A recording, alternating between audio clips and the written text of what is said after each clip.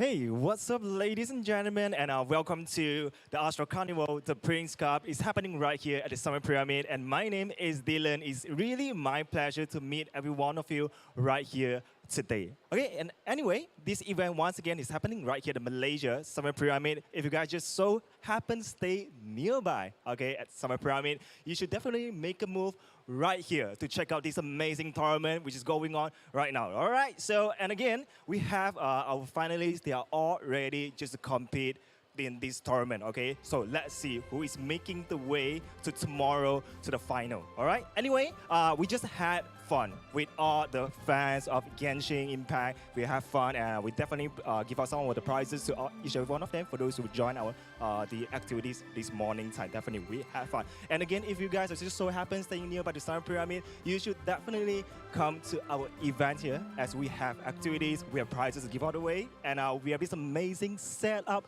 right here for you to take photos. Okay, remember to tell your friends that we have this amazing events and activity going on with the Genshin is right here at the Summer Pyramid. And I'm sure that the contestants, the finalists, they are all ready, all right, just to compete the tournaments, okay? And let's see who is making the way to tomorrow final, all right? So, and right now, it's time, ladies and gentlemen, I shall pass it back to the caster. But again, ladies and gentlemen, just want to remind you, ladies and gentlemen, you guys just stay so nearby here, all right? You should definitely come to the show right now, all right? So we shall pass it back to the casters. We have Bleb and Leah.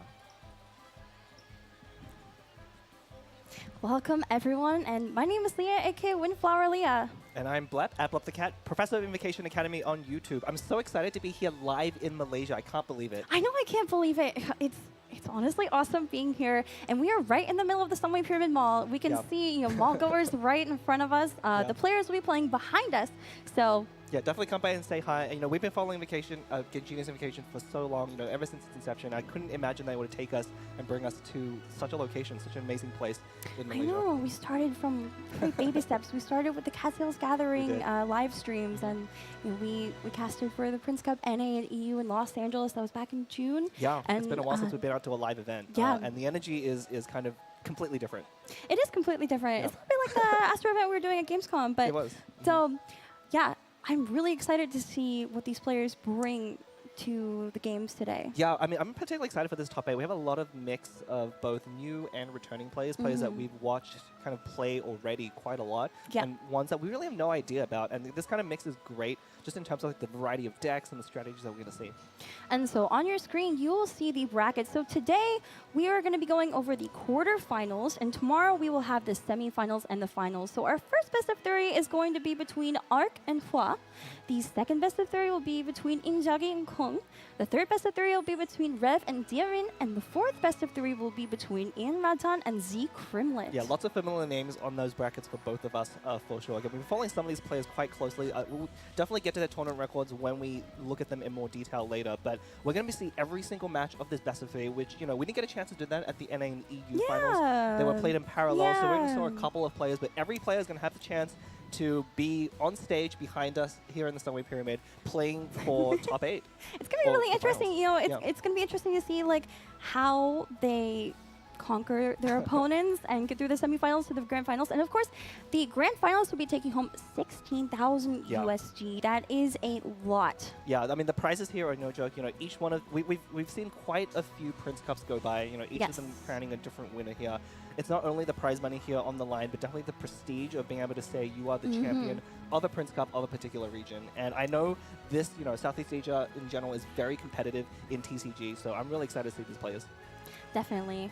And, we are going to be seeing really quickly another prize that they're taking home on the screen. You see here this beautiful golden dragon spine card back. And so every single player who is here today, the top 8 of this tournament, they will be taking home that card back already. They've already earned it. They have, yeah. So you could call it a consolation prize since they've already won it, but really, for me, that's not a consolation prize. It's so pretty. I'm jealous. I want it. It is priceless. It is priceless. It's a one-time thing. And then, of course, it's not as nice as the golden one, but if you too want to get an exclusive card back, you can participate in the Cattails Gathering Season 5. Stay tuned for information about registration in the upcoming weeks on the Astro Carnival social medias, especially the Twitter. will not be golden. It will be like a nice dark blue, but it's still very pretty. it's still very pretty. It's still exclusive. You only have to win 3 games for that. Yeah, so. and you and I both participated, of course, in Season We 4. Got our card backs did. there. It was tough. It was right? tough. I was on the leaderboard for a little bit. Split second. Yeah. Just a split second You're a the little first bit 2 of a days. Yeah, I remember playing in the very early Pro League tournaments, and there was definitely a lot less players there. But now that we're offering, these people love their cosmetics, right? Okay, These cosmetic true. prizes are just You have to pay for these. you don't just have play. to know. They're free. I mean, the whole game is of course free to play. If you play Genshin Impact, you could definitely come and try out the TCG for yourself within the game. There is no barrier to entry other than just playing Genshin itself. Yeah, and as someone who's played the game and also been casting for the game, the community is really vibrant. Yeah, It's been growing too. awesome to get to know everyone here. So Yeah, you and I, again, we've been very involved from the very beginning, and to watch it grow to a point where we can just, again, be here in Malaysia casting for such an important and tremendous event is just both an honor and just so. it really is, yeah. Honored to be here. And also, the game itself has changed over time, has, right? yeah. Like, so there are character cards that have remained staples, and just deck archetypes that have remained, like, always relevant, but with slight changes as more variations added to the game. Of course, when the game was first released, there wasn't a whole lot out there, and people are just trying to make sense of how the mechanics worked, but they've fallen into a nice rhythm. For sure. Yeah, I mean, I think this is a really good time to be watching kind of the game competitively. It's definitely evolved from just some kind of casual thing where players start to actually figure out how to play the game really well and what works and what doesn't. And you'll see that a lot today. I think we're going to see quite a few similar deck lists in some places where a lot of players have started to agree on what the best decks are to bring to these high-level tournaments. But of course, there are other things to throw the wrench in. Players do get bans, so they can remove a deck from their opponent. So if there's a particular one that they know or are aware of as being very good, they can simply remove it from the pool and force the other player to play something different. Yeah, I think each player has brought 5 decks, and they'll be able to ban 2 of them out. And so our first player today is Arc. The most used character cards you see right there, Chong Raiden, Shanha SC. Yeah, I mean, those are the most used character cards, but they, of course, come together to be a very familiar deck to me. Yes, very familiar deck. Yeah, Shanghai Super Conduct. Very strong in the metagame right now. A lot of I expect most players, I think, have brought one of these, a copy of this deck in there. Yeah, I mean, I played a lot in Quetzal's Gatherings. You did? Before. Yeah, you did. I played Actually, it pretty consistently. This is what kind of put you onto the leaderboard. And as soon as you stopped playing it, it's definitely a meta deck. It's a meta deck. Yeah. It's very strong because Shenha's skill, her Icy Quills, will buff cryo damage coming out of Chongyun Aura from her. Also, her burst is really good, and Raiden just synergizes well with yeah, the two of them. It's a lot of good high synergy deck. Again, we'll almost certainly see this deck in action, unless, of course, the players are so afraid of it that we see a banned opportunity. I mean, knows? we might see some bans. That's the thing about bringing Definitely. only meta decks. I feel like the meta decks are definitely going to get banned out. Yeah. And you can see the match deck history here as well. So these are the last 4 games that are played in this tournament, I believe. So we see some Quicken. I see some MNEC, which is Mona, Nahida, Electrocharge. Yeah. Pretty variety. standard decks. Yeah, pretty standard I mean, deck, you lots of say variety. It's pretty standard. I think they're pretty standard. So.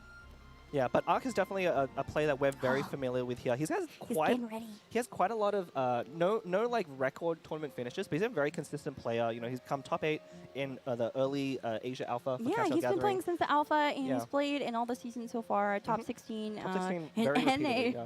Season 2, EU, Alpha 2, yeah. He's a player we're very, very familiar with as well. Had a chance to talk to him as well, and he, one of the things he mentioned is he's kind of hit his peak previously in those older seasons. But the fact that he is here today playing for top 8, for the Prince Cup finals is a testament to how good of a player he is. It is. I'm really excited to see what he brings to the table today. You can see him preparing there. I mean, one of the things I really want to say, it's so nerve-wracking for the players here. Not only are they playing, the feeling of playing the finals, but also being live here in the event. Right, and so player 2 in this first best of 3 is Hua, and right away we see Agent EC. This is a deck that has recently emerged. Like, I think it's, existed before, but it's risen in popularity this patch. Yeah. Normally, Fischl and Rodea Vlok are a very core combo from the start of TCG, right? They're very commonly played, but having Agent as the last anchor there is kind of a newish. Yeah, it's starting to be a popularizer. Yeah. I mean, I think so. We're almost certainly going to see this deck unless it's of course banned. It's becoming very popular lately. Oceanid Fischl, of course, has been a strong core since 3 or 4 versions ago, and Agent's been a new addition. mainly kind of to combat the other Fischl Oceanid decks. So this is definitely a version that's very favored against other similar versions, with Pyro Agent being a very strong finisher. I'm looking at the match deck history here, Yeah. and I see a very unconventional Superconduct deck. I think we actually saw this We same did. deck in the qualifiers. Yes, we had So- the chance to watch Hua in the qualifiers. If you missed it yesterday, those were streamed. We did see this deck in action. It's definitely very unusual. That's one of the things I really love about these top 8s that bring together different regions, is that each region tends to have its specific metagames, decks that are good playing against other similar decks. And Hua here brings something very unusual.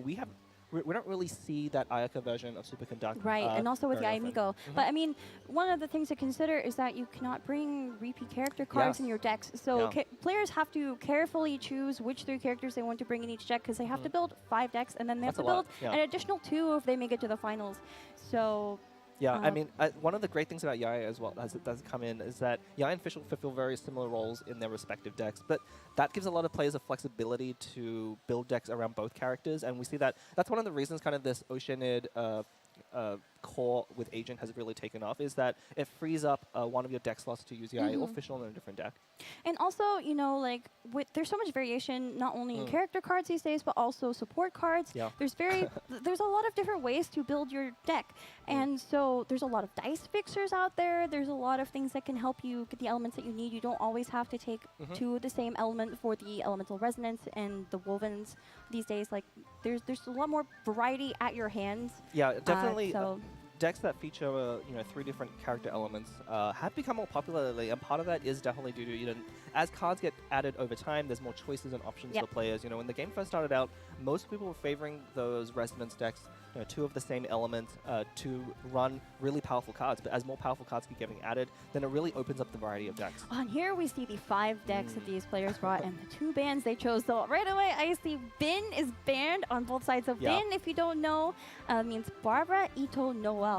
B-I-N, Bin. Yeah. Agent EC is banned for Hua, and then Shenhe's Superconduct is banned for Arc. And so that just leaves, I see Nahida Electrocharge.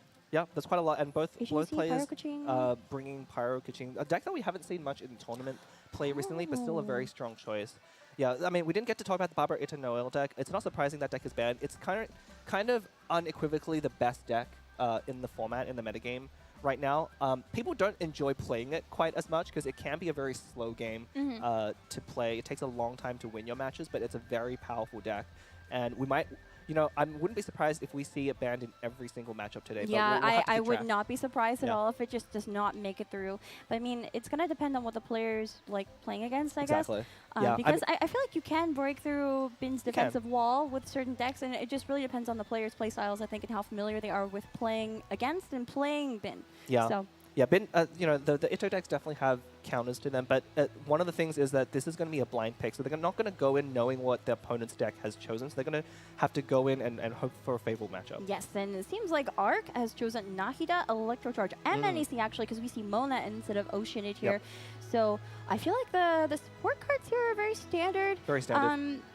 Yeah, I mean, this is a list that's taken off recently. The traditional version of this deck has used Oceanid instead of Mona, but again, people have been moving Oceanid over to the other Agent deck a little bit more. Right. But Mona is a little bit more flexible in that she has that quick swap ability her that lets passive, you yes. swap off her without using an action. And her summon's a little bit more aggressive than Oceanid, even though you don't have access to that 5-cost skill. And if you're not familiar with this deck archetype, so there are 3 different elements here, but you're not actually looking to do No. Genjo reactions with Nahida. What you're trying to do is put her 5-cost seed on the opponent's characters, or do 2 3-cost skills if you can execute it. Just basically apply seed to the opponent's characters, and you're only doing those Electrocharge reactions between Fischl and Mona. So that's kind of how this deck operates. It's just extra damage whenever It there's is. an Yeah, elemental Nahida's, reaction. yeah, Nahida's been a very powerful character added recently. Her skill adds up to a lot of damage. I think it's the most raw damage just by the numbers based on how much dice it costs to use her skills. So very efficient at dealing damage, and then when you combine it with that Electrocharge core, which is honestly one of the best reactions as well right now, along with Superconduct at efficiently dealing damage, you just have a high efficiency deck. Oh, this is the deck I It was is. interested in seeing, because instead of Chongyun, they brought Ayaka Hua, bringing it's not Chongren Superconducted, No. it's Shenna SC with Ayaka instead of Chongyun. So I believe this is because of the Inazuma Resonance, isn't it? You see the Inazuma Resonance card there, which can be really, really good for this. Yeah, and recently got buffed as well. You know, Inazuma Resonance, one of the new location resonance cards that requires you to run 2 characters that are from the same region together in a deck. Here being, of course, Inazuma. It does change every single one of your die now to Omni die. Before it only did it for your active character, but now it gives you a ton of flexibility. Very powerful option. Most players still prefer Chongyun. You know, his burst is one of the most high damage ones, and Ayaka's burst is not quite as kind of big on the damage, but, kind of trades that efficiency for a bit of flexibility. Yeah, and you see, they also brought 2 copies of Vanessa's Rebellion, They did, which really pairs well with the Inazuma Resonance card, because That's as true. you were saying, Inazuma Resonance will convert all of your dice into the active characters, just Omni, right? Omni now, yeah. So Vanessa's Rebellion takes 3 dice and makes into 4, and it's random elemental types. So you can just basically give yourself 3 dice and then convert it into what you want using Inazuma Resonance. Yeah, and that's definitely going to be kind of one of the core things to watch out for. You know, this deck is basically running an additional, what we call woven effects, just cards that will immediately generate a die. That combination of Vanessa into Inazuma Resonance, I'm sure is going to be a line that the deck really wants to get, and could be a way to get ahead in this matchup. Yep. You know, we were kind of talking about earlier how there's so much variation in the game now in terms of what you can build your decks with, like your supporting cards, because they're really crucial for a deck to succeed. And so, like, right away we have different examples of dice fixers and dice generation between these 2 decks. You know, as long as your deck's kind of like streamlined towards one goal, that's really what's important here. Both decks here are all about damage. They're both very quick. So I wouldn't expect this game to go longer than 3 rounds as we see their starting hands. Yeah, and you know, both these players took Covenant. If you take an Arcane Legend, it appears in your starting hand. You can choose to throw it away or keep it, but it will always be there. So we'll see what they choose to keep. Yeah, Covenant of the Rock, one of the arcane cards that's been added recently. It's definitely the top kind of addition for among all of the arcane cards. Honestly, probably going to be seeing this multiple times throughout this tournament. It generates, of course, 2 dice of any random element, but the catch is you can only use it when you have 0 dice remaining, which sounds like it'd be difficult to do, but of course, these skilled players are very good at making that happen. The double Timmy and Kikuchirai for Hua. Yeah, Hua drawing pretty well. I mean, Timmy is one of those cards that's like very high impact on round 1 and very low impact on another round. So drawing 2 of them in the opening is actually going to give him a bit of an advantage. Also, you should know that there are heart monitors on the webcams here. If you look on the left side, we can see how excited these players get during their match. Excited? You mean nervous? I mean, they could also be totally calm, right? They could be. They could be. Yeah, I mean, I really love the addition of heart rate monitors. It's just another thing to kind of look at. Obviously, you know, you're not only fighting for a spot at the first place tournament here, but you're also having to do that in front of a crowd, which can be very nerve-wracking. And I think having the calmness to go through and think through these decisions is actually going to make a difference at who comes out on top. And we see a very standard start from both of these players. So Raiden skill and probably Shanha skill has the perfect dice for it on Hua's side. And then for Arc, starting with Oz Summon into Mona skill should be, except look at those dice. Yeah, the dice are not cooperating here, and we're going to see Arc strategize, maybe hoping to find a bestest. Oh, double hash brown. No. Unfortunately, I think he is going to have to tune 2 cards here in order to get the Hydra. You really don't want a normal attack, I think, with Mona. This deck, again, does operate on efficiency, so you want to get ahead as quickly as possible. What would you tune here? Probably one of the hash browns. Quick swap makes sense. I mean, Mona has in her passive, she can quick swap once per round. So yeah, I mean, any card here hurts. The first round is definitely the most difficult time to tune cards because you don't quite know yet how the game is going to play out. And any one of those cards, it's really easy, of course, at the end of the game to like go back and look at the card you tuned in round 1 and wish you still had it. Well, I wouldn't tune Timmy.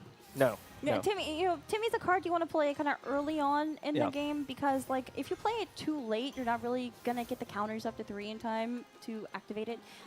If you're unfamiliar with TCG or the card Timmy, basically every round he counts up 1 counter, and then once he hits 3, draws your card draw and a card, gets a dice. Yes. I mean, that's kind of the perfect way that these decks want to operate. Again, both of these are very quick decks, and they're looking to actually close out the game by about round 3, which is exactly when Timmy's actually going to activate. So, you know, it's the perfect card for these types of decks, assuming you can draw in round 1. So Hua here, you have to draw both copies, in addition to Treasure Seeking Sealy as well, who next turn is going to refill his hand. Yeah, that Already off to a ramp. really good start. It is a really good start, and like to me, is zero cost I to know. play. It's And so good. not having to tune any cards either from I far side. know. Yeah, this is, you know, one of the things with unification, sometimes, especially these high-level tournaments, the RNG factors do come in to play here a lot, and Arc being hit with those bad dice is not going to feel good. We'll have to see what the next rolls give us, because I mean, neither side has any dice fixers right now. We'll have to see what cards they draw, but you know, Gamblers and Kid Kujirai for Hua, and then Covenant I haven't lost yet, and one more Hashbound for Arc. I haven't lost yet. Went through some changes. I think it was this Correct. patch, right? So Yeah, you can't most play recently. both of them in one round. No, you you can can't. only play one at a time. Yeah, but drawing one, of Huge course, nerf. is exactly it. It's still a very powerful card, and you'll see most players still opting to run both copies, unless they're a very slow deck, in order to at least guarantee drawing one throughout the game. But while they're picking up their second copy of Kid Kujirai, whatever turn, so we're most likely going to see him deploy both of them this turn, because he's not going to expect the game to go longer than 3 rounds. Oh, I wonder if Arc's gonna go for 5-cost Nahida skill. It has 2 Omni, 2 Dendro. Yeah, almost. So usually the way that the Electrocharge deck at the bottom wants to operate is they go Fischl into Mona, and then Mona again to start, and then into Nahida. It's a very set rotation, but it gives you the most damage output, and it's very hard to play around for the opponent. So almost guaranteed that we'll see that. Hua going for the normal attack on Shenhe. Her burst is up, and Treasure Seeking Sealy activating 3 counters. Gets another Treasure Seeking Sealy, and also a Strategize. Lots of card draw. 2 Lots of Kid card draw. Kuchirai. Vanavana, pretty useful hand for Hua. Yeah, although not going to have any opportunity to deploy. If they deploys that Treasure Seeking Sealy, not going to have enough room to actually put down Kid Kujirai there. So probably not going to see him use that. Maybe just favoring Strategize. But Yeah, but I mean, those 2 Timmies will run out next turn. There's going to be a lot of card draw. Well, I don't I even mean- think you would play Treasure Seeking Sealy at this point. You have Yeah. so much card draw on your hand. yeah, Treasure Seeking Sealy not the best at this point in the game. And I think it's very tempting for newer players to try and play that and draw more cards. But again, these games go by so fast. Like, it takes a while because the players really have to think carefully about each of their turns and what they're going to do. But really, if you look at the number of actions, there's not that many that go on in the game. Yeah, so Arc deciding to swap to Nahida, use tuning, changing shifts for that 5th Dendro die, and Shenhe is going to be left at 1 health with that application of her seed. So And that's really a good spot for Hua here. Once Shenhe deploys her burst, she's really pretty dispensable. And having her at 1 is actually pretty perfect at soaking up another hit, especially from that Oz there. I won't be surprised if I see Hua just use the burst here and then try and end turn with Vanarana to save everything from next turn and sweep the Arc from there. I don't remember if I saw Arc taking send-off. If you have send-off into Shenhe SC though, it can be pretty brutal because basically as soon as Shenhe casts her burst, you would send it off. Yeah. But unfortunately, Arc does not have it in hand. I don't think I remember him bringing it either. No, so. it may not be in the... I mean, the Electrocharge deck is a very assertive deck. It really wants to be, you know, putting out damage as quickly as possible, not really spending any cards on countering what your opponent is doing. But yeah, Arc left in a really tough position. We, you know, as I mentioned before, normally you see a second Mona skill from this deck in that spot, but because Shenhe already had a Hydra application on, their Arc opted to swap to Nahida to make use of that Hydra application, but does mess up his rotation a little bit. It does, and also, you know, like difference in ramp and card draw is kind of big here. You know, Hua has a lot of both going on. Yeah, Arc is definitely worried, I think, about the next round because his opponent not only is going to get 2 more fresh cards, and he doesn't know even about the double Kid Kujirai. I think it's going to be very demoralizing as soon as he sees don't know at that all. hit. Yeah, and hopefully he can't hear us talking about that because he is right behind us, of course. We are playing right alongside the players here on the stage here. The normal attack doing 3 damage because of Shenhe's burst. It also buffs normal damage. Yeah, it as doesn't come up too well often. as fire damage. It doesn't come up too often, but Yeah, and we see Hua here staying on Shenhe, as I mentioned, because she's on 1 and she has that 1 seed stack left, then any other reaction would kill her anyway. What Hua is hoping to do here is soak up that extra damage from Oz, who is being buffed by the Dendro Core, is going to do 3 damage at the end of the round. Kind of overkilling Shenhe there, but then able to kind of mitigate some of the efficiency of the Electrocharge deck in terms of the damage. And here we go. Here we go. The double Kid Kujirai. Let's watch Arc's reaction here. His heart rate's going up. His heart rate is going little up. bit, okay. He's just It's really tough. deadpan, the deadpan. Yeah. So Shenhe going down, again, exactly what Hua wants here, willing to sacrifice Shenhe just so the Oz damage is not as effective. Yeah, and the superconduct reaction will take out Mona. The hash brown going on to Nahida because Arc knows, even if you put the hash brown on Mona, she would still be taken out. So Yeah. One of the things, of course, as well, Ark holding onto that Covenant of the Rock from the very beginning, not able to really use it. He hasn't drawn any Wovens or Sumeru Cities, which this deck also runs, which would let him use the 2 dice from the Covenant efficiently. So, unfortunately, keeping that, drawing the Timmy there. Timmy is too late. Yeah, Timmy off Timmy is it's the ultimate insult. Does have it? I haven't lost yet. Okay. Heavy strike, Ooh. Woven. Yeah. Another gamblers for Hua. So this Ayaka variant of the Superconduct deck, obviously Raiden and Shenhe are kind of the core of the deck. Those are the 2 characters that do the most damage. And then it depends on if you want to finish with Chongyun or Ayaka here. And Heavy Strike definitely, because you're using Ayaka, utilizing her infused normal attacks lends itself very nicely to Heavy Strike, which is a very efficient card. I think we might see a 3-cost skill from Arc. It would refresh the seeds, and also it would be another elemental reaction, so -1 to both Ayaka and Raiden. Yeah, Thinking Arc hard about it. Yeah, I mean, this is a very precarious position for Arc. Again, his opponent has a tremendous amount of dice, 12 to his 9 this turn, which is really going to make it difficult for him to make a comeback. And, even though those 2 Kid Kujurais did pass over to Arc from Hua, honestly, the game is not going to last that long. You might think that Hua put himself in a tough spot for next round because of those 2 Kujurai is going to give Arc dice, but there isn't going to be a next round. Well, I see a Gambler's in Arc's hand, and then there's also a Covenant, there's Bestest, and then there's also, I haven't lost yet. So, I mean, if Arc can sacrifice either Nahida or Fischl, Yep. and get down to 0 dice, could use Covenant, Definitely I haven't could. lost yet, and have another ability up. Yeah, unfortunately, the Fischl not the most efficient with her burst when we're down to 2 characters. Fischl's not. Yeah, so I think, yeah. Oh, the puns have already started, I see. Yeah, I have to. Come on. We are not even in the... Sino is the poster child of TCG. I have to make puns. We'll see what Juan decides to do here.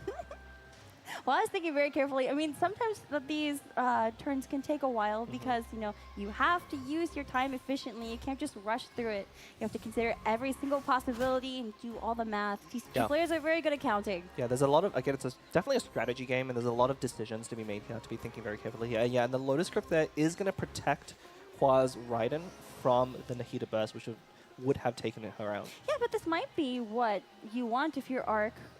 Maybe. I mean, what you want to do if you're Arc is just hope your opponent doesn't have cards like Lotus Crypt. It's just such an efficient way to block damage, and you're really trying to manage kind of these breakpoints. Obviously you can't always deal damage in increments of 1. So if your opponents are left on 1 health that we saw with Shenhe earlier, can create some really awkward moments for you to be able to do damage efficiently. And I think Hua here having the right set of cards to really mitigate what Arc is able to do. Raiden is left at 1 HP with that Nahida Burst. Nahida Burst will buff the damage for elemental reactions on top of the seeds, on top of, the quicken stack, but I just don't know if it's going to be enough. No, it really isn't. I mean, what we're probably going to see here Hua do is equip that Gamblers. With both Gamblers here, he's able to equip not only 1 on Raiden to finish off Nahida and get 2 extra dice, but again on Ayaka later if the opportunity arises. Like I said, it won't come up because there's no other characters to kill, but we're almost certainly going to see, maybe a swap. That's interesting. A swap? Yeah.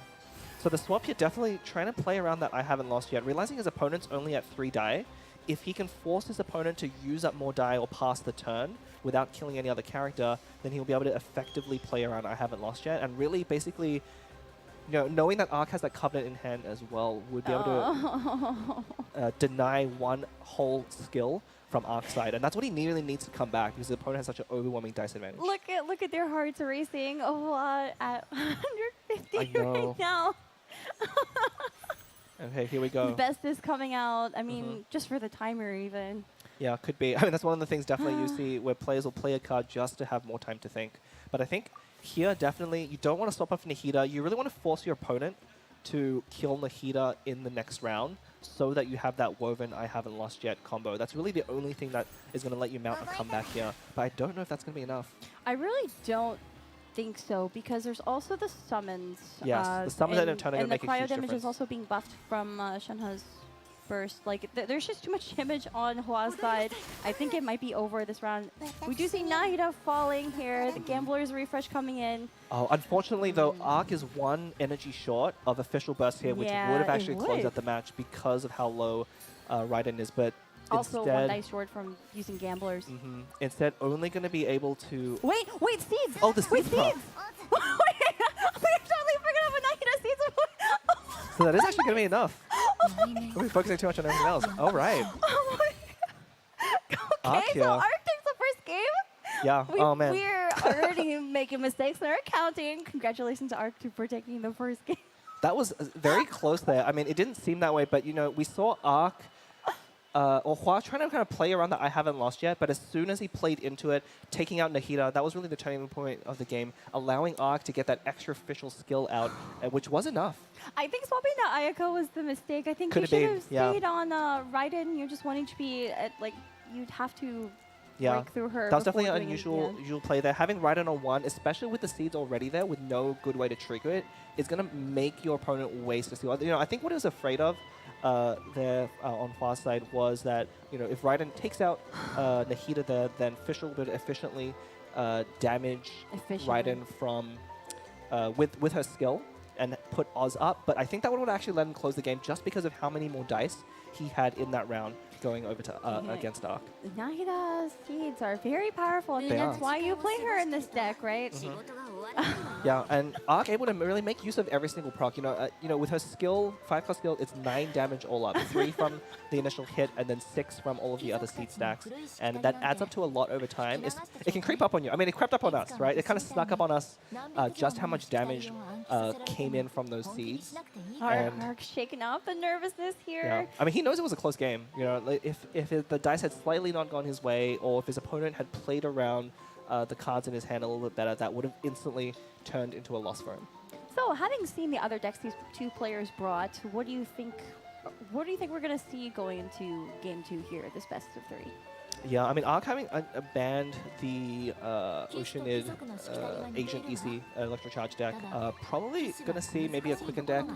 Honestly, most of the meta decks at this point have been played out. Of course, Hwa is able to choose the same deck that he played already. Hwa since he is did not able to win. play the same deck again, but Arc is not. If you win with a deck, you cannot play it again.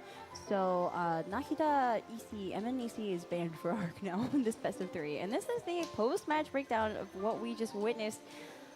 Wow. Fischl getting a double kill at the end there with Oz and the seed proc doing 16 damage. Nahida doing 18. Those seeds are so strong. Yeah, this is very strong there. Obviously, you know, Raiden didn't get a burst out that round, and that might have made all the difference. You know, the 2 energy from burst does add up very quickly to allow the other characters to use her burst. But the power of kind of the Fischl Mona variant of this Electrocharge deck is so how well it is, well equipped it is to put out damage quickly. You saw how fast Shenhe went down. Didn't really give the Superconduct deck enough time to recover, and especially the Superconduct deck had a bit of a slow start. You know, Timmy is a very powerful card in round 1, but it takes until that round 3 for it to build up, and I think the Arc is going to take advantage of round 2 especially to take out Shenhe, not allow her a second burst, and really end the game before Raiden and Ayaka could take over. And you can see the power of Shenhe here in this deck, just boosting all that damage, but it just wasn't quite enough. So Yeah. congratulations once again to Arc for taking the first game in this best of 3, and shortly we were going to get into our second game. Yeah, I'm really excited to see what decks they choose here. I mean, with the Itto deck banned from both sides, we may not see a repeat of the Superconduct deck. You know, a very good deck against those Stolia you know, decks, but not so much against other aggressive decks that are good at putting on damage. Yeah, those decks that have piercing damage are really good against Bin. Yeah. But unfortunately, Bin was banned on both sides, so we're not Well, going to see that matchup at all. Unfortunately. Yeah, fortunately, maybe. Maybe. I mean, I do want to see it on camera once, you know, throughout this tournament, but a lot of players are very scared of that deck and going to be banning it. Rightfully probably a lot. so. Rightfully so. I mean, very it's strong. one of the only decks right now. You know, Geoshin used to be more popular, I think, but it's fallen out of popularity since Bin, like, Yeah. kind of took Took over over, yeah. the double Geo scene. So Yeah, I mean, we again, the TCG's been out for long enough that we're really getting players figuring out what decks work, how cards synergize together, and so one deck definitely floats to the top there as the best deck. and so we're gonna get into this second game here. Arc is taking Agent EC. It was banned for Hwa, but not for Arc. No. So right away I see Tubby.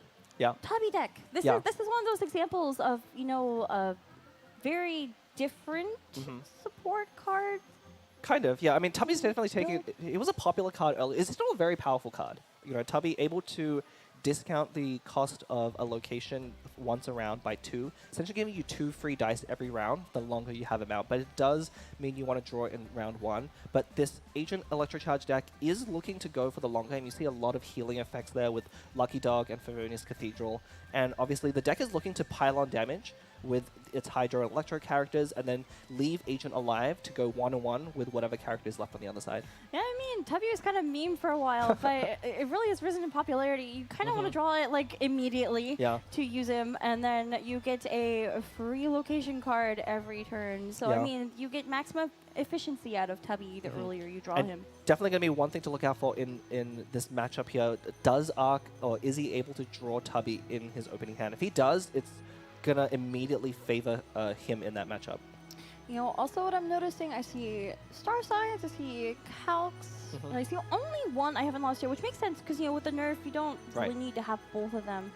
And it looks like Hua is taking Pyro Kaching. Pyro Kaching is a deck that has existed since the beginning of time itself, but it's gone through very many changes, as more cards have been introduced. This is a very classic list, I think. Is Also, that an egg? Wait. That's That is an egg. That is Bottom an egg. right, yeah, that's a Hang tail on. fried egg. One of the cards that were newly added recently that is kind of a weird effect. It revives one of your characters, regarded by most players as unplayable. Obviously, Hua here disagrees, so I'm really hoping he plays I it. mean, it's Bennett's specialty. It is. Give It is Bennett's fried specialty. egg. I guess you need to take it if you're playing Bennett, Yeah. right? I mean, this might actually be a really good tech against the Agent Electrocharge deck because what they're trying to do, of course, is take out 2 of your characters, leave you in a one-on-one scenario, and Agent's very good one-on-one, Yes. but it's not very efficient at dealing damage, like 1 or 2 damage to the other character. So we might see it come into play here with reviving a key character in the last round. I'm really hoping. Like, I want to see Egg be good. It just hasn't been.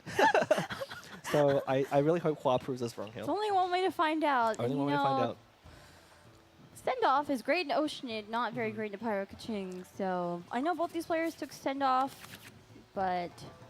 Yeah, Aki, ooh, no not double drawing Tubby, even. though. No Tubby for Arc. That is really unfortunate. You know, if Arc wins this game, then he will be advancing to the semifinals tomorrow, but Hua has a chance to, you know, a reverse sweep here. Yeah, and send-off deck is going to be very key in this matchup. Obviously, being able to remove your opponent's summons. With the Electrocharge deck, they're very dependent on their summons. Yaya at least is a little bit more resilient to send-off. With Fischl, it's very devastating. You know, her summon only has 2 usages. So what you want to do is you wait for your opponent to switch off of Fischl and then send off Oz right away. But with Yaya, you do actually want to skill on her twice anyway in order to charge up her burst. So a little bit easier of a time dealing with send-off. I think normally you bring Fischl in this deck, but Fischl was used in Arc's MNEC deck. So had to choose another Electro character, and Yai is a great option. You know, especially if you have something like Star Signs or Calix's Art, you can go for that Yai burst, which is typically, you know, one of the reasons why she's not super good, because it's hard to get that second energy on her without that extra generation sum. Yeah, I played against this deck as well, kind of in the Cat's Tail Gathering, and it's a very potent deck for that reason. And Yaya especially is very good at getting that second energy in this deck. You know, you have a lot more reasons to summon a second time that other decks don't. But Aki having to tune one for this single summon. I mean, not the best summon either. Leave-in, so, and also you could play either Lucky Dog Circular or Cathedral. It's okay. I think it's okay. Almost certainly going to be playing, That Lucky Dog, honestly, is most likely going to be saved for Agent. You know, Agent is the finisher in this deck and is the best character to carry that Lucky Dog. So even though it may be tempting, you know, looking at that to have played it on Ocean there to get the 2 healing, that's not the character that you really want to wear Lucky Dog. Yes. You know, the leave-in will proc, so Arc is going to get a lot of card draw here. Sumer is sitting Star Signs right away. Yeah, and Bennett here already able to burst, and unfortunately, one of the downsides, of course, of these summon-based decks is that their damage is very backloaded, meaning they'll put down their summons, but the damage doesn't come until later in the turn, which plays exactly into what Bennett's burst is best at, which is dealing extra damage for characters that are at high health. So I think Arc would be in a pretty tough spot if Hua has the ability to, or chooses to deploy Bennett Burst here in order to buff a lot of the damage. Yeah. Wait, double Sumeru City for Arc. Yeah, still no Tubby though. I mean, even this turn would have been reasonable to draw Tubby here. So I'll have to see what he chooses to do. Might need to summon on Oceanid. Dice not rolling very well. I mean, yeah, for Arc, he does have a bestest, but unfortunately for Hua, I see a bunch of Rainbow, and that is not good. I mean, it does have a Leave It in hand, but, like, really, both of these decks are pretty fast, especially Pyro Kaching. You don't really want to be, like, lagging behind. If you're playing this deck, you really need to put out damage quickly. Yeah, I mean, it's very flexible, I think, Pyro Kaching. You know, you can play quickly or play slowly depending on the matchup. I mean, your opponent here is on a slower deck. But depending on how their dice roll, you might also choose to slow down the game as well. But I'll have to say, yeah, not opting to use the Bennett Burst quite yet. Not going to have to tune way too many dice in order to make that work. I think we're going to see a Yai Totem Summon here. Yes, almost certainly going to deploy a Sumeru City yeah, to discount. Yes. Sumeru City, a very powerful effect that players have been catching on to lately. It's able to discount. It's a very hard to wrap your head around it, but basically if you have less dice than the number of cards in your hand, you get a discount on your skills. Yep, and so Arc has 5 cards in hand and 4 dice, so if he plays Sumeru City, it's 4 cards and 2 dice, and so Yai's skill will take 2 Electro instead of 3. Yeah. But Hua here, very tricky situation, you know, with so little usable dice, he has to really plan out his turn carefully. We might see him go for a strategize to maybe draw into a dice fixer if he wants to do more with his turn, but very likely to just see him maybe deploy Lieben, both Liebens with 5 dice left in order to have a very big next round. I wonder, you probably want to save that send-off for Yai's Totem. Yeah, you really, yeah, the key here is to get rid of that Electro application. But unfortunately, you know, if he passes the turn here with Lieben, he's not able to use send-off, so it leaves him in a really tricky situation. Gamblers might go on to Kaching. I wonder if he's just gonna end now. Maybe you strategize and end? No, I mean you wouldn't want to because you're gonna get overdraw. You're gonna get 4 cards. You don't want to strategize right now. Yeah, and I think he would overdraw anyway, so we might see Hua tune 1 card that he doesn't need. Probably one of the Mondstadt resonances. Yeah, you don't need both Mondstadt resonances here. But a very slow start, unfortunately, being really hampered by that lack of dice. I think what Hua would have really wanted to do is Bennett burst this round and then set up that double Lieben for the next round, but not able to do that.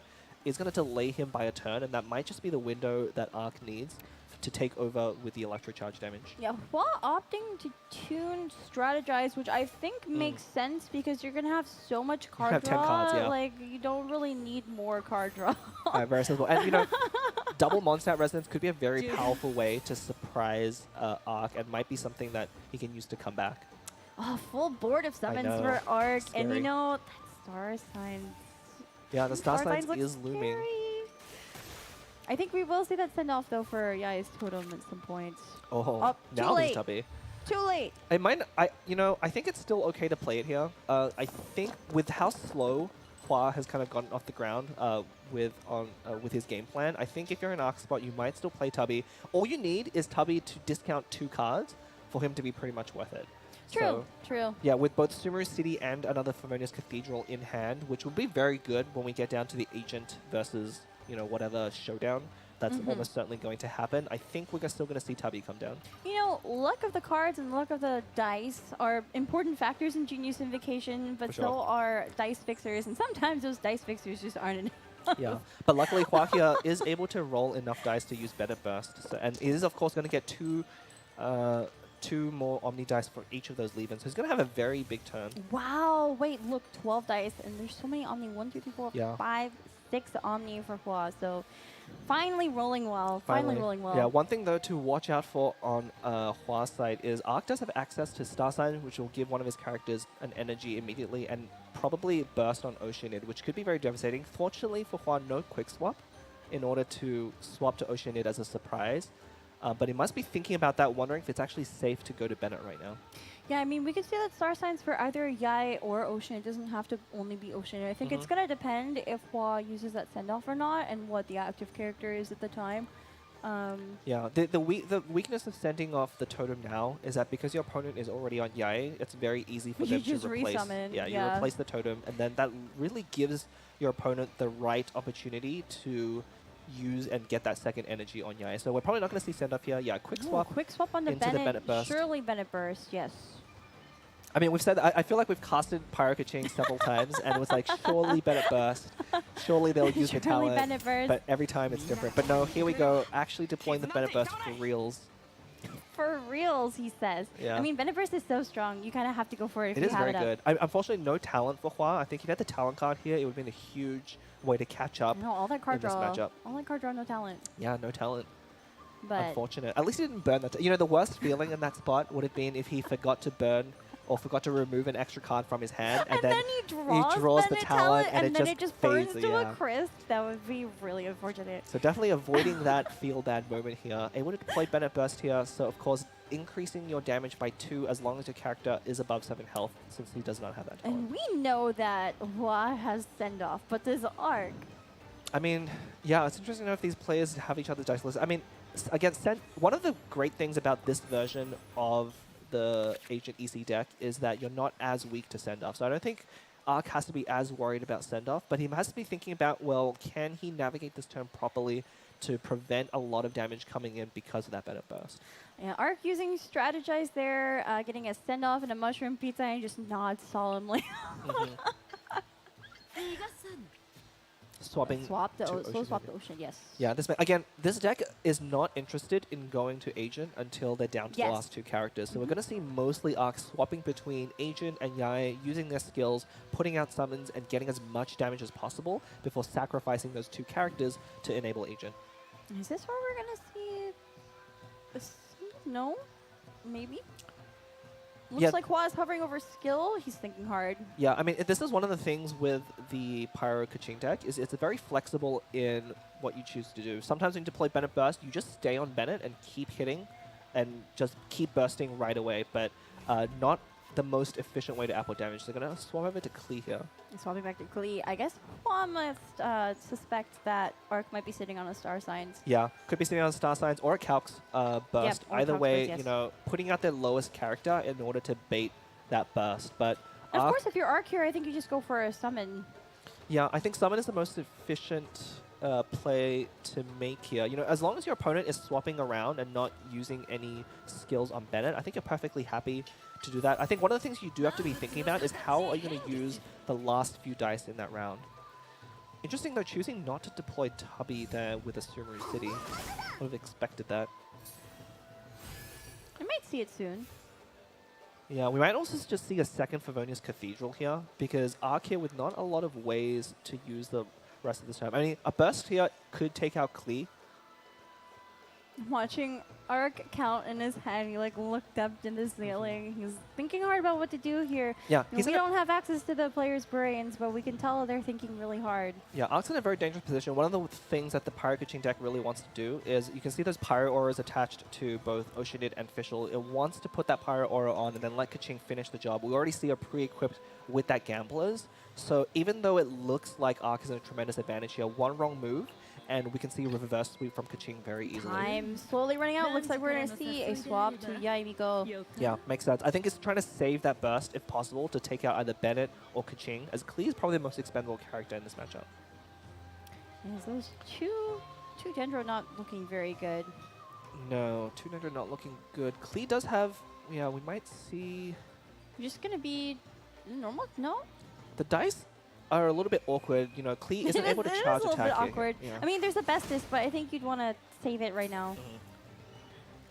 But either way, you know, you're not going to be able to get to even dice. But we might see a Covenant charge attack here at the end. Covenant charge attack is what I was expecting as well, but you can't use Covenant unless you have 0 dice exactly. So you have to use up those dice before you And here we deploy go. Covenant. And there's the tubby you were waiting for. So now Arc can play a free location card. The question is, will it be Cathedral or will it be Sumer City? I don't think you can play Sumer City here for any effect. I mean, it might be good to set up for next time, but Cathedral would probably be the more efficient play here. I mean, you can get Sumer City for free next round anyway. Yeah, and so you'll get more usage Exactly. out of Cathedral. here we go. Healing 4 health and Pizza coming down onto Oceanid.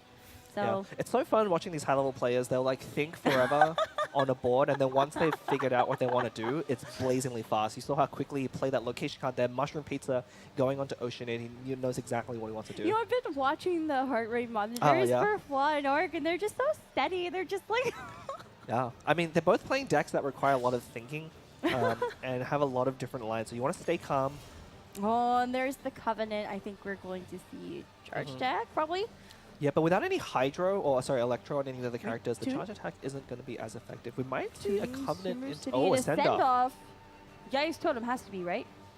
It Or almost maybe- certainly is Yai's Totem, yeah. Yeah, there it goes. Yep. And that's going to deny a lot of elemental application here on Ark's side. All 3 summons going to hit Klee there, but only applying Hydro and no Electro. But you know, all Yai has to do next turn is cast her skill again, and then also the Cathedral's going to heal her to full health.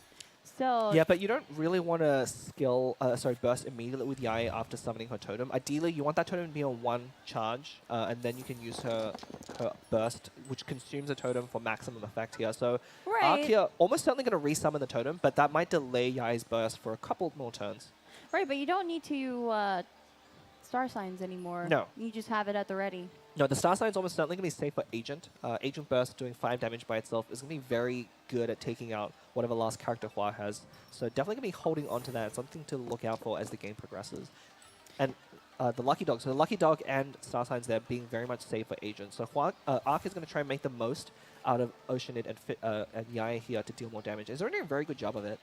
Unfortunately, no quick swap still. Ooh, opting to go for normal attack, maybe just take out Klee. Just take out Klee, yeah. I mean, this could be the right decision. It can be too slow if he opts to use the summon here. Although, really, as the Agent Electrocharge deck, you are looking to make the game go longer. So I think it's okay to leave Klee alive. He might be worried about something like a Star Signs burst from the opponent here as well. Yeah, Klee's burst is kind of threatening. You're right. I mean, it's not full energy levels for her right now, but you really don't want her burst. Yeah, especially with Kaching there with the Gamblers, and with Gamblers and Bennett burst up, it's very easy for Hua to put himself in the situation where he can basically sweep through your entire team in a single round, even though it looks like Ark's team is very high health right now. It looks like Ark chose to deploy Yai totems, Yeah, which I like that. Personally, I like it too. I think it's the better move in this case because you know, her burst isn't going to hit the same unless you have those totems out, so you need to summon them anyway. Yeah, and I think what Ark's really looking to do here is wait out that Bennett burst. You know, it only lasts 2 rounds, and your opponent doesn't have that double Liven anymore for this round, so only going to be able to use 2, maybe 3 skills this round with Bennett buff active. And without the talent, you know, I just noticed Hua drawing that talent there very it's late. way too It always late. comes late. Always comes late, and you know, no Yeah. longer has quick swap. We can't see any reactions with Pyro is applied to both Oceanid and Yai Miko, and Kaching's just kind of sit there with Gamblers, not doing much right now. Yeah, I mean, she's still being threatening. You know, it's really the threat. Just her existence is threatening. Yeah. I mean, we might see her get up this round. Hua with not very good dice rolls, 4 cryo dice there, unable to really make use of that very well. So we'll have to see what he chooses to do. So they're going to build up energy on Klee. Yeah, I mean, though, Hua definitely has the cards to tune and play. You know, Bestis, extra Monset Resonance. I'm really thinking you need to hold on to both Monset Resonances. So I think it's okay for Hua, but I do think Ark's board state is way better. Yeah, I mean, the longer that Tubby stays in play, and this is why I really like playing that Tubby round 1, too. You know, as the Electrocharge deck, you are looking to play a longer game. You know the game is going to go on for a couple more rounds, and then each round in play, Tubby basically gives you 2 free dice. Right. Especially when you're drawing into new location cards, like, you know, we see Leo Wolf Yeah, there. we see can be Wharf very there for powerful. card draw, and then probably Sumer City would come down first. Yeah. So swapping to that Oceanid, and we know that Hua does not have any quick swaps, so Oceanid's not really under any threats. No more send-offs as well. Right. That Oceanid burst is very threatening. It is very threatening. I mean, the Ocean Burst head isn't really to threaten Klee. It's threatening one swapping off Klee to the other characters. You know, it's really cool watching these players play, because I think that most players back at home would probably have chosen to use Yai Burst there just to finish off Klee before she can burst. But Ark here identifying that Klee Burst Ooh. isn't really what matters in this matchup, and he's going to be able to tank through that damage. Yeah, with Lucky Dog Circulate, because you just put Lucky Dog onto Oceanid and then use a skill, and then wait. Yeah, it's going to be Oh, because it's George. So it's -1 damage, so he heals 1. Because, you know, Lucky Dog Circulate heals 2 if you use the skill, and then Klee's Burst is -2, but because George gave her a shield, George is the frog summon you see there, so +1. Yeah, so opting to use Lucky Dog there, not on Pyro Agent, but on Oceanid. You know, I think that makes sense. Hua off to a bit of a slower start, not piling on the damage as quickly. When that Bennett Burst above to run out, and him not having that many dice remaining, I think Arc is a good spot to kind of take over the game from here, not just with Tubby, but with Lucky Dog as well, Yes. healing for 2 every round. Yeah, I think we might see Wharf come down instead of Sumeru City. Definitely. Because like, there's no real need to put Sumeru City down at this moment. Card draw is definitely going to be better. You get a free location card, you might as well play it. That's exactly what Arc does. Yeah, and, you know, it's like you said, this deck was a lot slower, right? So, I mean, you don't need to go for the Ocean Burst just because it's up. Sometimes it's okay to just take it slow. Right. And honestly, Klee is not the character that matters most in the matchup. The 2 things you really want to watch out for, one, of course, is that sweep by Kaching on any given round, and 2 is that Bennett Burst. Hua doesn't look like he'll be able to get that Bennett Burst back up a second time, and that's going to be really critical if he wants to come back in this game. Yeah, I mean, with HNEC being a slower deck, the longer this game goes on, the more favorable it is for Arc. And, you know, Hua is just expending a bunch of resources for Pyro Kaching and not really getting anywhere, unfortunately. And I think that's, you know, a sign that the early dice rolls really, really, really hurt him. It really did. Yeah, I think if he was able to burst with Bennett back in that second round, unfortunately only rolling a single Pyro dice to be used, not really going to be able to take advantage of that burst as well. So we'll have to see if he can mount a comeback here. Yeah, and I don't remember if Hua brought a second quick swap, but, you know, using that to deploy Bennett Burst might have actually been not great, because, like, you really can't just swap to Kaching without protecting her somehow. Right. We do see a Lotus in hand for Hua, but you could just swap back to Agent if you're Arc in that case, right? So, you know, Kaching is really not able to come out and utilize those Pyro reactions. You know, we see Mondstadt Resonance in hand, we see Gamblers, we see Tandoori, we see... We see Pyro Res. There's a lot at Hua's disposal, but he's not able to make any use of it right now. Yeah, and exactly. And one of the things also, Klee being at 1 health here is actually a good thing for Arc. He actually doesn't want his opponent to have an easy time going to Bennett or Kaching here. Leaving Klee at 1 forces Hua to either swap and put another character in danger of that Oceanid Burst, or force to use dice on Klee here, who's kind of already expended her usefulness going for Burst. Yeah, getting forced to do that here. Might actually see a normal attack here from Oceanid if we're... Might as well, right? I mean, actually, I think you just go for the summon. I think you just keep summoning because you're going to heal. You do keep summoning. With Lucky Dog Seclet. Like Klee can just... Like, okay, so Hua wants Klee to be the active character right now because swapping to Bennett or Kaching would mean that Ocean just bursts and takes them down, right? But Klee being at 1 HP, like, it's kind of a waste to use anything except for a normal attack on her. Exactly. And so, like, that's why, you know, we see Hua staying on Klee and using her skill instead of swapping off. But then if you're Arc, you don't have to respond by killing Klee. You don't respond at all. And one of the things as well, you know, with the summons, the way I Haven't Lost Yet works, of course, you can only play if your character has died this round, but summons come in at the end of the round. So if any of your characters go down to summons, it actually locks your opponent out from using I Haven't Lost Yet. So going this line definitely plays around that specific card. Oh, you know the most unfortunate thing, because Klee's skill is 3 costs, that normal attack is not a charge attack. No.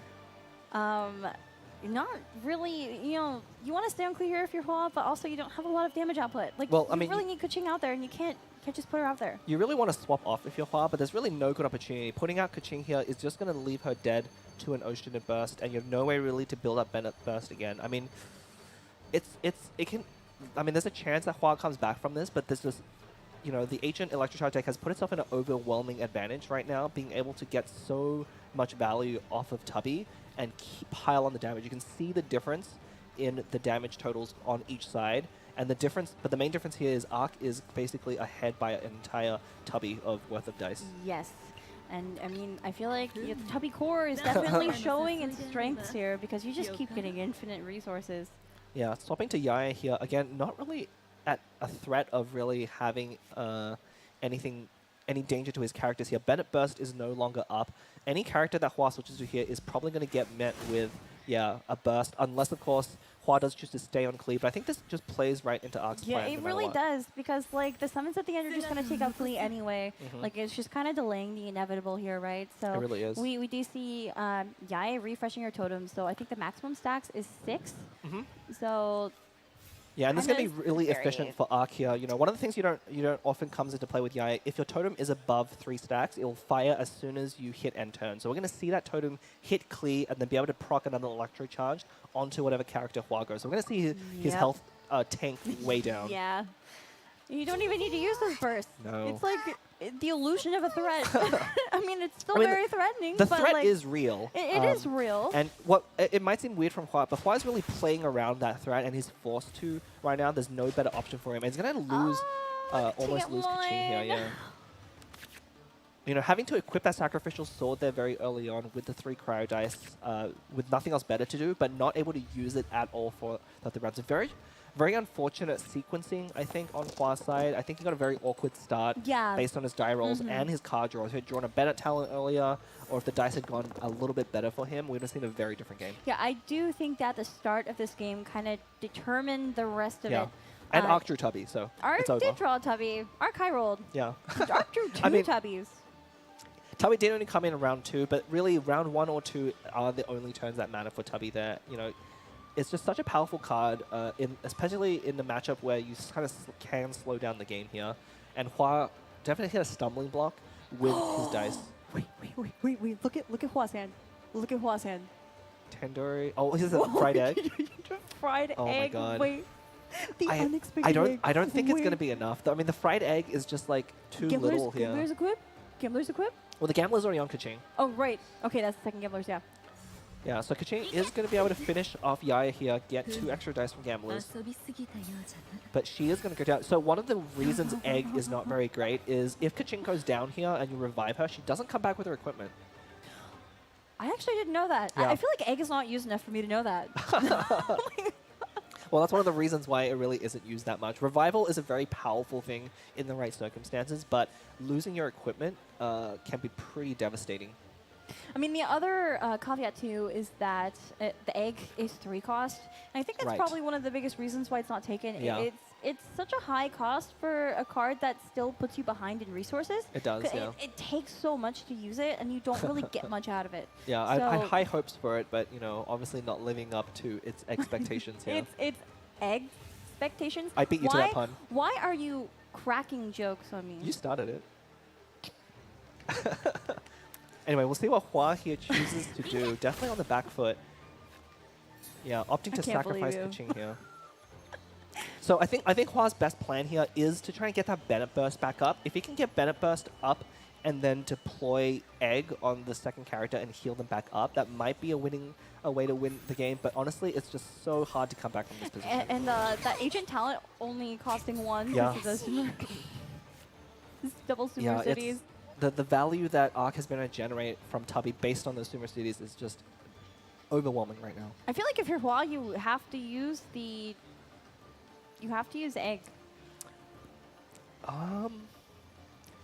Yeah, we're gonna. Well, it's tough. I mean, we'll probably see something like a Lotus Crest here. Yeah, your opponent's still at 7 dice with an Ocean Burst. If you kill Agent here in some way or form, you're just going to die to Ocean. No, but the other problem is that agent is. I mean, Arc is sitting on Star Signs and also Galaxy's Art and I think Adeptus, if I remember right. Yeah, he has it all. So, I mean, like, it doesn't really matter if it's Oceanid or Agent. If there's only 1 character alive for Hua, it's over. Yeah, definitely. So, I mean, I'm looking at that egg. I mean, I'm looking at that egg. I think Hua's thinking, does he want to do so? You can use Tandoori here to buff his skill damage by 2. That will take out Agent, but that doesn't leave him with any dice left. And you know, Arc is sitting on 7 dice, so and tons of cards. So even if the dice are all really bad, you just tune and burst. Interesting here, opting to use a Pyro Resonance, which would be enough to kill Agent here. So Agent, their barrier is able to reduce damage by 1, so they're sitting at effectively 8 health. Even though there's 3 stacks of that barrier, you can only get it down 1 at a time. So Bennett's skill is going to be able to take out Agent, but then it's just going to be dead to a counterattack. Mondstadt Resonance? Not going to matter because you're out of dice. I think Hua here is just trying to find the best possible way to find a winning line, but it could be impossible here, just based on the pure advantage that Tubby has built up. Yeah. So Agent is going to go down here with 7 damage, very huge damage from Pyro Resonance, but not going to matter here.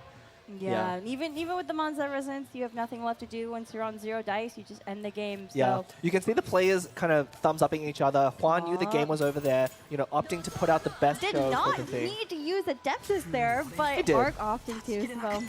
Very well played. Congratulations, Arc. Congratulations, Arc. Our first player advancing to the semifinals tomorrow. So once again, these are broken into a 2-day tournament. So all the quarterfinals we played today, 4 best of 3s. This has been the first one. And then tomorrow we will see the players going on to the semifinals. Yeah, and 2-0, a very convincing record there against his opponent there. Very well done. And for now, I think we are going to throw to the host for a brief interview with our players. Very well done. All right. Thank you very much, Leah and Bled. And congratulations on your victory. How do you feel right now? I feel surprised. I thought I'm gonna lose game 1 because he got a lot of ramp, like the Timmy, the Kid Kujirais and everything, and I got victory and I won. Surprisingly. Just surprisingly. So do you have the confidence of winning the champion tomorrow? Yeah, I'm excited for tomorrow, and yeah, I can't wait. Or you skipping the questions? It's like, do you have the confidence to be the winner tomorrow? Yeah, I'm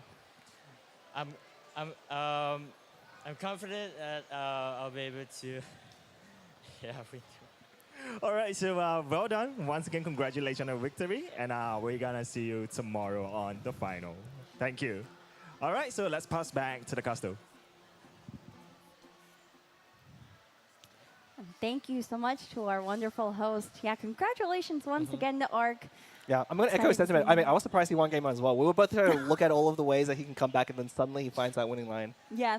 Yeah. Really showcasing the power of Agent EC. So, I mean, we've seen MN EC win, and then we've also seen Agent EC win. Yeah, I mean, Electrocharge is definitely the premier reaction right now in Genius Invocation. It's so efficient at dealing damage, and also the characters themselves are very powerful. We've seen Yaya, we've seen Fischl, both having very similar roles, but able to output damage very efficiently. Arc has taken a lot of, top 8s, top 16s in past, Castiel's Gathering tournaments, but this is his first time competing at a Prince Cup. Yeah. The big live event where you're competing for a lot of money. Yeah, I mean, and also you get the card back, like all of that. So. Yeah, I mean, for most players here at Prince Cup, it is their first time at a big tournament. We've had other big tournaments before, but, they're far and few between, and getting over your nerves and being able to perform here on the stage is a very real skill that the players had to develop very quickly, in a matter of hours, basically. And, so 4th and 3rd place actually take home 4,500 USD. So Arc is already guaranteed to be taking home that much money. That is a huge jump from 5th to 8th place, which is only 500 USD. Yeah. All these players have already won 500 USD in that card back. But, it's a huge jump between the quarterfinals and the semifinalists. So. And definitely, Hua put out a very good performance there. Just some of those dice rolls just not going his way, especially in that game 2 is really unfortunate. You really have to put pressure on the Tubby decks early, and being blocked by your dice and not able to do that really prevents you from making a comeback. And, you have to get pretty lucky in the end to draw there, but really, Arc drawing all the correct cards to kind of stay in the match and keep ahead.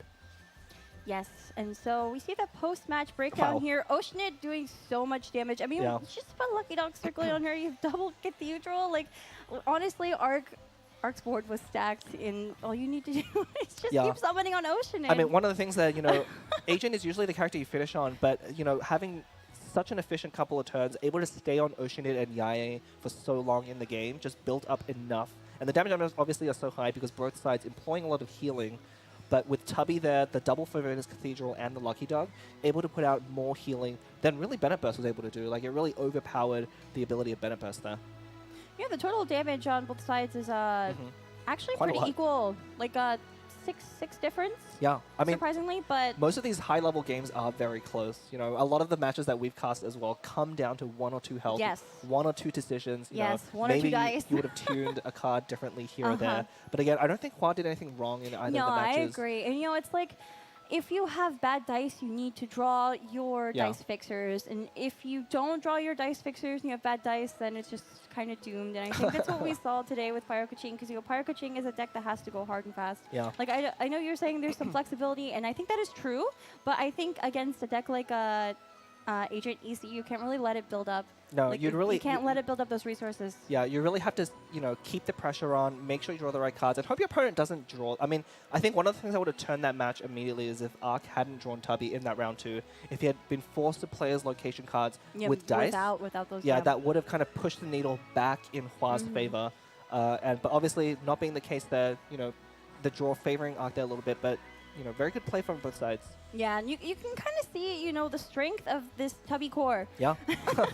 The earlier you play Tubby, the more efficient it is. So, yep. So we're going to see some highlights from the game here. So this is from game 1. And I think, this mono variant of Electric Charge, we're going to see this quite a few times at the tournament as well. You saw how quickly he was able to output damage. And it surprised both of us when he was able to finish the game off. Oz summon, the quicken stacks, and then also the C taking out right in as well. I mean, we just forgot about this. Yeah, I mean, this was also a critical turn where Hua was forced to play into I Haven't Lost Yet by killing Nahida there. If he had not done that, the summons at end of turn would have been enough to finish off Fischl, but that Covenant and I Haven't Lost Yet in the crucial turn to put out another Fischl skill sealed it for Arc. Arc, so deadpan, taking home the win without a smile, just very straightforward player. Well, the smile came at the end when he had victory over Hua there. Both players, very calm, collected, playing their best. Again, not really making too any mistakes that I could see throughout the games here, but just playing the cards the best they can. But yeah, that Bennett talent coming in late for Hua, in addition to not being able to make use of his dice and having to equip Sacrificial Sword without much benefit, really hurt. Yeah, and I think for this game, there weren't a lot of flashing moments, but, just a slow, steady build-up from Arc side with Agent EC. Yeah. The summons just going out and doing a ton of damage, and Tubby building up those resources over time. So, yep. And here on your screen, very soon you will be seeing the bracket. So Arc going 2-0 against Hua in our first best of 3. We will be seeing him playing tomorrow in the semifinals. And the next best of 3 will determine who his opponent will be in Inzagi versus Kong. Yeah, I'm sure we'll be watching that match very closely, to see both the strategies of either player, formulating his plan for the semifinals. But yeah, very excited to get into our next match. We're also a great round 1 from between Arc and Hua. Noticeably so, in terms of Inzagi and Kong's match, Inzagi did take first place in Asia Season 2 Catskills Gathering and did participate in the Korean Summer Invitational, I believe, that we were casting. So, really excited to see his matches. And I do believe that Kong is a rather newcomer to the the tournament scene, at least the ones that are at least the ones that we've been Astro-related. aware of, The ones we've been casting, so... Yeah, we mostly been watching the Cat's Tail Gathering and these Prince Cup tournaments. Yes. I think all the players here are very good in their own right, but maybe just have been playing in places that we haven't really had as much visibility on. So I'm very excited to see what they bring with their deck choices. Definitely, yep. So, yeah, congratulations once again to Arc. So, shortly we'll be throwing to a break, but for now, is there anything you want to talk about? I mean, I'm just really excited to kind of keep going to the matches. We're going to be seeing, I'm sure, a lot of the same decks over and over again, but, depending on the bands and kind of the matchups the players choose, we're going to see very different matchups here. So, yeah, very excited. Yeah, very excited. Hopefully we'll be able to see Arc spin at some point. We'll see if it gets banned tomorrow. But for now, we're going to be throwing to the break. We'll see you guys very shortly. Thank you so much. Yeah.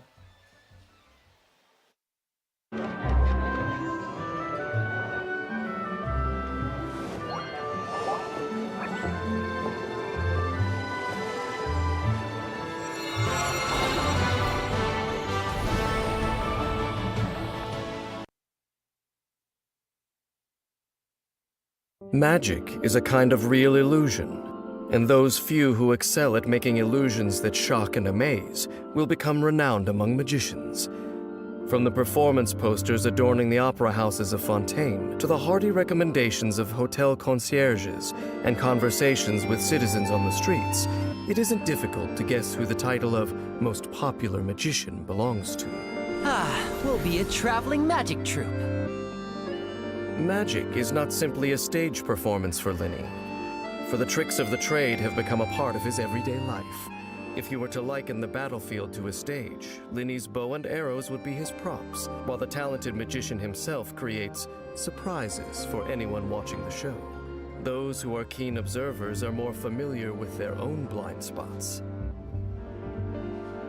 When Linny is in the party, the location of items unique to Fontaine will appear on your minimap, making it easier to gather resources. Linny's normal attack can combo up to 4 consecutive shots, dealing physical damage. With a charged attack, Linny executes a more precise aimed shot that deals increased damage.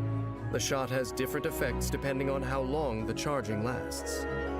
At charge level 1, Linny fires off a pyro-infused arrow that deals pyro damage. At charge level 2, Linny fires off a prop arrow that deals pyro damage. After hitting, a Grinmalkin hat will be summoned. Grinmalkin hats can taunt nearby opponents, causing them to attack the hat. Each opponent can only be taunted periodically. When a Grinmalkin hat is destroyed, or its duration expires, it will fire off a pyrotechnic strike at a nearby opponent, dealing pyro damage. Only one Grinmalkin hat can exist at once. It inherits HP in proportion to Linny's maximum HP. In addition, if Linny's HP is higher than a certain threshold when he fires a prop arrow, Linny will consume a portion of his own HP to obtain 1 prop surplus stack. The number of stacks is limited, and all stacks will be removed once Linny stays out of combat for too long. Linny's HP cannot fall below a certain threshold in this way. After unlocking the talent Perilous Performance, if Linny consumes HP by firing off a prop arrow, the Grinmalkin hat will restore a certain amount of elemental energy after it strikes an enemy, and will gain increased damage based on its attack. Prop arrows periodically call down Spirit Breath Thorns upon the location they hit, dealing Numa-aligned pyro damage.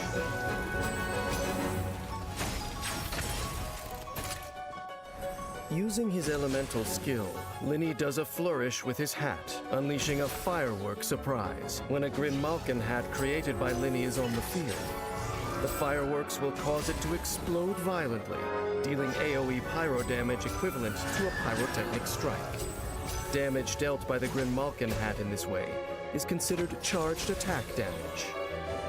When Linny uses his elemental skill, all prop surplus stacks will be cleared, dealing AoE pyro damage to opponents in front of him. Damage will be increased based on the number of stacks cleared, and Linny's HP will be regenerated based on his max HP.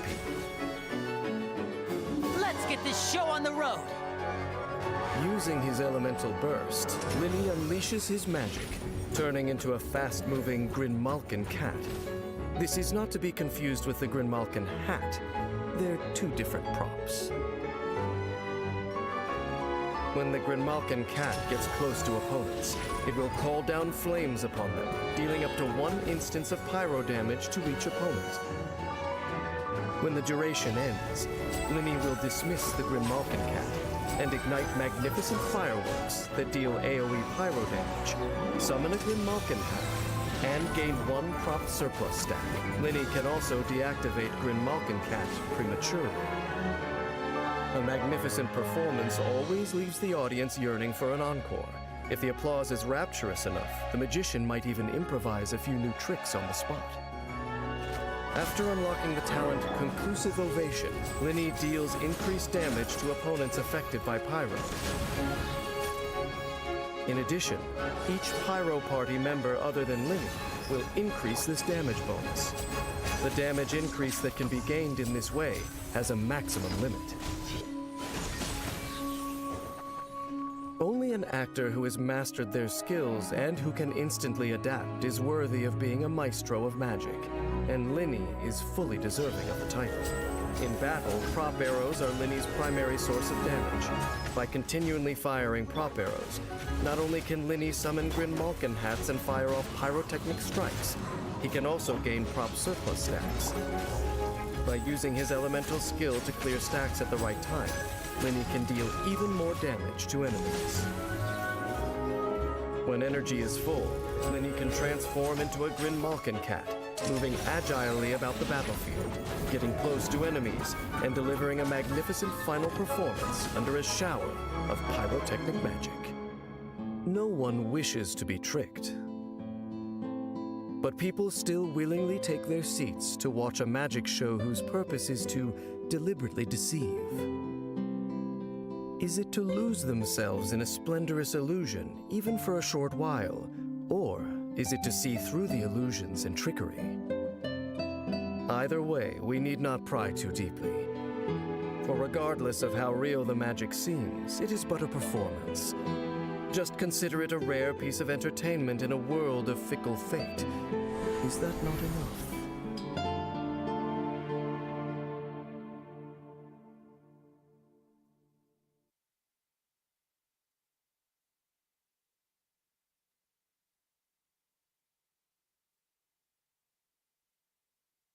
As you know, diving is one of the few things I'm any good at. I spend more time among the Tidalga than I do talking to people. Whenever I feel lonely at night, Pear is the one who's always there for me. Pear, I'll keep you safe.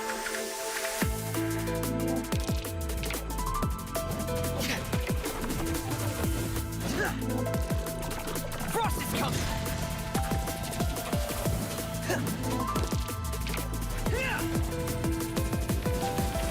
I once swore an oath that I would do whatever it takes to protect this family and never look back. Commencing cleanup!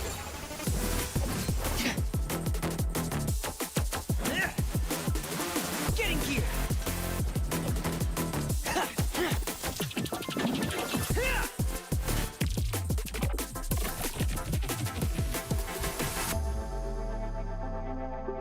So long as the light of the hearth still shines, I'll always have a home to return to.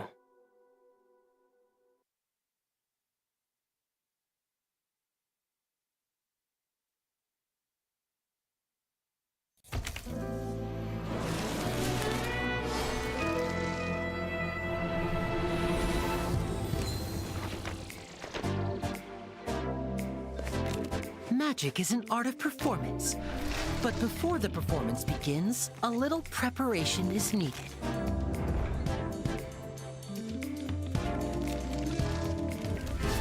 Welcome to Linny and Lynette's Magic Show!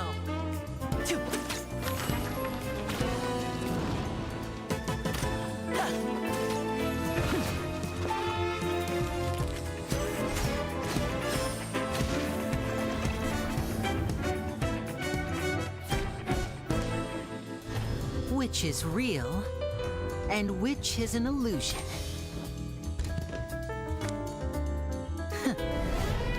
Take a guess, because our next trick is about to begin. Let's get this show on the road!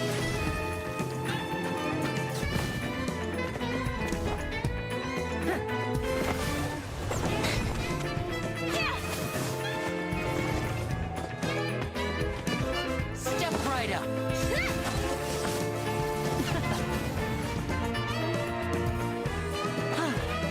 This has been Linny and Lynette's Magic Show. Thanks for watching.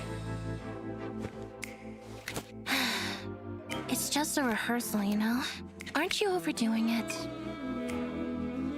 It's the only way to iron out the wrinkles. Well, Fermine, what do you think? I think it was excellent. If I had to make a suggestion, how about giving Pear a part in the show?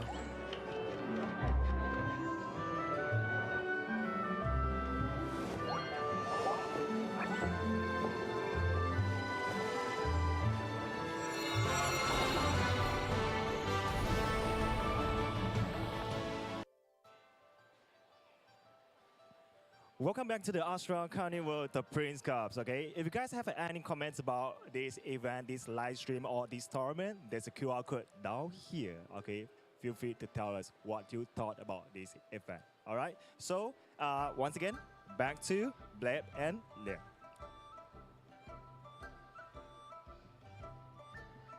Oh, anyway, ladies and gentlemen, if you guys would like to find out more about the event, remember, feel free to like us on our page, okay? Genshin Impact. And again, if you have any thought about this event, remember, there is a QR code down here. Scan it and tell us how do you feel about this event, this tournament, and your comment. We're gonna read out all. We're gonna read through it, don't worry, all right? So, right now, we shall begin with the round 2. All right, let's get excited about the coming down this tournament, and we shall back to Leah and Blab.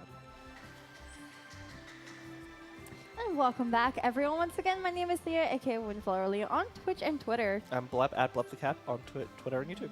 And So, yeah, yeah. I mean that was a great way to start. I think this series.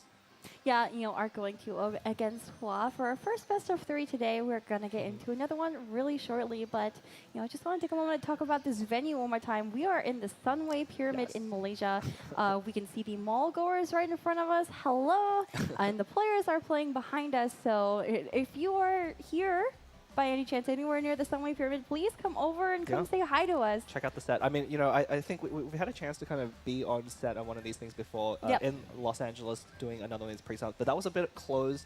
We weren't able to come up and share the venue with everyone else. It's really exciting for other people to see and experience the same things that we are here right now. And I love the thought of having like a live audience. Of course, we've always had you guys watching us at home, and we're always grateful for all of your comments and everything. But it is so cool, being able to see people around us and enjoying the venue as well, taking photos and waving hi to us. So some of the players are sitting right in front of us right now, nervously waiting for their matches coming up. Ark, of course, having just won his 2-0 very calmly, maybe just contemplating what he's going to be doing tomorrow.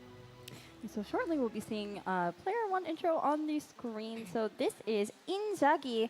Looks like the most used character cards are Yoimiya Child. That's pretty irregular, and Bennett. Yeah, I mean, if this is I think he does actually use it in a deck. Very unusual here. Apparently a 100% win rate with this specific deck. This is one of the things I love to see from these high-level tournaments is that, a lot of these players get very practiced at playing against specific decks, not only with, but against the same decks that they are playing. There is a meta game, but if you have a slightly different deck that plays differently, that they're not used to playing against, that they're not expecting to play, then it can really come out. And I mean, look at his past 4 matches. He hasn't lost a game in quite a while. Yeah, I'm really interested in this Yoimiya Child Vape deck. And it's like you say, so these players have played these meta decks very thoroughly. They know how to play against them. They know how to play with them. And so when something new comes along like this Child Vape deck, it can kind of take even the best players by surprise because you don't know how it functions, so you play against it a lot. I mean, right? I you don't can know. kind of figure some things out, but you can figure some things out, especially if you get to see the decks here. But obviously, this tournament has been played closed deck list. The opponents don't actually know what exact cards are in the opponent's deck here, which makes it even more difficult to play against an unusual deck.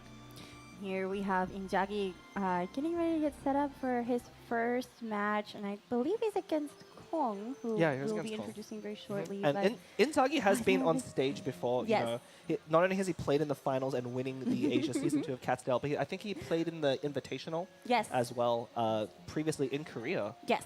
Yeah. We were casting that. It was remote for us, but we were casting that, so we got to see him perform, and it was very fun. Yeah, I mean, I'm sure a lot of fun with his fellow players there. The invitationals are always very fun. There is going to be another... The invitationals are more fun than... I mean, this is also fun, but in a very competitive, serious way. It's fun in a different way, the invitationals, so... Yes, I mean, there's definitely an advantage to having played on a big stage before for Inzagi here. Going to be able to keep it a little bit calm. And here we see Kong's most used character cards deck with 75% win rate with official Mona Nahida for the MNEC. Match deck history showing a lot of that same deck here. And then also Pyro Kuching at the bottom right. Yeah, really favoring that deck. And especially, if the players have access to these statistics, this is only one of the ways that you can maybe think about what you want to ban for your opponent. Obviously, this deck is something very comfortable. Kong is very comfortable playing, and we saw Ark actually use this deck as well to victory in round 1, surprising everyone, including himself, with a victory there at the very end. Yeah, it would be interesting to see. I'm not sure if the players have access to these statistics, but if they do, we might see an MMEC ban. We might see it anyway, even if they don't see these statistics. Yeah, it's a very strong deck. It is a very strong deck. It's a very meta deck. I don't know if these players brought Bane or anything like that, but I would imagine they would also get banned out. So. Yeah,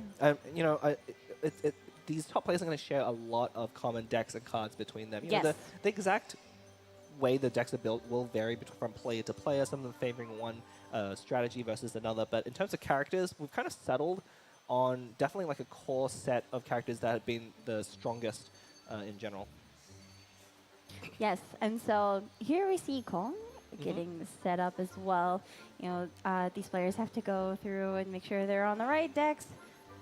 So Yeah, just getting set up here, kind of pacing themselves, you know, kind of mentally preparing themselves for what's about to come. Again, these players are live in this venue along with us as well. They're not in some closed-off room. They are literally on... they're literally right behind us. Yeah, right behind us on a similar stage here, being open to the public. So they don't have to deal with the pressure of playing in such a high-level tournament with high stakes. Because there's $1,000 on the line on just one game, obviously, of Genius Vacation. But they have to play it in front of a live audience. Yes, and I do believe that Kong is a newcomer. I say newcomer in the sense that he hasn't participated in many of the Cat Sales Gathering tournaments, like the tournaments that we're familiar with casting over, the Astro events. And so this is his first live showing, I believe. So Yeah. very, very excited to see what he brings to the table. Yeah, I mean, the deck choice is always a very interesting look at because you can always tell kind of about the regional differences between based on what people decide to bring in terms of deck choice. You know, I think you're going to start to see a pattern, especially in some of the players who are used to playing with each other. They're going to bring very similar decks, having agreed on what the best deck is going to be. And here we go. And here we see the Kong. Bin made it through for Kong, so we did. might actually see it. Oh, I see Hu Tao, Xingqiu, Chongyun. Yeah, very interesting bands here. I mean, Kong, I think very standard bands. I think these are the same bands that Ark put out as well against his opponent in his one. But Inzagi not afraid of the Ito deck here, choosing instead to ban that Superconduct deck and as well as Mona Klee. So, I mean, if you're Inzagi and you let Bin go through, you don't know when they're going to play Bin, just that they can play it. So you kind of have to figure out what decks to play up against it, right? Because not every deck is going to fare the same. No. But, you know, Shenhe SC and also MNEC are probably two decks that go pretty well into it. And then I'm really curious to see this Yoimiya Child Vape deck. Yeah. I'm very curious to see how that works. It looks Honestly, like it got through, so. The more I look at it, the more I think that deck may be built to take on Bin. And that might be one of the reasons why Inzagi is not afraid of the Ito deck here. Obviously, these are blind picks, so we have to see what the opponent is going to choose. And yeah, we're going to see Inzagi starting on this deck. I mean, it has a 100% win rate, so it's got to be good. Oh, we see some new cards at the bottom there. Yeah. Where's the Unseen Razor? I mean, that is a favorite card of mine.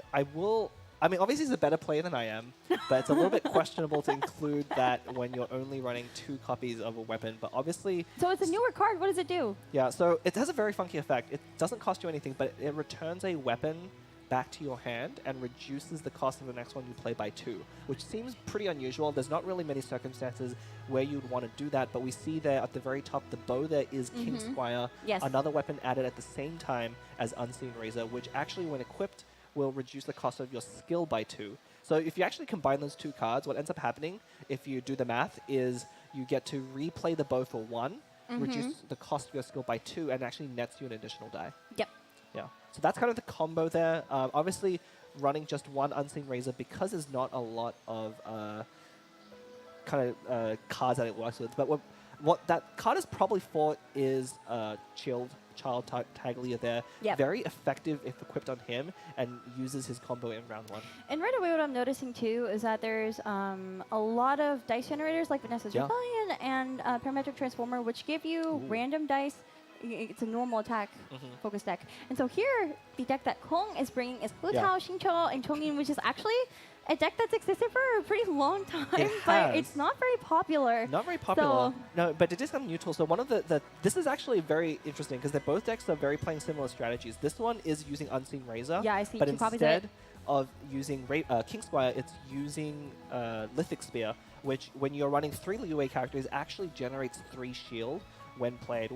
This is really the first time we've seen a deck like this on stream, so it's going to be very interesting to see how well it plays. This is definitely the first time I've seen a deck like this on stream. I mean, Yeah. I've seen the Hu Tao, Xingqiu, Chongyun deck before, but not with these support cards. Yeah, it's especially been a while. Unseen Razor is pretty new. Yeah, very so new. I'm interested to see how it works out. And both of these players have brought decks with very similar support cards, as you said. And so. very unusual too. Yeah, We've very, been talking very about unusual. a long time about how Genius Vacation has got a good metagame going. There's a lot of decks that have been decided as the best decks in the format, but instead these both players are trying to surprise their conventional opponents. decks. Yeah, trying to surprise their opponents, like we were talking about earlier. I mean, I think that's a legitimate strategy in these It high-level is, tournaments it in top is. 8. If you can psych your opponent by using an unusual deck, it might throw them off their plan. I do think both these sides maybe were thinking to queue into a different deck with your opponent. Obviously, they don't know what the opponent is going to use before they choose their deck.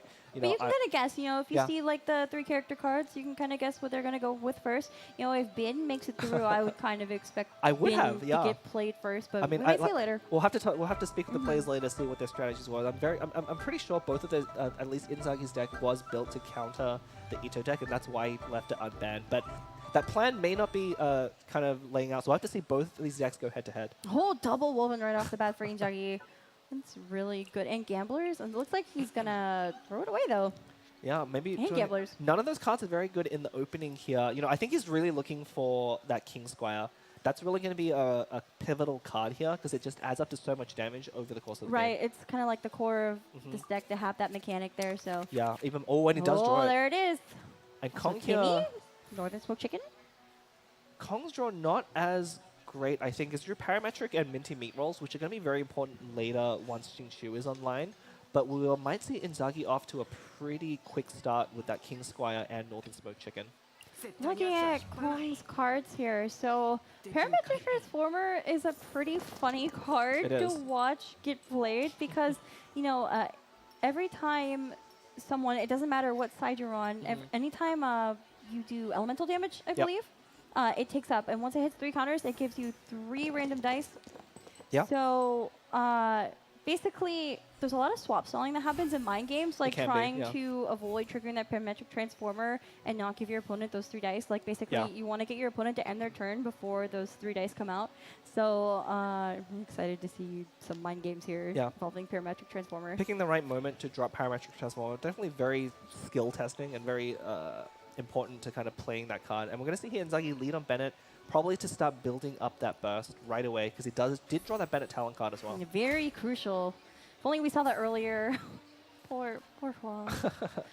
I do like Kong's start here. He's got some ramp with Liban there and Sumeru City. He's going to be able to deploy Treasure Seeking Sealy as well. So kind of exactly what the deck wants to do. Build up Xingqiu in the early turns and then get off to some starts with Liban there to get more dice and draw more cards on Sealy. Yeah, opting for the normal attack despite having the dice to go for Xingqiu's skill because with Sumer City he'll be able to one of the main reasons there, of course, are both sides actually playing around the self-hydro application of Xingqiu there. As well, if you use Xingqiu's skill, it will cleanse whatever is on you, so.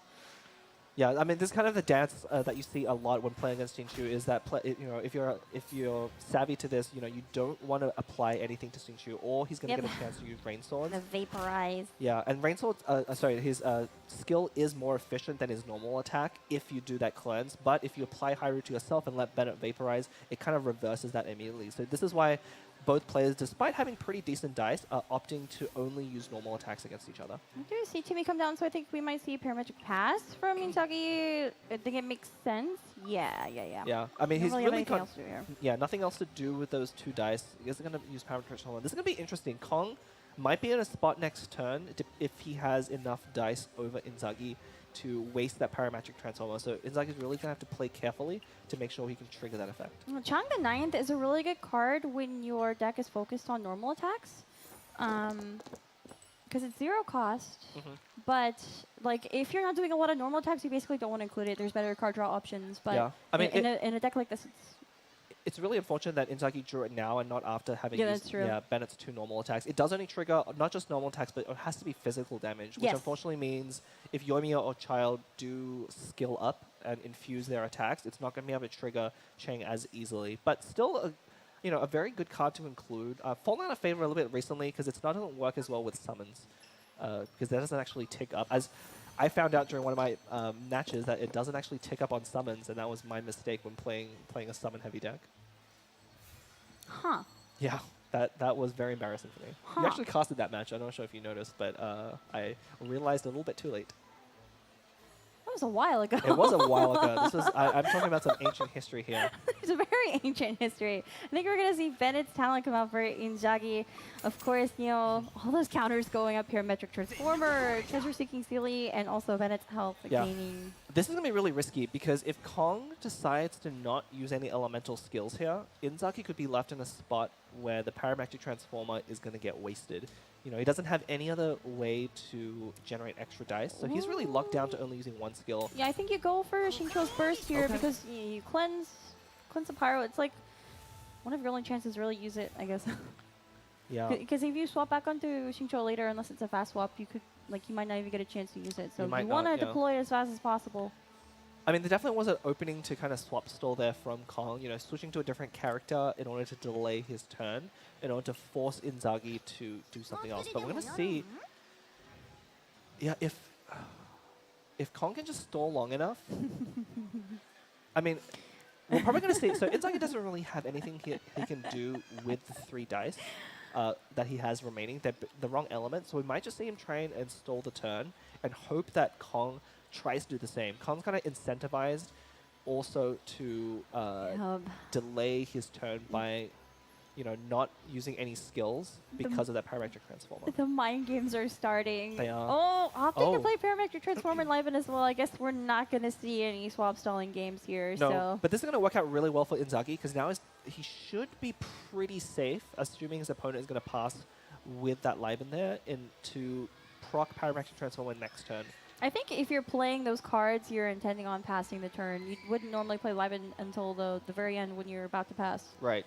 Because you don't want to tell your opponent that you have that ramp ready. So Yeah, unfortunately though, Kong wasn't using his Sumeru City yet this round, so I think he's deciding if he wants to actually still use a skill after all in order to make use of that. It is wasting a little bit if he doesn't make use of that dice reduction. I almost wonder if Kong is trying to use Vanessa's Rebellion almost and get one more dice and use it for something. I'm not sure. I'm not sure. I mean, it's definitely an option here. Vanessa would let him continue swap stalling, but unfortunately, having played his own parametric transformer there, it doesn't leave him with enough dice to kind of play this swap stall game. I would have definitely liked myself to have not played that transformer, maybe played even the second Sumeru City or Vanessa, like you mentioned, to just continue this dance of playing around parametric transformer. We've seen that before in a couple of high-level matches too. Because it basically guarantees that Inzagi is going to get those dice from parametric transformer, and here we see it activate now already. So yeah, Inzagi must be pretty happy with this line. Probably not expected either on his end. I know it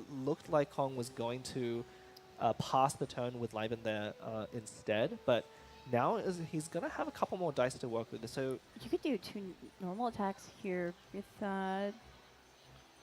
Yoimiya if you use Northern Smoke Chicken, you could go for her skill and vaporize damage onto Xingqiu. Yeah, normal attacks might actually be pretty good here because Bennett Burst is down, so even though they're not Pyro infused, they do quite a lot of damage by themselves. Also, you could play Chang the Ninth and get some counters up if you just go for regular normal attacks here. Yeah, we might actually see that come into play here. It will refill his hand. The unfortunate thing here, though, Xingqiu being at 4 with that 2 barrier means that he isn't going to go down. So yeah, instead going to infuse. Yeah, no Chang the Ninth coming down. Looks like we're going to see Yoimiya skill coming out, which will infuse our normal attacks with Pyro. And, we see Inzagi sitting on 4 dice. You only need a 2-1 for normal, so... Yeah, this Vaporize will be able to kill... Oh, does he have actually... No, he's like 1 dice short of triggering Parametric Transformer on Kong's side after the end of turn. Although that Liben does actually protect... Never mind, that Liben play might actually be kind of smart because it does protect him from ever wasting Parametric Transformer. I mean, we will have to see if Inzagi gets anything good from Treasure Seeking Sealy. Playing Chang the Knight here. Yeah, if he gets a Woven from this, it could be really devastating. Yeah, if he gets a Woven, it would be really rough for Kong. So that Treasure Seeking Sealy... Oh, that Gambler's coming in so late. Oh, man. It's pretty late, yeah. If he had drawn that 1 turn earlier, he would have had 2 extra dice with that Northern Smoke Chicken, would have been able to get off another attack with a Bennett Burst. I wonder if you equip Gamblers here, if you swap off, play Liben? I don't know. What would you do here? It's a good question. I think, Liben might be a little bit late. Next round, you're probably expecting your opponent to start coming off with either Hu Tao or Chongyun. So, it's still going to play Liben. Okay. Bennett Burst Think about it. Yeah, Bennett Burst does mean that the game could go a little bit longer. It's going to be harder to kill off your characters, so there might be enough time for Liben to actually come into play here. I think the unfortunate thing is that Yoimiya does have Hydro applied onto her, and Yeah. Chongyun is the active character here. So, of course, if Inzagi ends on Yoimiya, that freeze is probably going to come in, and you have to anticipate for that, right? So, Yeah, so it's going to equip Gamblers. Ooh, gonna go on to Child. Probably the best play. Yoimiya is, like you said, going to take a bunch of damage and get frozen at the start of the next round. And so Child is probably the character that finishes most often in this deck.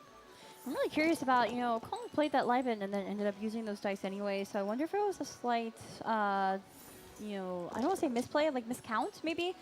I think what ended up Changing his mind? happening, I mean, I think that Lyman might just be to protect, we've done this before. If you play Lyman after your Parametric Transformer, if your opponent somehow triggers Parametric Transformer at end of turn unexpectedly, you'll always be able to get those 3 dice on Lyman there. So it's a pretty decent setup. Obviously not coming into play now, but we'll see if we can make use of those die.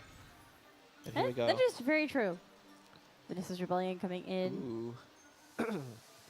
Obviously, Vanessa's Rebellion costing you 3 aligned dice, but generating 4 random die. So a great way to go up in die. Yeah, unfortunately though, not enough cryo to use Chongyun's skill here. Only 1 cryo, so Kong's gonna have to tune if he wants to freeze Yoimiya. And it looks like we're gonna see Parametric.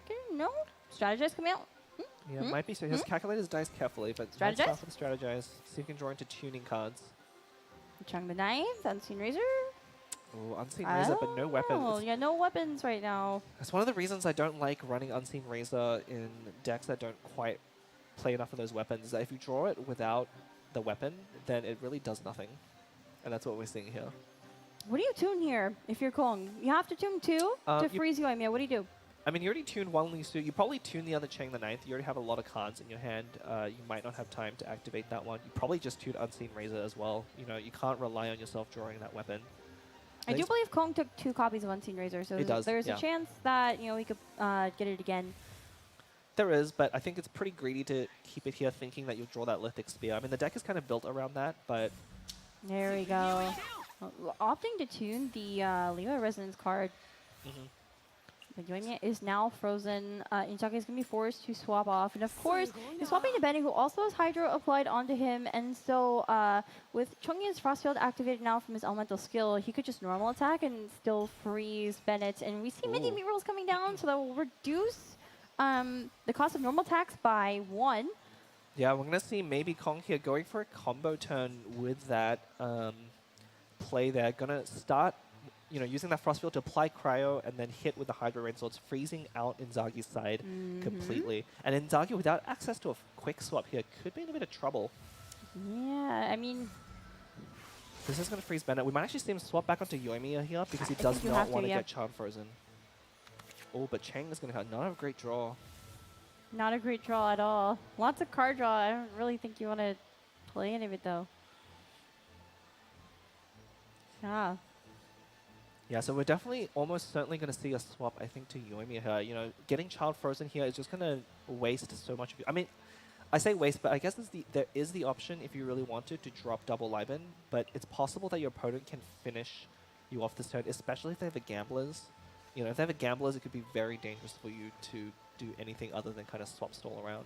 Freeze is still like a very deadly combo. It's not very commonly played these days, but I mean, Xingqiu and Chongyun have always had this synergy where you try to get Xingqiu's burst off as fast as possible, and then after you use Chongyun's skill, you don't even have to stay on Chongyun. You have 2 rounds to do as many normal attacks as you can. 3 stacks of Rain Swords. I mean, you just keep your opponents frozen. So one of the strengths I think of this deck is it kind of plays 2 different game plans. Xingqiu's Rain Swords are the core of it, but you can either go to Hu Tao to start vaporizing for damage, or you can go to Chongyun to kind of control what the opponent is doing. And I think Inzagi's deck focused mainly on kind of a combo plan, looking to combine Bennett talent with one of the other characters and things like King Squire. Is more the combo, is more susceptible to freeze. I think choosing Chongyun here is the right call. Yeah, and I think Inzagi putting Lotus onto Yoimiya so that she doesn't die from another attack from Chongyun is really smart. Inzagi just swap stalling around until Kong runs out of dice and then can swap the Child and do some damage. Yeah, runs out of dice and Rain Swords. Specifically. Yeah. Yes, and Xingqiu is down now, so we won't see a refresh on those Rain Swords. Once they're used, they're gone. And Kong does not have any more cryo dice right now to avoid using them.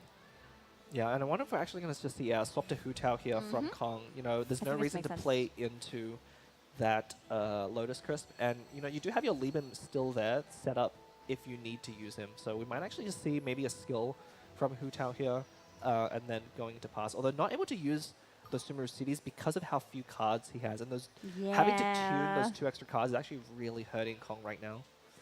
If he had if he had those 2 extra cards, he would be able to skill for free here on Hu Tao and then save dice for Liben for next round, but unfortunately not going to be able to do that. And Inzagi is forced to swap onto Bennett to avoid, you know, having to end his turn. If he swaps a child, child can just get frozen by a normal attack, right? Yeah. So Although we might risking Bennett's life, but you know, Kong goes for the Hu Tao skill instead. So yeah, I mean, Child with the Gamblers equipped is definitely the character Inzagi is looking to finish on anyway. So Bennett at this point having deployed to burst once is pretty expendable. But, you know, burst is going to run out next round, so we'll see if Inzagi decides to try and make more use of it here. yeah, and I think he tuned Bennett's talent just for more time. It could be. Have to really think about what to do here, because if you swap the child to get frozen, if you swap the Yoimiya, I mean, Hu Tao's skill is going to buffer damage significantly. So looks like we're going to see Worf into Liben Pass, which honestly is not bad play, I think. Yeah, I think not wanting to put Child in danger. I think what Inzagi wants to do is have Kong kind of use up all of those rain swords on other characters so they can leave Child to go one-on-one with another character without any more rain swords. So those rain swords are really going to be the limit to what Kong's deck can do. Once those run out with Xingqiu down, he's not going to be able to do anything else. Look at the cost for a normal attack right now. Let's be very careful going for here. elemental skill instead, and Bennett does fall to that, so... But now this Covenant being the last card is going to be able to let him do one more normal attack, provided he can get a Cryo Dice. I think that's not guaranteed. So he's going to get a little bit lucky if he wants to get another dice out. But Kong's going to be able to take out Inzagi's side very effectively here. I'm just looking at these heart rate monitors. Inzagi's heart is racing right now. Choosing to go to Yoimiya. It's a really hard decision. Yeah. It's a really hard decision. And Kong here going to have to hope that he gets... If he doesn't get Cryo, they can go to Liben, but I don't think the game is going to last that long, so it's really going to be wasted if he uses it here and doesn't get a Cryo die. So you see him hovering, he's deciding. He's not sure if he wants to play the Covenant and risk it. You could save it for next round, but... I mean, you're just going to Liben anyway. Just go to Liben. It's not going to go up to 3 counters, so you wouldn't get the full use, but... The game is not going to go long enough, yeah. I think that's a pretty heads-up play from Kong there, knowing that the game probably is not going to go past next round. Ooh, double Finesse's Rebellion. So not going to use any dice for Liben, and keeping that Courtyard for the next turn. So the Covenant. I feel like Inzagi has not been able to utilize the core of his deck very well against Freeze. Like, I think Freeze has just kind of shut him out. Exactly. You might build this deck thinking you're going to be going against something like Bin. Yes, for sure. That cleanses reactions instead of, you know, freezing your opponent. But in this case, I feel like, you know, this Child Yoimiya Vaporized deck has been shut out of action. Yeah, and this is very deadly with 2 more Rain Swords left on Chung Yun. That gives Kong the ability to kind of freeze both characters on Inzagi's side. So he does have to play this very carefully. We might see some stalling from Yoimiya here. You know, maybe just using her skill to pass the turn, because you do not want to swap over to Child right now. But Look at all those Omni dice, though. Yeah, there's really not any good way. Yeah, like you're really gonna... Chung Yun is so threatening here. It's not even Chung Yun anymore. Like, Chung Yun could fall and you still have that freeze because his Frost Field is up for 1 more round. So, I mean, you could be on Hu Tao and any normal attack is still going to do both Hydro and Cryo damage is going to freeze your opponent. So, honestly, this is definitely working in Kong's favor right now. Yeah, the one good thing that Inzagi had going just before, Yoimiya being on 4 health means that one skill from Chung Yun isn't going to be enough to take her out, which is I think what Kong would have wanted. So instead going to swap over to Hu Tao here. Really wants to save that Chung Yun burst for Child, because obviously Child there's very threatening. There hasn't taken the field at all, but obviously the finisher for the deck. And Hu Tao's skill is activated as well. Honestly, it doesn't really matter who your active character is. You're going to be doing a ton of damage if you're calling. And I think Inzagi knows this. He's just waiting out his timer, thinking of any line he can play to salvage this game. But I really think that Kong has played this tremendously well.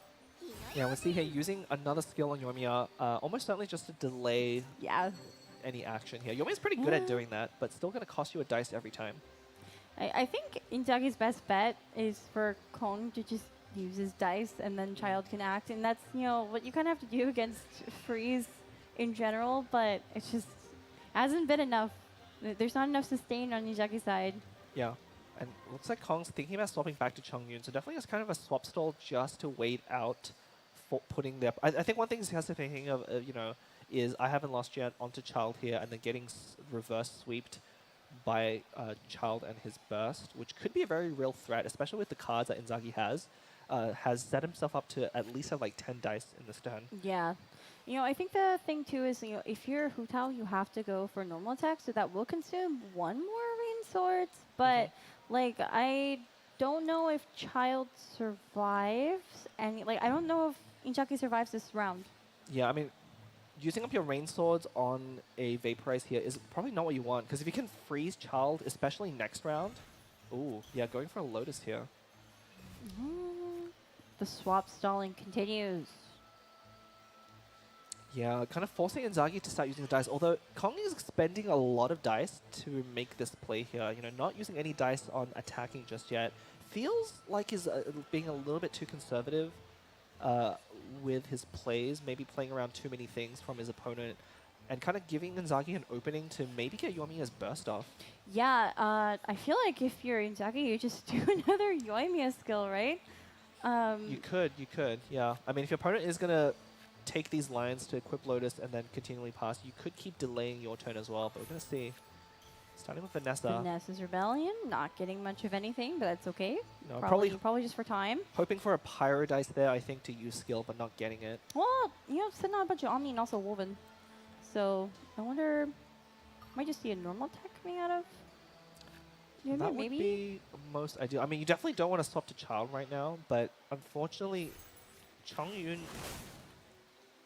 Interesting. I would have opted to skill again. Yeah, the problem here is I think knowing what Kong has in his hand with the Minty Meat Rolls, he's going to be able to actually use that on Chongyun and then make 3 auto attacks this round potentially. But he's going to opt to swap again. Yeah, I'm actually not sure about this. I think you're getting a little bit too worried about what your opponent can have here, where you actually have the ability to be very threatening to his side. Well, the other thing I'm thinking about too is that, if Kong doesn't finish the game in this round, that Frostfield is going to run out. You're going to have to apply it again. So that's going to be a huge disadvantage for Kong going into next round. Like, you really don't want Inzagi to survive past this round. I feel like the swap stalling is kind of putting him at a disadvantage almost. Yeah, I mean, we see Inzagi's heart rate spike up. I think he's also thinking what the opponent's plan could be. I mean, it almost feels like your opponent is waiting for you to pass the turn so that they can combo you out in one turn. And doing a Yoimiya burst here could be deadly, but there's really not anything else you can do. Another Vanessa's Rebellion coming out. We might see woven into Yoimiya burst.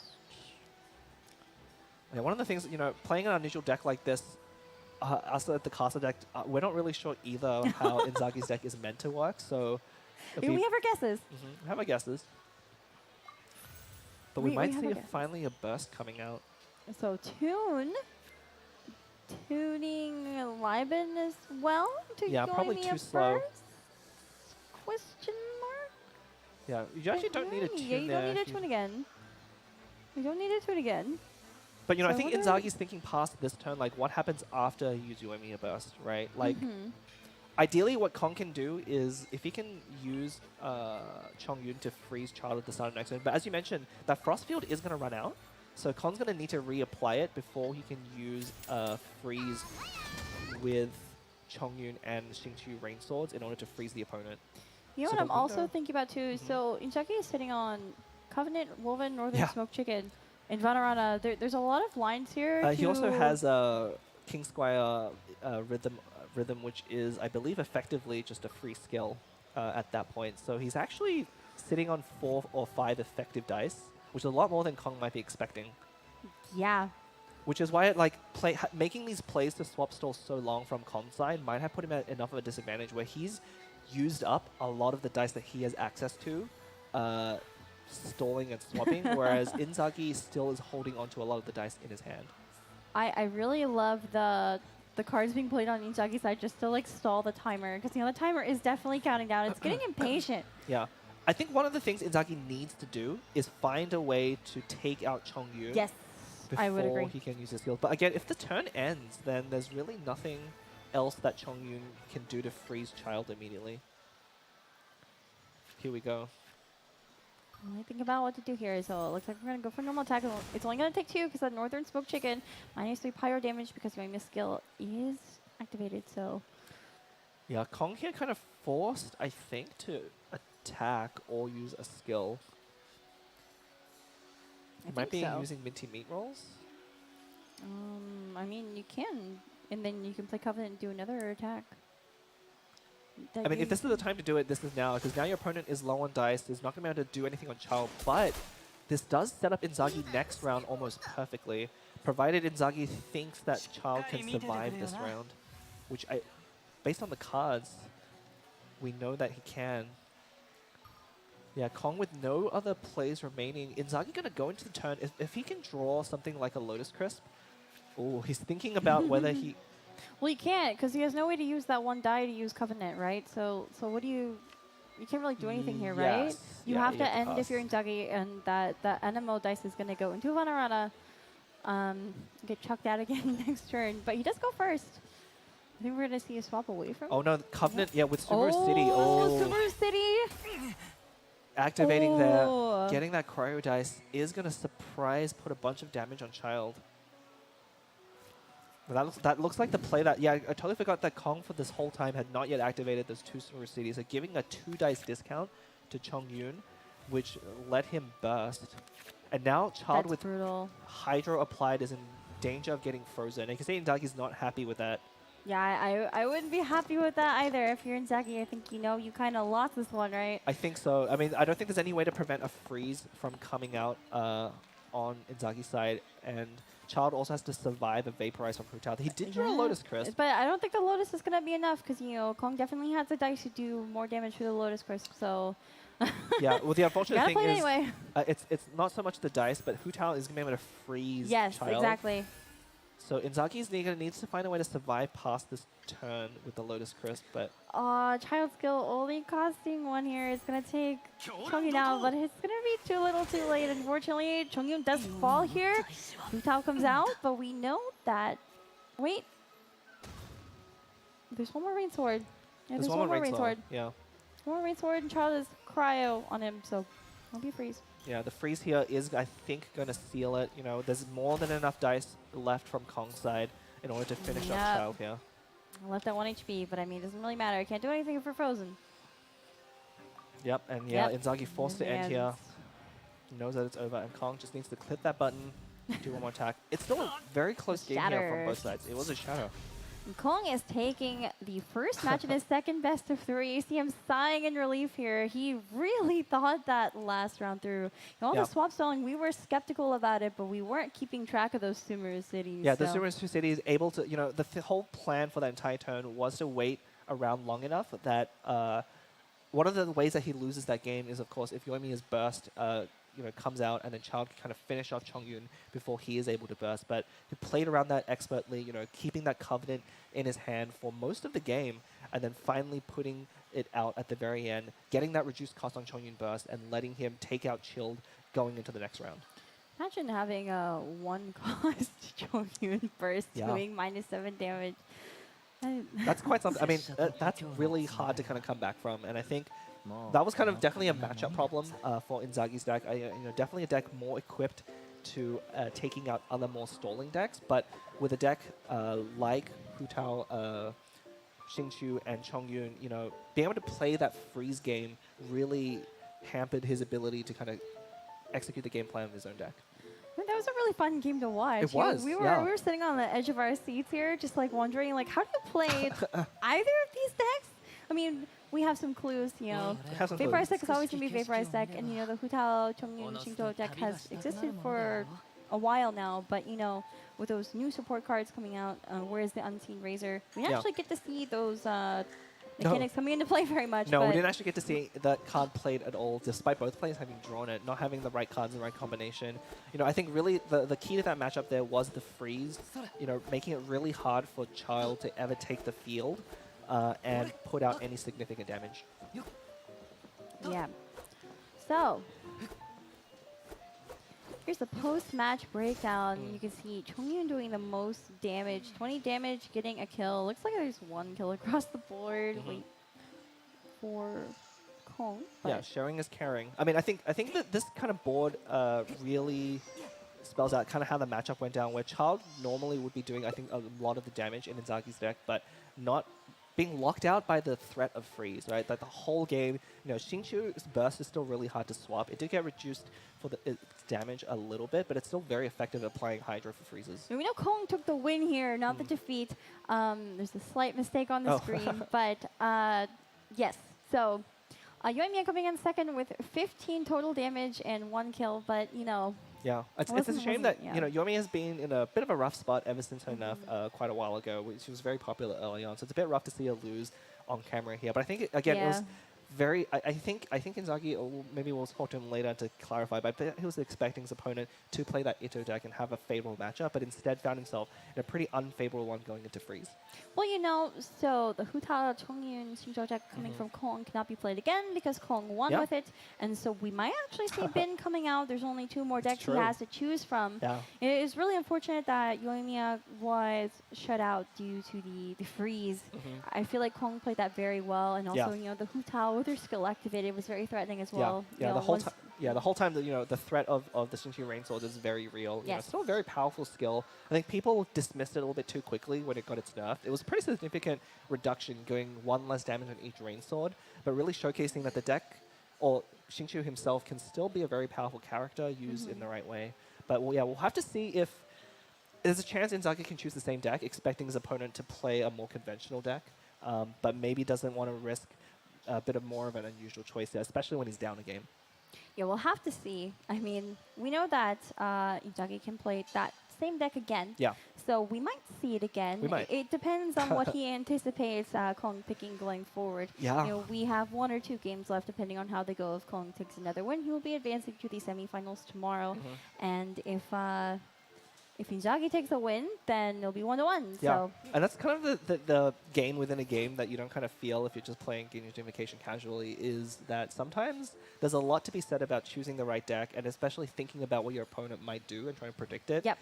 We definitely talked to a couple of players who've, in their tournaments, especially with the Cat's Tail Gathering, where you do go in blind, they'll pick different decks based on who they match up against.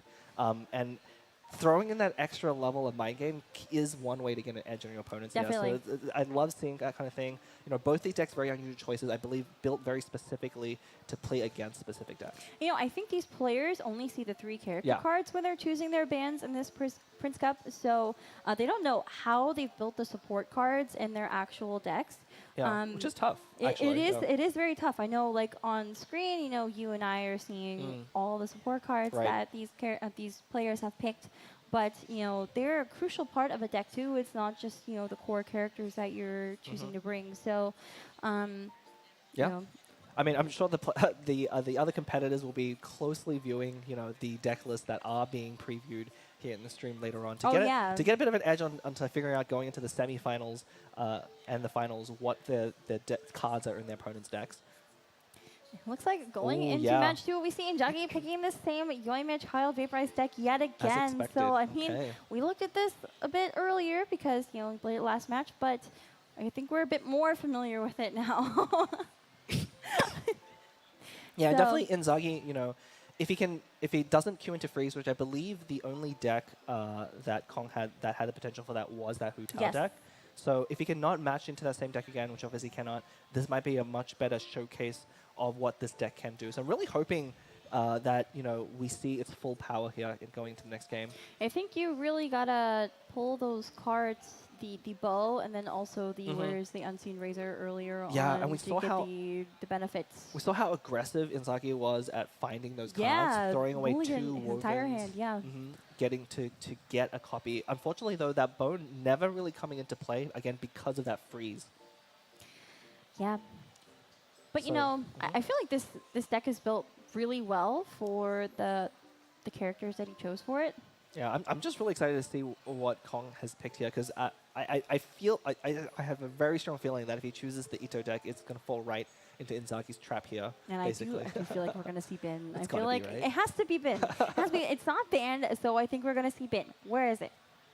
It is not. It's not Bin! Okay, so it's NEC. This is the traditional NEC deck. It's Nahida Rodeo Block official. So earlier we were seeing MNEC, which uses Mona instead of Oceanid, but in this case we have Oceanid here. So Oceanid official is a very good Electrocharge core, and the Nahida is there to apply her proceeds with her elemental skill, and then that's it. You don't really want any danger reactions. Yeah, so. I mean, we say standard, but look at the card choices for Kong. Actually very unusual, using a Tubby variant here, and not only that, playing cards like Grand Narukami Shrine and Sangonomiya Shrine, Yeah, which Sangonomiya are Shrine. usually played a lot more defensive of a variant for this Electrocharge deck, which I think might actually get punished equally by Inzagi's deck here, but we'll have to see. Also looking at those 2 star signs. There's Yeah, 2 two of star them signs. here. No Calx's arts, though. Yeah, no calcs.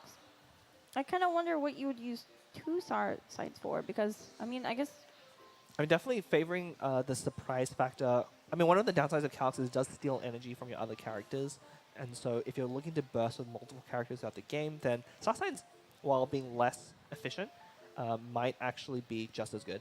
Kong only taking 1 copy of Gamblers, but with Tubby, 2 Leo Wharf Strategize, and 2 Liben, there's a lot of opportunity for card draw to get exactly the cards that he needs. So, I mean, I think that's a good bonus about taking Tubby, because you can play Wharf and just basically look for whatever you're... Yeah, Tubby whatever Wharf you need, is a combo as old as time itself. I mean, that's definitely one of the things that you really want to be doing if you're going to include Tubby in deck.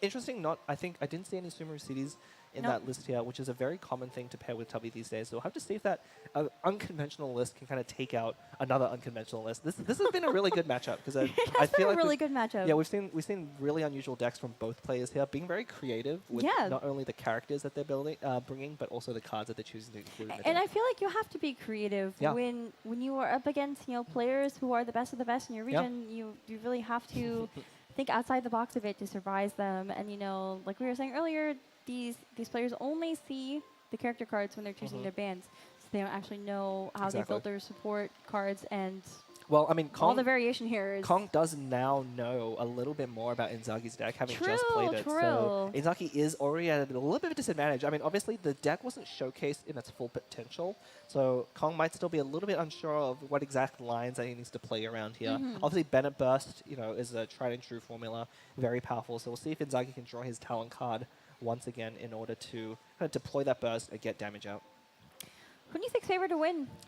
I mean, I do, like I said, I think Inzagi's deck is built to break stall. It kind of looks a little bit, in my eyes, like a combo deck, which tends to be favored against slower decks. So I think with the build that Kong has chosen for his Electrocharge deck, he might actually be a little bit at a disadvantage. But again, Tubby is such a powerful card, so if Kong can actually draw Tubby. I mean, it's just draw Tubby. It's so easy. But if he can actually, find Tubby early on and deploy it, it might be too much of an advantage for Inzagi to overcome. Although, if Inzagi's deck is quick enough, he can definitely take out his opponent before Tubby comes online. I don't think NEC is traditionally a deck that goes on for a very long time. I think it's still very hard and fast. Obviously, there are decks that are faster than NEC, but I guess the Tubby gives it a little bit more support in this case. You can go for longer games, but Nahida is kind of there to make the damage of elemental reactions higher, so you get the damage out faster. But it looks like we're getting into the second game of the second best of 3 here, Kong versus Inzagi. Heart rate monitors are alive again. Ooh. Getting that Bennett talent, and actually starting with Chang is pretty important. We saw him draw a little bit too late in the previous round, but that's going to be a good start to get kind of the card flowing. Inzagi's heart rate already going up here, 144 and climbing. Being down a game in a best of 3 is never a good feeling. Yep. Ooh, wow. Camera's on him. Kong there drawing not only Tubby, but 3 and location a cards. location cards. What is this? What is this high roll? Yeah, he's going to have a very good round 1. Going to be able to deploy Tubby plus another card. It's going to be interesting if he chooses Shrine or Leeway Wharf there. It's not even all the same location cards. No. You have one of each. It's ideal for a Tubby deck. What? Okay. Yeah, definitely. I mean, you can always stack location cards, no problem. So it's never a bad deal. You're going to see them played one at a time. But yeah, Inzagi's going to have a pretty hard time, I think, coming back, getting into this game if he doesn't have a quick enough start. But that Bennett talent might actually come into play here and matter a lot. I really like both of these players' starting hands, honestly. But Yeah, I'm they're pretty looking. ideal. I'm definitely looking at the Tubby start. I mean, when the Tubby decks draw Tubby, it's immediately such a huge advantage. It's kind of like, you know, decks that run Ancient Courtyard, the card that reduces weapons Yeah, by yeah. 2. As soon as you draw the necessary cards for your core composition, it's like Yeah, if you're ever able to draw 2 weapon and an artifact with that in the starting hand, it's just such a difficult thing to overcome. And it's the same thing with Tubby, because he really gives you Yep. a similar amount of dice advantage, just even after just 1 round. Yep.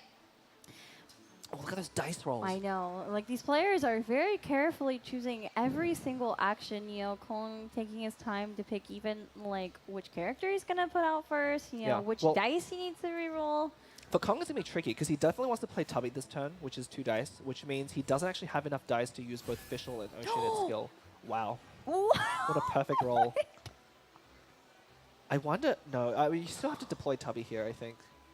I think so. I mean, you can't really swap anyway. You only have 8 dice, so I mean, even with the 3 Electro dice, you have no way to swap the Fischl and use odds. So I mean, yeah, I think you definitely go for the 5-cost Oceanid, and then Kong there with the natural 5 Hydro dice using Oceanid. You know, definitely one of the downsides of playing this Nahida Oceanid Fischl deck is you are very reliant on rolling 5 elemental dice. You need 5 for Oceanid, you need 5 for Nahida, and if your dice rolls don't go your way, it can be very tricky. Tubby coming out, Yeah. flaunting his appearance. I felt like a little bit bad form to play Tubby before doing the Yeah. swap, signaling to your opponent that you're not going to do anything with your dice there. Yeah, now probably not gonna Inzagi matter. knows that Tubby's there. Yeah, it's the threat of Tubby. He's just so imposing. I feel like from Inzagi's side, we're going to see a Wharf Pass as well, except it's going to cost him 2 dice because he doesn't have Tubby. Yeah, I mean, Tubby the first card from Tubby isn't going to matter. You're about exactly even on dice, but as soon as that second card comes down, especially after the 3rd and 4th. Ooh, drawing the bow, not Drawing the the Unseen bow. Razor. Yeah, I mean, the Unseen Razor is not really important. The bow by itself is already so good. It's really interesting, actually, running King Squire in a deck with Yoimiya, because it's a bit of a non-bow there, because Yoimiya already has a 1-cost skill, and so she can't really use the bow. I mean, you would think that she could, because she is another bow character, but you wouldn't ever want to reduce her skill just by 1. It wouldn't be worth it. So it's really just for Child. Yep. But Inzagi's going to be off to a pretty quick start, already able to burst on Bennett, and we're almost certainly going to see that burst and Talon card come down. And I think he's really looking, with his opponent having Tubby, he's going to be looking probably to go onto Child. Ooh, very, very good dice rolls. I'm just like, I'm on the edge of my seat here. Immediately we see Narukami Shrine coming down for Kong. Narukami Shrine, of course, does generate a dice for you when you play it, Yes. so you do want to play it right at the beginning of the turn, unlike the other location cards, which tend to come in after. Yeah, probably from Inzagi's side, we're going to see Bennett Talent into burst. It's very standard. Yeah. You know, Inzagi does not have the looming threat of freeze, so he's kind of free to move around a bit. He's not as locked down. No, but That's definitely good. But the summons are definitely very threatening from Kong's side. Yeah. One of the downsides, of course, of playing a Tubby deck, you can see Kong has 2 more location cards in hand that are kind of awkward to play because you already have a Tubby on field. That is really the only downside. You know, your hand kind of gets cluttered with cards that you can't play immediately, whereas Inzagi's hand is just all good cards. Like, he's really got a great turn going for him.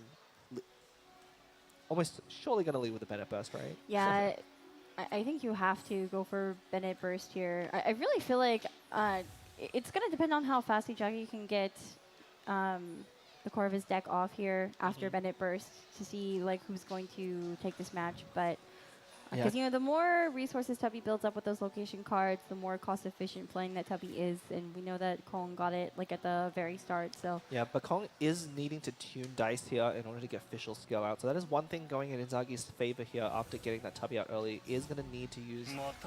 I think he tuned 2 cards there in order to get that Fischl skill out. So not a great follow up to Tubby. I feel like you have to swap the Nahida here if you're Kong. Yeah, those dice are certainly going to those dice are Nahida. just in there, yeah. Honestly, not sure what he's going to do with the remaining 2 dice. There we go. Bennett Talent into burst. Yeah, so it's going to be interesting if Inzagi here decides to just stay on Bennett and build up burst again. That's one of the things you can do with Bennett decks, is especially if you have talent, is just stay on Bennett, burst, and then just attack with Bennett using his buff and burst again and again and again and again.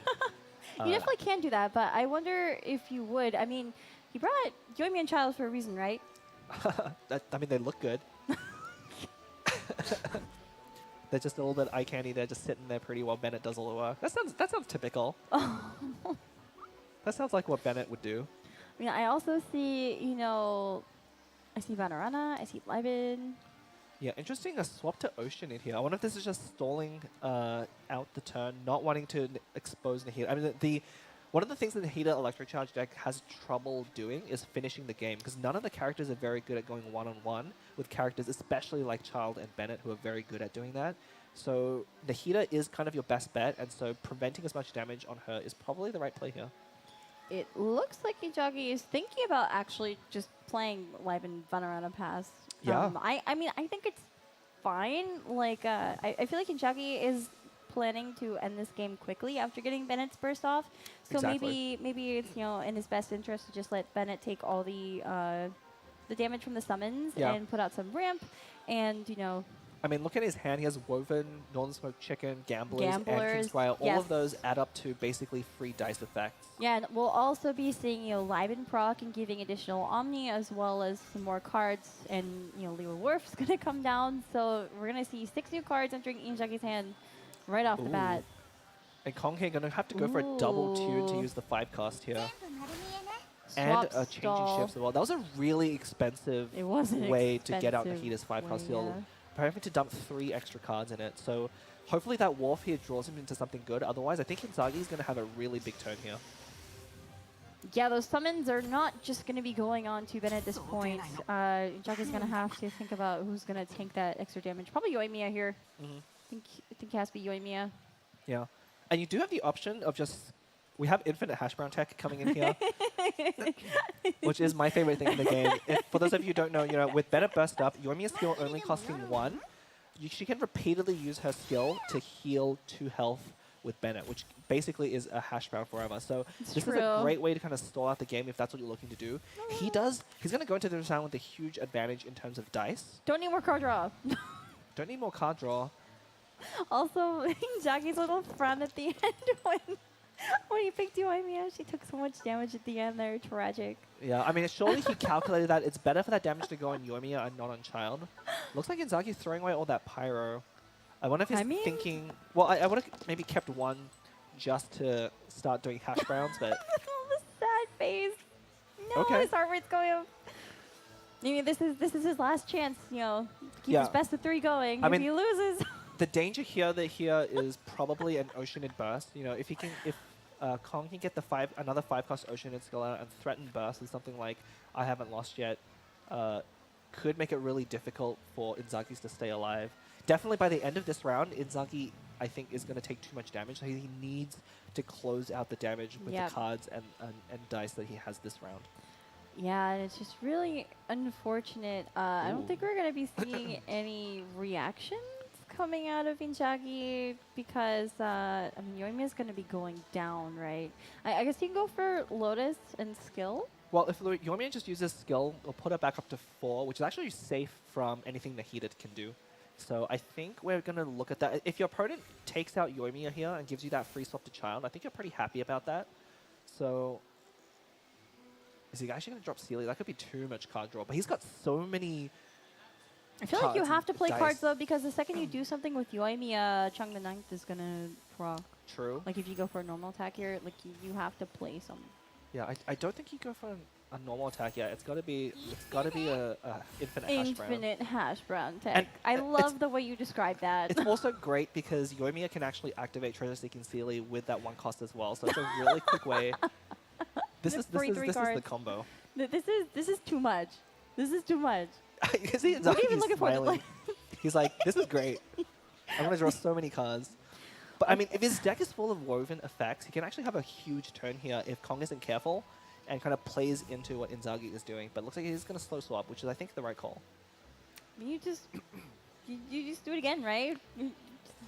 You very much could. I mean, I wouldn't be surprised. You have to be pretty careful, though, because if that Treasure Seeking Sealy procs and you don't have enough cards, then you might be wasting a lot. You we might play, see that play Vanessa. The Woven, you can tune the Timmy. There's a lot there you don't really need. You can Yeah. play the Gamblers. Yeah, like you there's definitely, no I way think, you said tune no. Timmy at some point. Play the Vanessa as well, just to generate extra dice. But Inzagi to be very careful here, because he's on the edge of a knife here. If he doesn't finish off his opponent this turn, the summons will very likely finish off whatever he has left. Ooh, so maybe Northern going for a Smoke no Chicken? attack. Okay. So gonna, obviously, of course, characters can only use one food card every turn. So I think saving that Lotus Crisp for when he eventually does switch to Child. So Vanessa's Rebellion, just use a card, extra dash generation, goes Omni go away, but you know, it's fine. Mine is 5. The Bennett Burst buffing the damage. yeah, I mean, this is the best way to use Bennett Burst as well. You know, you want to burst with Bennett and then have a lot of dice on a single turn, so you can repeatedly take advantage of his damage buff, and that might be what we see here. And Yoime is already above half HP just Yeah. from skilling and normaling. Yeah, I mean, I think it's definitely going to be a Kong's disadvantage to stall too long, because that damage from Bennett's buff is going to add up really quickly if it doesn't do anything. And now Oceanid is threatened as well here. You know, if he skills, then he's very much going to have Oceanid go down. It does let him use that I haven't lost yet in hand, but that might not be enough. Yeah, and I see Kolong, you know, running his mouse cursor over his dice. I think he's counting carefully what he has and what he needs to do to, you know, accomplish whatever his goals are. It's really hard to say sometimes. Yeah, and he's also obviously, I think, thinking about what his opponent could have. You know, it's if you haven't played against a combo deck, it's really scary. It 'Cause is really scary. At any given moment in time, they'll start generating a lot of dice. You know, there's always extra dice in their hand out of nowhere, and we can see Inzagi holding onto a lot of it as Yes. well. So And you also can't- the card draw. yeah, you can't just look at what's in front of you, and you have to play around a lot of things. So I don't envy Kong's position here. I think he might actually be on the back foot here. The downside of summons, as efficient as they are at doing damage, is that they don't activate until the end of the round. Yes. So even he's just spent 5 dice here to summon 2 things, but if those summons don't do anything before Inzagi takes out the other side, then it was just 5 wasted dice. You know, I have to say, I really love when the players are super reactive on Yeah. camera because, you know, Kong went for that double summon on Ocean and Shaki just tilts his head and is like smiling. I wonder if it's just playing right into Inzagi's hand here. Could be, it could be. Because, I mean, looking at his hand, he has like so much dice here. Just heal. He's nodding his head. He's like, yep, he's gonna heal. Look at Kong's surprise face. He's so confused at what's going on. Oh my god, and he's drawing into parametric Vanessa. Oh no. That's actually 2 more dice here potentially at this round. He's drawing everything he needs. Yeah, so those chains are really... Inzagi's really happy about this. I think this is... He's confident. I think he's confident that he has this game in the bag here. Kong is really perplexed at what the opponent could be I doing. would be too. And unfortunately, Limitless resources. Kong doesn't have any other effects to add dice, so he's actually out of skills for this round. So Inzagi with 8 dice to his opponent's effective 0. Yeah, he's choosing his spot here. He thinks it's safe to swap to Child, and we're going to take him see him take the field for the first time with this deck. Well, you know, I think what's also threatening is, I mean, you don't know if there's Pyro Res in hand. You know there's not. I'm saying that quietly in case they can hear us. But Official does have, you know, Pyro applied onto her already. So a Vaporize reaction could be pretty threatening. We do see Kong swapping back to Oceanid, you know. Who also has Pyro, but I mean, Also, sorry, I guess we can't but quite see that she's because only of she's only 2 the HP, mana. so I mean, this is exactly what you want. We're almost certainly going to see a Gambler's equip maybe into a King Squire. This is going to be the critical turning point. We're going to see a lot of cards flying out from Inzagi, and Kong's side is going to go down very quickly. I think you have to be careful too because look at Kong's Chang the face. Ninth is going to activate as well. Yes, look at Kong's face. They're seeing that Gambles Yeah. there. That's going to be an effective +3 dice to Yes. Inzagi's this turn, because there is almost certainly he's going to take out 2 characters right away. Look at him nodding his head. He's tapping his chin. He's like, this is going to work. This is going to work. Yeah, and you'll notice that Inzagi playing around the I haven't lost yet in Kong's hand is now going to be stranded. You know, with only 1 dice remaining, Kong can no longer use that to use any skills or bursts from any of his sides. So he is now at the mercy of Inzagi, who Yep. has a handful of good cards. Yes, and we just saw Inzagi checking how many cards are left in his deck. It looks like Yeah. there's 12 left that he can draw. We'll Might- see if he can take a win here, actually. There's Covenant. Oh, there's Covenant. Look at his face. Like, pretty good, pretty good. I'll take it. 2 free dice. I mean, Covenant, with that King Squire especially, is going to let him actually use a lot more skills.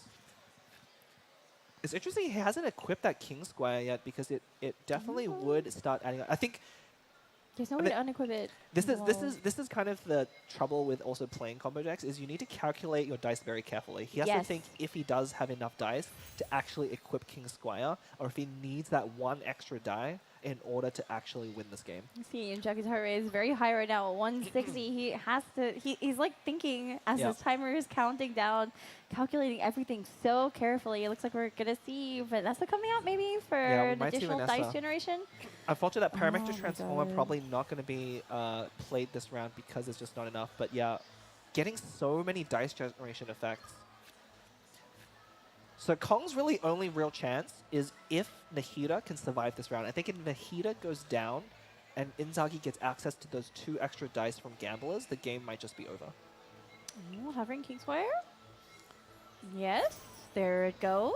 King Squire. I mean, I think this is what you need because this is going to add a lot of damage to Child's attacks this turn. The only thing is, I mean, I think you're kind of out of dice generation minus the Covenant because once you do a normal attack, that's kind of it. Right. So But it will be a charged attack normal. Oh, will it? It was uneven dice. It was 3 dice. Oh, yeah, okay. So it was not charged attack. I mean... Okay, so Kong here, using that I haven't lost yet just to get that energy, even though that dice is not going to be used. Might actually see it swap off to Fischl here. I'm looking at the summon, so... Bert does 1. Oz triggers Electro Charge. It would do another 2. Squirrel does another 2. And then George, our lovely frog, does another 2. Yeah, it's going to be a lot of damage so coming in. would barely survive. I mean, that's really all you need. And the important character here is Child. If he can survive this turn with Child still at a healthy health total, then it's going to be pretty quick to come back from there. But the burst is being threatened by Kong here on the counterattack. And Tubby there, by this point, definitely generating enough value. I mean, if Kong hadn't had to tune all of those cards, it might have been a very different game here, but he did lose a lot to having to tune early on for those skills. That's one of the downsides of playing Oceanid and Nahida, is that for a lot of your games, you will have to tune quite heavily in order to use both of their skills properly. Changing shifts, I think we're going to see a swap onto Official before Kong ends, so... Yeah, this makes the most sense given that you used I Haven't Lost Yet on Nahida there. You want to save her, protect her burst as much as possible. So I guess my question then is, you know, if you're ending first, you have the option to end first as Inzagi. You could Covenant and go for a Lotus. Or wait, does the Vaporize actually... Wait. Wait a second. Oh, yeah. Wait a second. Hang on. That's right, Fischl did have... Fischl did have that Pyro Aura, so those 2 extra dice is... I think Kong kind of played into it there. Yeah, unfortunately, you know, here you can see the auras are a little bit hidden for the inactive characters, but that kind of just played right into Inzagi's hand, able to finish off... 11! Child is taking down Nahida for the win. Oh my gosh, 1-1. Amazing. And he's very happy with that. I mean, that was a 1-turn kill from the deck, very much a combo-oriented deck. I think we finally see what that deck is capable of. Amazing. Oh my gosh. I'm reeling. Because you're right, we can't see the, you know, the elemental application above the character. So, you know, it's hard to keep track of everything, especially, you know, when you're casting. But Fischl did have Pyro applied onto her, and so that Vaporize reaction took her down. Yeah, and refreshed Gamblers, and you know, Child was able to get off his burst for the win. Yeah, I wonder if that was a bit of a misplay there, definitely from Kong's side. You know, what he needed to do was survive that turn. That was critical. He had so many summons. He put 5 dice into Oceanid summons, which didn't get a chance to activate. That was 5 wasted dice against his opponent, who had a bunch to work with. So that put him so much on the back foot, but he wasn't able to find a line that kind of kept him alive for that turn. And yeah, definitely swapping to Fischl there with that Pyro, quite a bit of I think a costly mistake there. Letting Child activate the Gamblers a second time, and finding the win for Inzagi.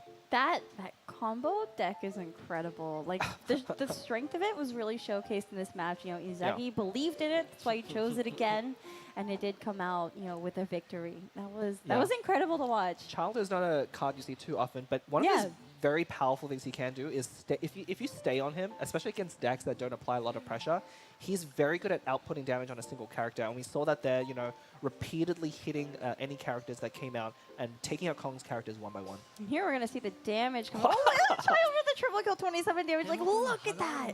Look at that. Kind of crazy. And I think Inzagi navigating that turn very well. I mean, just building up to that one crucial turn. Yes. He did getting a little bit lucky drawing so much card draw. We saw 2 copies of Chang the Ninth go down. You also the Treasure Seeking Sealy, drawing Bennett him talent into more cards. immediately. Yeah, having I Bennett think talent. that was crucial. Bennett only doing 7 damage there, but we know he was very supportive with his heals. Yeah, I mean, Bennett talent, I don't know if it ended up mattering even. I mean, Bennett is just so good against decks that have backloaded damage like Nahida Electro Charge because they can't pressure your health total anyway to put you below the threshold. Yes. So I think even without Bennett talent, Inzagi really had that game in the bag. It's just that crucial timing of putting Fischl out right at the end there, leaving her vulnerable to the child's skill. I wonder if Kong must have thought... I think one of the things we didn't notice there, I think in the crucial turn before that last one, Inzagi didn't use child's skill. He used his normal attack, which didn't use up the King Squire buff. So I wonder if Kong maybe didn't notice that and assumed that Inzagi didn't have enough dice It also to use fed another skill. Also fed into Chang the Ninth. If I'm remembering the turn correctly, I mean there was so much going on in that one round, but it also fed into Chang the Ninth and gave him more cards. Yeah. I mean, that's definitely a game to go back and watch. Definitely one of the highlights of this tournament. I think it was very well played from Inzagi. That was a game.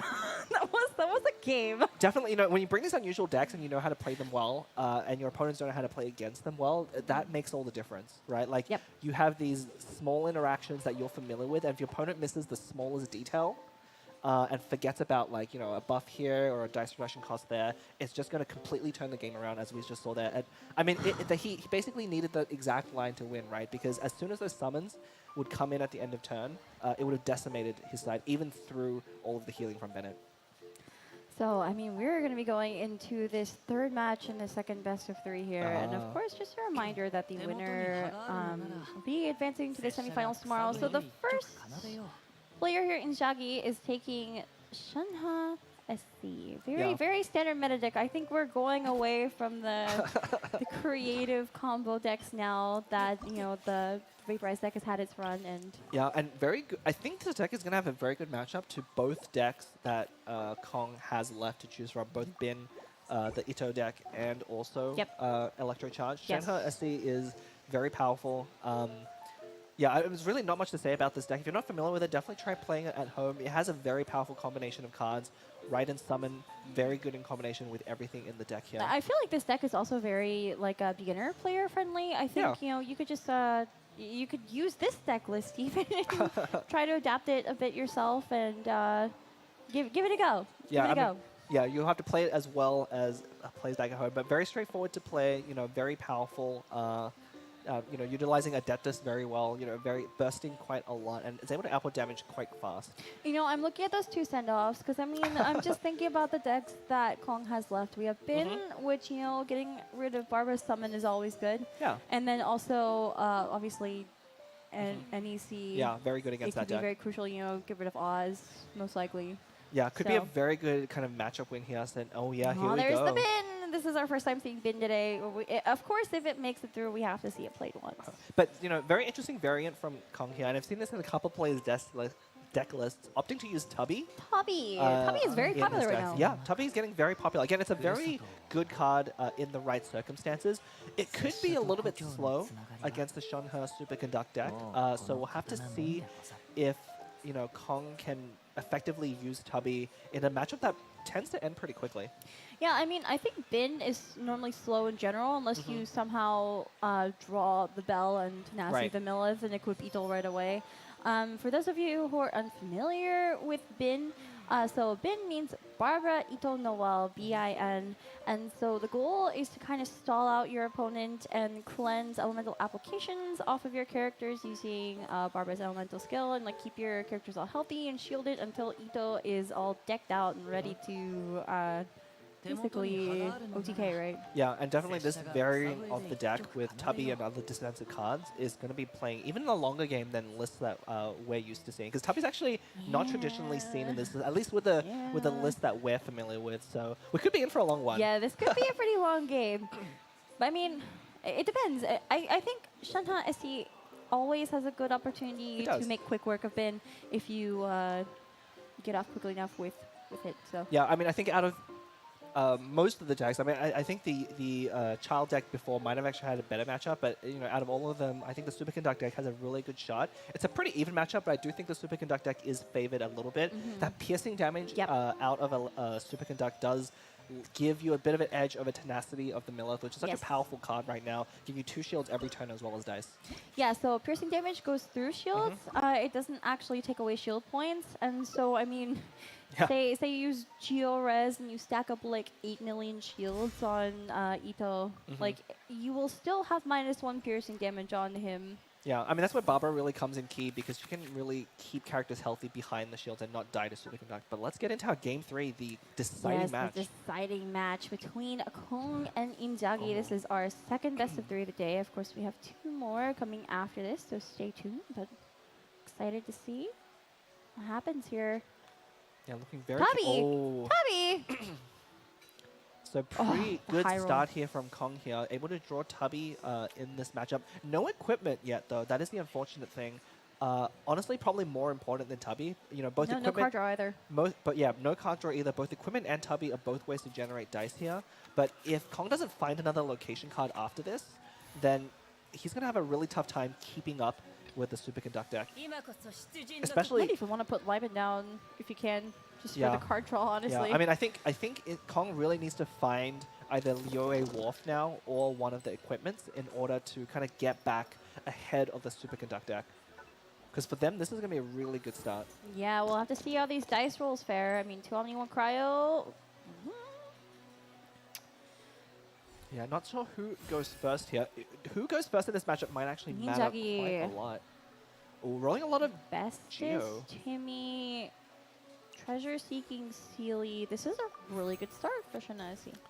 Really good start. Yeah, I think you probably will need a tune 1 in order to use Shanghai's skill. Yeah. Yeah. So. Well, you probably want to save Bestus for a turn when your dice are a little bit worse. We might see a tune of Hash Brown here. So I don't think Hash Brown is very important right now in this matchup. But Bestus is really gonna. You want to save that for a crucial turn when the dice rolls aren't even worse than they are right now. Yeah. That's fair. I think it will depend on like how the players go about it. I mean, they might choose to do one or the other. I think tuning Hash Brown would definitely be an option. And then of course we'll see Timmy pass after Shanha's skill. Yeah, very interesting that Kong chose to start on Barbara without using skill. I wonder if he was hoping to roll some Hydro dice to use Barbara's skill, but not having rolled 3 Hydro and not wanting to tune any cards, might instead need to go for the Ito line. Yeah, those dice are rough, but I think we might even see not only the dice though. The problem with this hand as well is playing Tubby removes a card from your hand, which makes Sumeru City worse. So playing Tubby and Sumeru City isn't going to let you use effects, especially if you're going to play Liban as well. So this is not a great draw for Tubby. We might actually see him opt not to use it at all. Yeah, we can see Kong is like 1 dice short of having like a pretty good start, I think.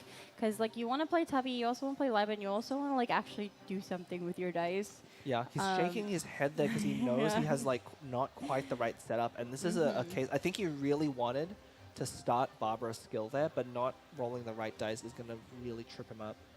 Yeah, it's just unfortunate. I mean, obviously, Tubby is ideal to draw early on, but you also need your location cards. And, as we saw earlier today, Tubby with 3 location cards as a starting hand is pretty strong.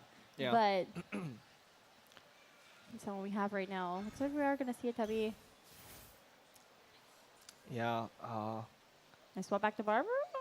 I think that makes sense because you're gonna play Sumeru City Liban Pass. Maybe. I mean, it might be a situation where you need to have less dice than you have cards in hand in order to get that discount. So you might just need a swap stall so that you can actually use Sumeru City at all to begin with, which is not a great place. You know, you're using up dice to save dice. I think the other thing is you don't want to end first here against the Superconduct deck, but this is a good start from Inzagi. Yeah, and it is Hash Brown 2, and you were right about that one. So, but it's honestly a perfect start for Shenhe's Superconduct. So, Yeah, so it looks like Kong is going to take the route to just swap stall, not having enough of a good hand to do anything this round, and that's going to really slow him down. You know, he's set up Tubby and Sumeru City, but not able to use Sumeru City right away is going to be really painful. yes.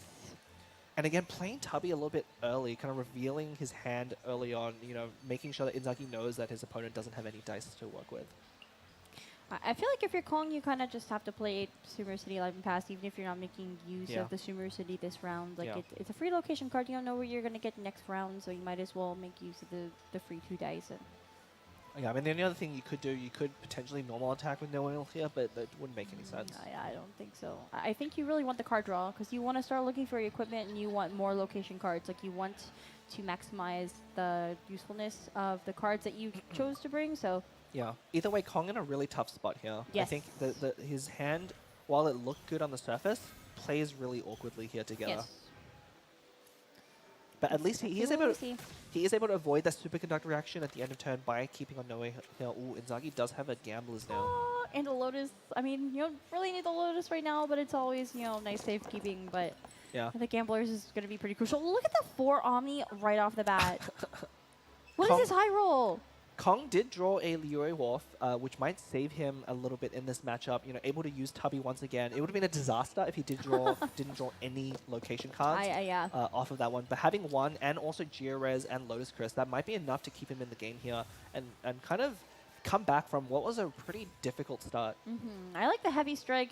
Can't really make use of it just yet, but No, we're almost certainly going to just see a Shenhe skill here. Get ready to burst. I mean, one of the things that you'll if you're new to the Shenhe Superconduct deck, you might be tempted to think that this is a Raiden-focused deck where you try and rush her burst out and get the burst of both characters up right away. But it's not usually how the deck plays. You're really looking to get value from Raiden's Summon and the Electro application it provides, as well as Shenhe's burst naturally once, and then you can burst again later on if you need to. yeah, I mean, the start that Inzagi had where, you know, it's Raiden skill into swap to Shenhe, and then Shenhe skill, and you try to get her burst off as fast as possible. That is normally the start most players take. You can also start with Chongyun and then go to Raiden and build up her burst, and then Raiden burst, and then Chongyun's burst and Shenhe's burst are both up. I mean, Yeah. there's different lines you can play here, but this is the one that is, you know, most common, I believe, so... Yeah, I'm going to see here what Inzagi decides to do with Shenhe. I mean, you most certainly burst, but you are giving your opponent a significant dice advantage, although they kind of spent their first round doing nothing. So I think you're pretty safe here to, you know, pass the turn back, you know, build up all the summons on your side. Ooh, tuning Sealy. Sealy. I guess, I mean, Okay, okay. I guess, you know, it's an extra dice that you might need later on.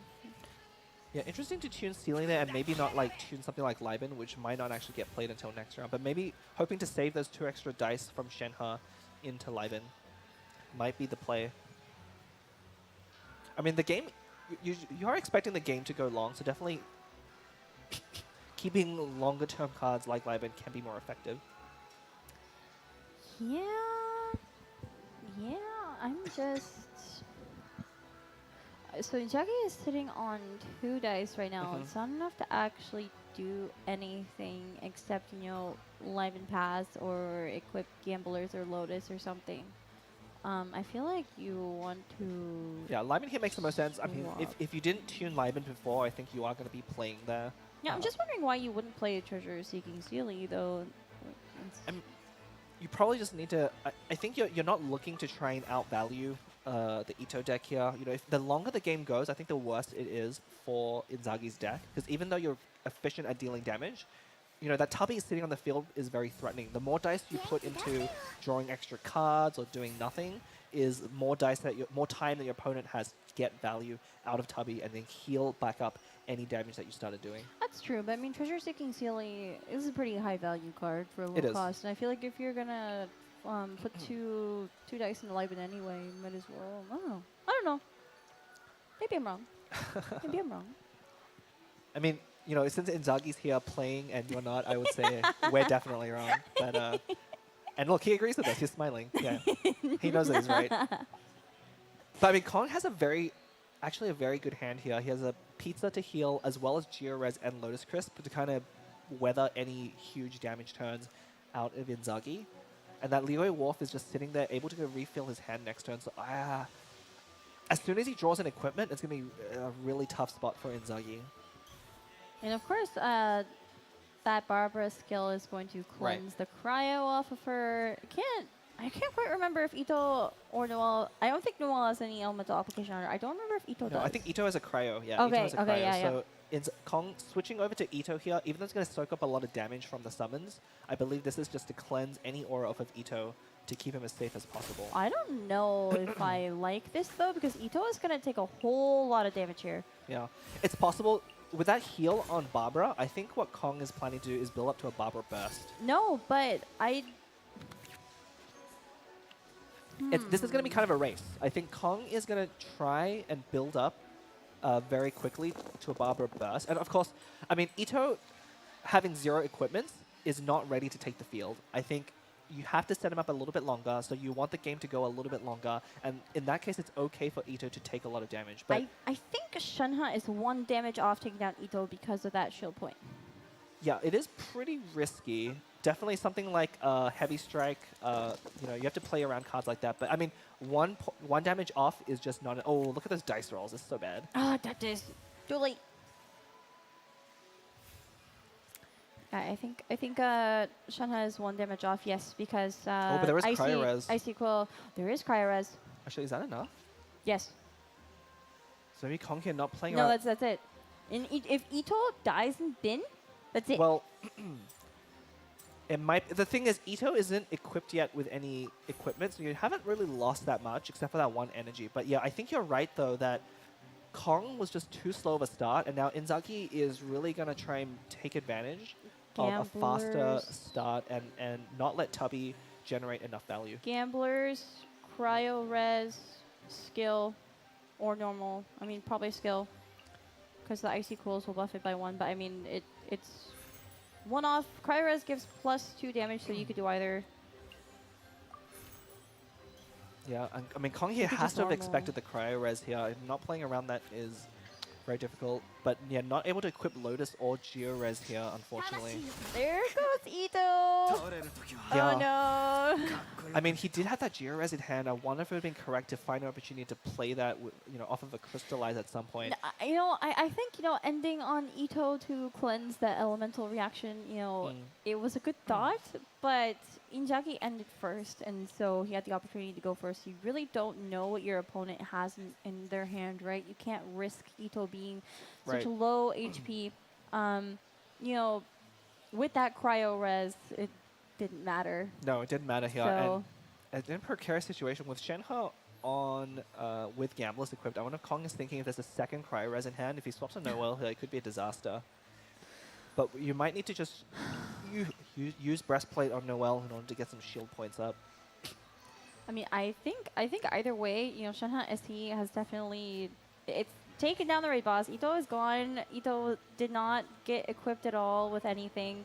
I feel like Kong's start was way too slow in this case, and I mean, Inzagi is sitting at very healthy characters right now on a deck that works very quickly. So yeah, I mean, one of the I think downsides of running Tubby in a deck like Barbarita Noel is you have too many cards that you're trying to draw at the beginning of the game. You're looking for both equipments, but you're also looking for Tubby, and so drawing one reduces your chances of drawing the other ones, and so it's pretty greedy for sure.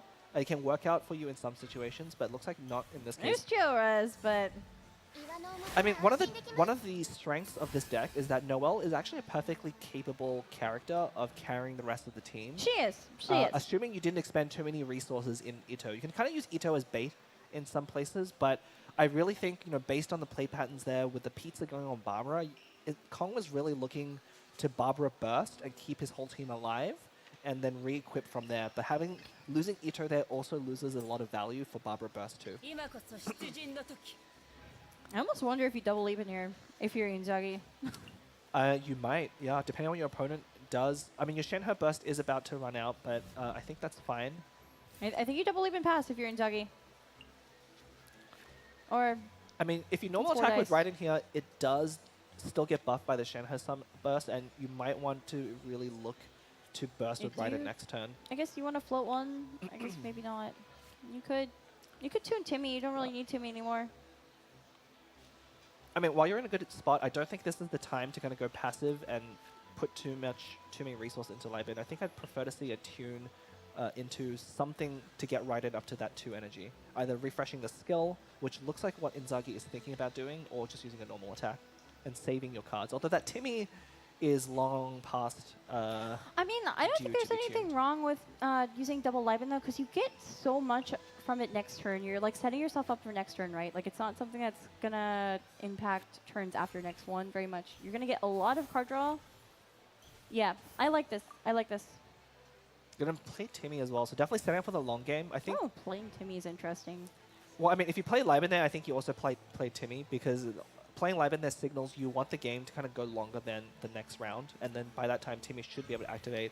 But it's kind of precarious, you know. If Kong can get enough value out of Tubby and then use Noelle as as doing the backup carry job that she's made to do, could be trouble.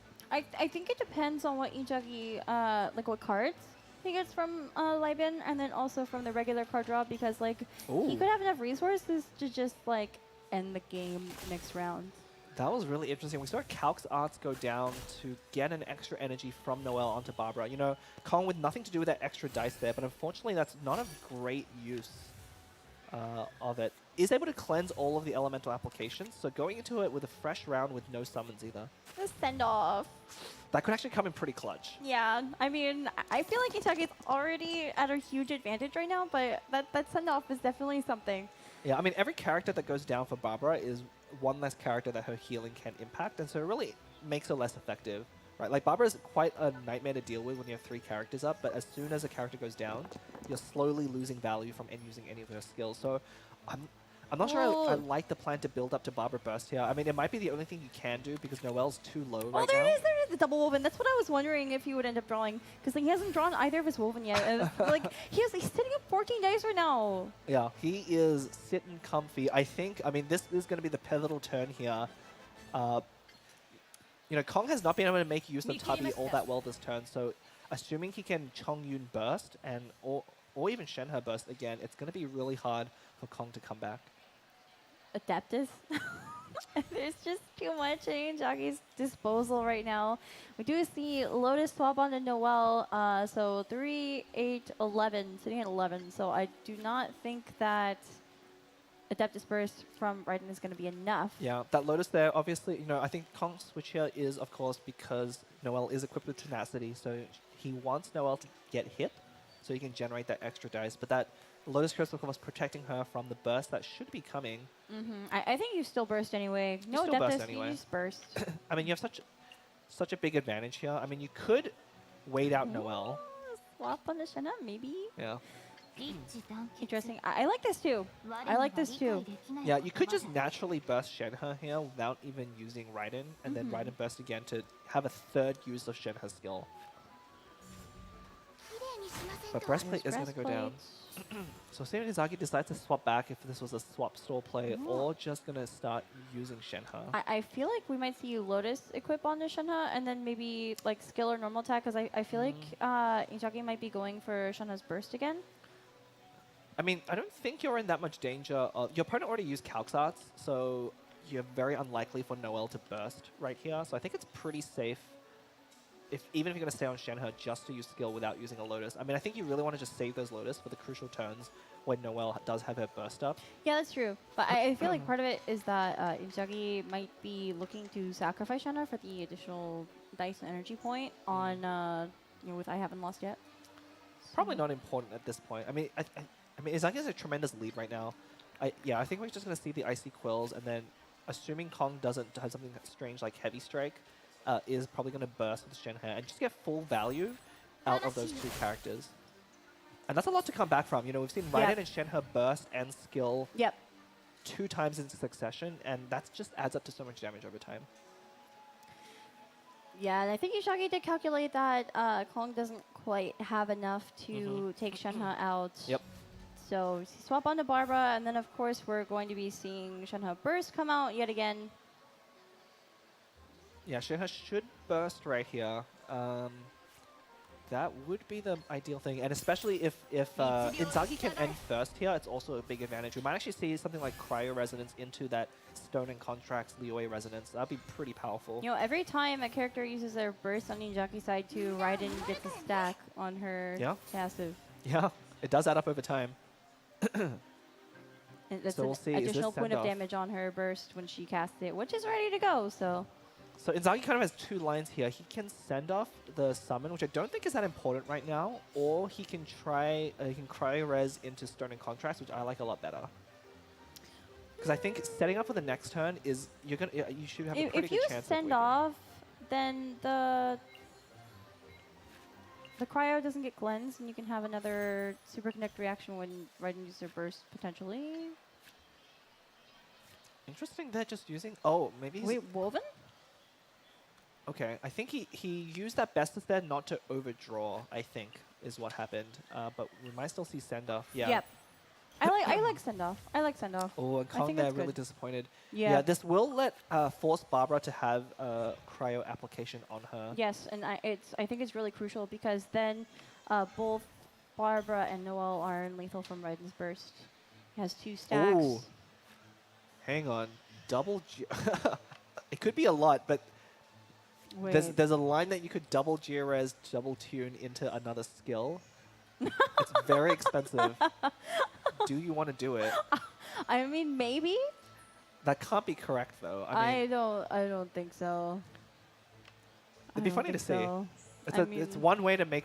I mean, he could even burst this round if he does that, but I think you really need to wait for burst for next round so you can recover the damage that the summons are going to do at end of turn. Yeah, I don't think you would want to burst when Barbara's at 9 HP. But I mean, Inzagi did end first. I think Barbara could be actually like taken out. Yeah, at the constantly beginning of next round. considering the line of doing double Geo-res here. Has Inzagi drawn a quick swap yet? I don't think so. There's been no quick swaps from either side right now. I wonder how many cards he has left in his deck. Not that many. Yeah, he's drawn a lot of them. But the next turn's definitely going to be crucial here. Kong's either going to sweep the other side with Noelle, or we're going to see Inzagi take it out. Oh, are we actually going to see it? Okay. Cathedral instead of, I guess, Tubby. replacing Tubby? Yeah. Yeah, I think that makes sense because this game is about to end. You don't really need Tubby anymore. So this is going to I heal guess the double Barbara up Cathedral a is going lot. to be good. Yeah. Should be back at 9. Oh, there's the There quick it swap. is. How There much it is is. Raiden's burst right now? That would be 6. 6. Plus That might Adeptus. be enough. That's it. And then Yeah. also, I mean, with the Super Conduct, it's it. That's it. Quick swap. Adeptus burst. And we've seen that combo of cards definitely end a lot of games in our Right. casting time. So Here we go. And especially with this double woven, yeah, Inzagi's about to have a huge turn here. If Yeah, he denies that Barbara burst there, So without Adeptus, it's 1 off, I think. it would be 7 damage with It would Superconduct. be so 4 plus 2. Inzagi is scrolling through the history. I mean, you'll That'd see be you'll 6. see very high skilled players do this a Okay. lot. You know, knowing what your opponent's cards have left in their deck can be very important. He's probably checking for things like Geo Resonance here. I haven't lost yet that have been played potentially. It should be 8 damage. Super Conduct is 2, right? That's 1. It's 1? I'll be so broken if it was 2. No, it does 1 extra damage to the active character and then 1 to each of the standby ones. But it's, I mean, I think you still take that line here. It's kind of both. If your opponent uses Barbara Burst, it's not even that great for them because Barbara's already at 9. So you don't even need to necessarily Adeptus Burst. I actually kind of just like, the slow swap to Raiden. Like, what is your Yeah. opponent going to do in this spot? Yeah. You don't need to rush it. Yeah, you don't need to rush it. Yeah, that I quick swap agree. could definitely come in later with Chong Yun. If your opponent swaps to Noelle here, the game is just over. Yeah, I think here the we game go. is over either way. I think The game is Inzagi over has, either way. 2 Wovens at his disposal. There's just Yeah. you could Adeptus Burst. I don't know if you even need to. You could even swap stall your opponent here. Like, there's no rush on Inzagi's side. If he just simply swaps off of Raiden back onto Shenhe, it's almost as effective as doing anything right now. It's very hard for Kong to come up from this Yep. position. Yep. I like the swap stall. Yeah, I mean, Ito deck is very good at recovering from damage if all your characters are left alive. You know, we've seen Barbara's Burst kind of make the deck untouchable for a lot of matchups, Yes. but losing a character to a deck as aggressive as Superconduct really makes it harder for Barbara to be of high value. And I think, you know, that character being Ito especially, like you can equip Noelle. She's still really good on her own, but Ito is the one you're really trying to build all those resources up on. I mean, importantly, Kong hasn't drawn the bell. yeah, that's true. And the main difference between Ito and Noelle is that Noelle really does need Bell in order to get to the same breakpoints, in order to kill characters in 2 hits as easily as Ito can. So at this point, she's not quite going to be enough to take out the other characters. And yeah, Inzagi just swap stalling here, letting his opponent waste dice because he has all of the tools at his disposal to finish the game. Yeah, that Barbara Burst isn't really gonna do much for her survivability. Yeah, I mean, this is one of the cool things about Genius Vacation. You know, you have to do something on your turn in order to pass. So really, Kong here is either forced to swap to Barbara, swap to Noelle, which would immediately get her killed, or stay on Barbara and use up his dice to do essentially nothing at this point. And so you see Inzagi there using up his own dice to force his opponent to basically make suboptimal moves. Yes. Yeah, there's nothing really in Kong's hand that is useful for a situation like this. No, that Tubby is not going to do anything. And there's no room even for Liben. You could like quick swap on the Noelle and breastplate maybe. Quick swap Noelle breastplate might be the like only the most thing. you could do, but I don't know. Maybe you just go tune a bunch of things for Barbara skill. You do have those 2 cathedrals that, you know, if your active character somehow survives, somehow, keyword. Yeah, I mean, the trouble with Cathedral right now is that you need to have, you know, end on the character. Oh, even having to replace that for Liben. I mean, it makes sense. It makes sense because I think Kong knows that when Barbara's going to fall here. So Inzagi... Do you want to Adeptus Burst here? I don't think you need to Adeptus, to be honest. I think you don't you need save to. You save Adeptus for Noelle. I think the line here is you probably burst Raiden and then get Chongyun up to 3 energy. Because, I mean, if you just normal Raiden Burst, the summons will still finish Barbara off. Yeah, the line I like here is Raiden Burst into Chongyun's skill. You get Chongyun up to that 3 energy. You take out Barbara and force your opponent to be on Noelle. And yeah, that really sets up nicely for the next turn. But look at how much damage that did. I think I've seen Raiden Burst ever do that much damage on camera without Adeptus. Having those 2 extra stacks from her passive after Shenhe was able to burst twice as well. I almost wonder if you swap Chongyun and then use both. Well, I mean, there's a line to actually swap to Shenhe because she has that Gamblers and then just double Cryo Res and kill Barbara right off the bat. Looks like not going to choose that. Yeah, just play Bannerana. How many cards does he have? Does he have? He has an extra. 9? He might tune. Yeah, might tune a Lotus Crisp or an Adeptus. Oh yeah. Just play Woven. Yeah, just carry it over. Woven. Yep. This is why Bannerana is so good. It's been a very new so addition. good. A lot of decks are playing it these days. There's so much flexibility. Yeah, so Vanarana takes 2 dice and then carries them over. It doesn't change them or anything. You just get them back next turn. So those 2 cryo are gonna come in handy for Inzagi next turn. Yeah, I think Inzagi definitely taking his time here with this matchup. He's playing it slowly. I think, you know, there's definitely opportunities to close out the game a little bit quicker. But these high-level players have to make sure that they don't, you know, it's not only about beating an opponent, but it's making sure that they don't have any way to make a comeback victory. And so taking it slow and steady, you know, making sure that this opponent doesn't have any combination of cards that can kind of make a comeback here. Slow and steady definitely wins the race. I really do think Inzagi has it in the bag. You know, normally it's the other way around with these decks. Normally it's been playing slow and steady against, you know, Shenhe SE, which is typically very fast-paced to get a win off. But I just think Ito falling is like the worst thing that could have ever happened. I feel like Kong's fate is kind of sealed in a way. I mean, it's waiting for the inevitable end. Yeah, Ito's not I mean, if he falls, it's usually okay, but there's just such a slow start with Tubby and no equipments that, you know, the pressure out of the Superconduct deck was just too high. And okay, we're going to finally see a quick swap. Yeah, I think this is all you can really do. You can Geo-Res Breastplate. I think that's all you can do. Lotus. Yeah. Okay. Yeah, Lotus and Geo-Res, I think you need to make sure you have those in the right order because it doesn't always it can actually have a very weird effect. And actually, I think because those two shields are in front of Lotus, we could get into a really bad situation for Kong here, where he isn't able to utilize that Lotus to its full effect. I'm going to see another Shenhe burst. Fast swap into Shenheverse. I think this makes sense because, you know, Inzagi is sitting on 2 I haven't lost yet. So I think, you know, putting Shenheverse out for that extra damage and then also sacrificing her is going to be ideal for Inzagi. Yeah, and one of the things it's hard to notice there, but you saw those 2 shield points on Noelle go down as well, the Lotus Crisp. So what happened was Shenhe's skill, I believe, did 3 damage there with the burst. 2 damage was absorbed by the shield, so only 1 damage was eaten up by that Lotus Crisp. Yes. So that actually was not a very efficient use there. It's tragic. Is that heart monitor shaking? Is it? It is. It looks like, is it because Inzagi's heart rate is like so high right now? It's just like 155, shivering. And it's still 156. climbing. It's going up and up and up. I mean, he knows he's close. He knows he's close to the win here. I think just hold on. He's hunting his prey. Ooh. And there goes Shenhe falling to Noelle's burst. And I think we're just going to see I haven't lost yet a Chongyun burst. What else do you do here? I mean, Inzagi is doing the math.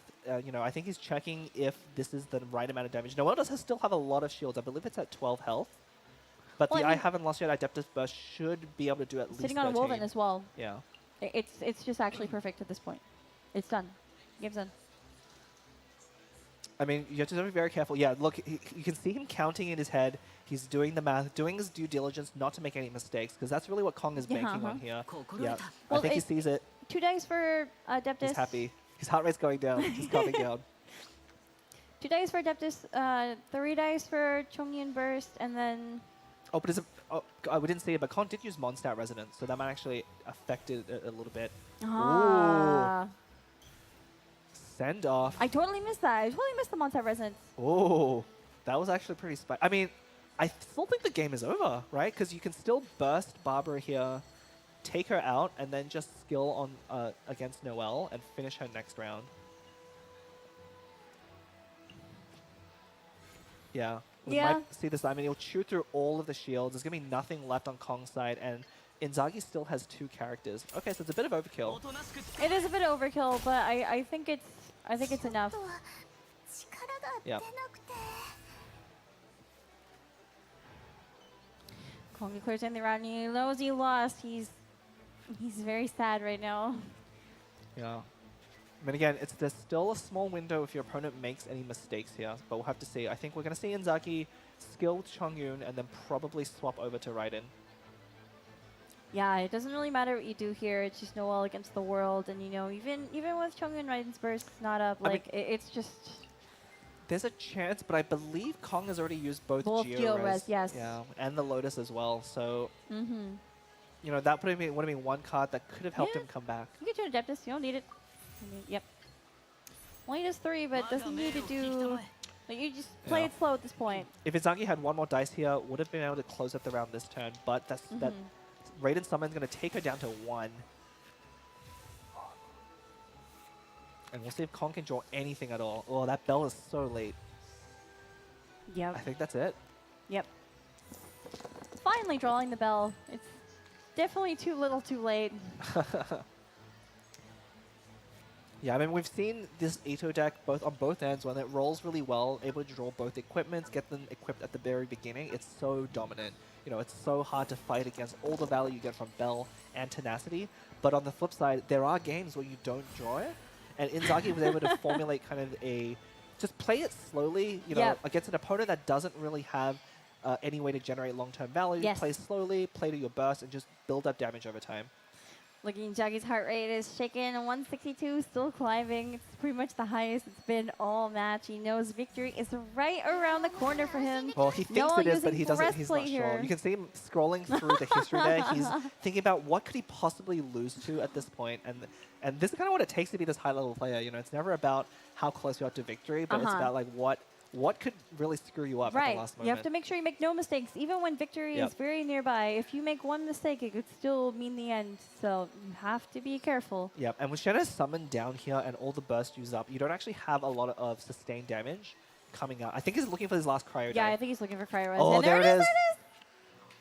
There it is. So the last Cry Rise is going to seal the deal. There we Inzagi go. is going to use his skill, 5 damage onto Noel, And minus exactly one. enough. Yeah, exactly enough. Noel falls to Chongyun's skill and Cryo-Res. And Inzagi takes the third game in this best of 3 to advance on to the semifinals tomorrow. Congratulations to Inzagi. You see how happy he is here? He's so relieved. Yeah, I mean, you know, going in 1 game down in a best of 3 is so nerve-wracking because one more mistake is going to cost you the rest of the game. Yes. And so, you know, it's so hard to come back from that mentally, and they're going to do that, especially using the same deck that you lost with. I do think we're going to be throwing to our host very shortly here for a brief post-match interview. Yeah. So just waiting for these players to calm down a bit, see the relief on Inzagi's face. So you see a nice handshake here, and then we'll throw to our host. All right, congratulations to the winner today. Oh, they got a nice Aw. hug. Oh, that's sweet. All right, congratulations, Inzagi. How do you feel right now?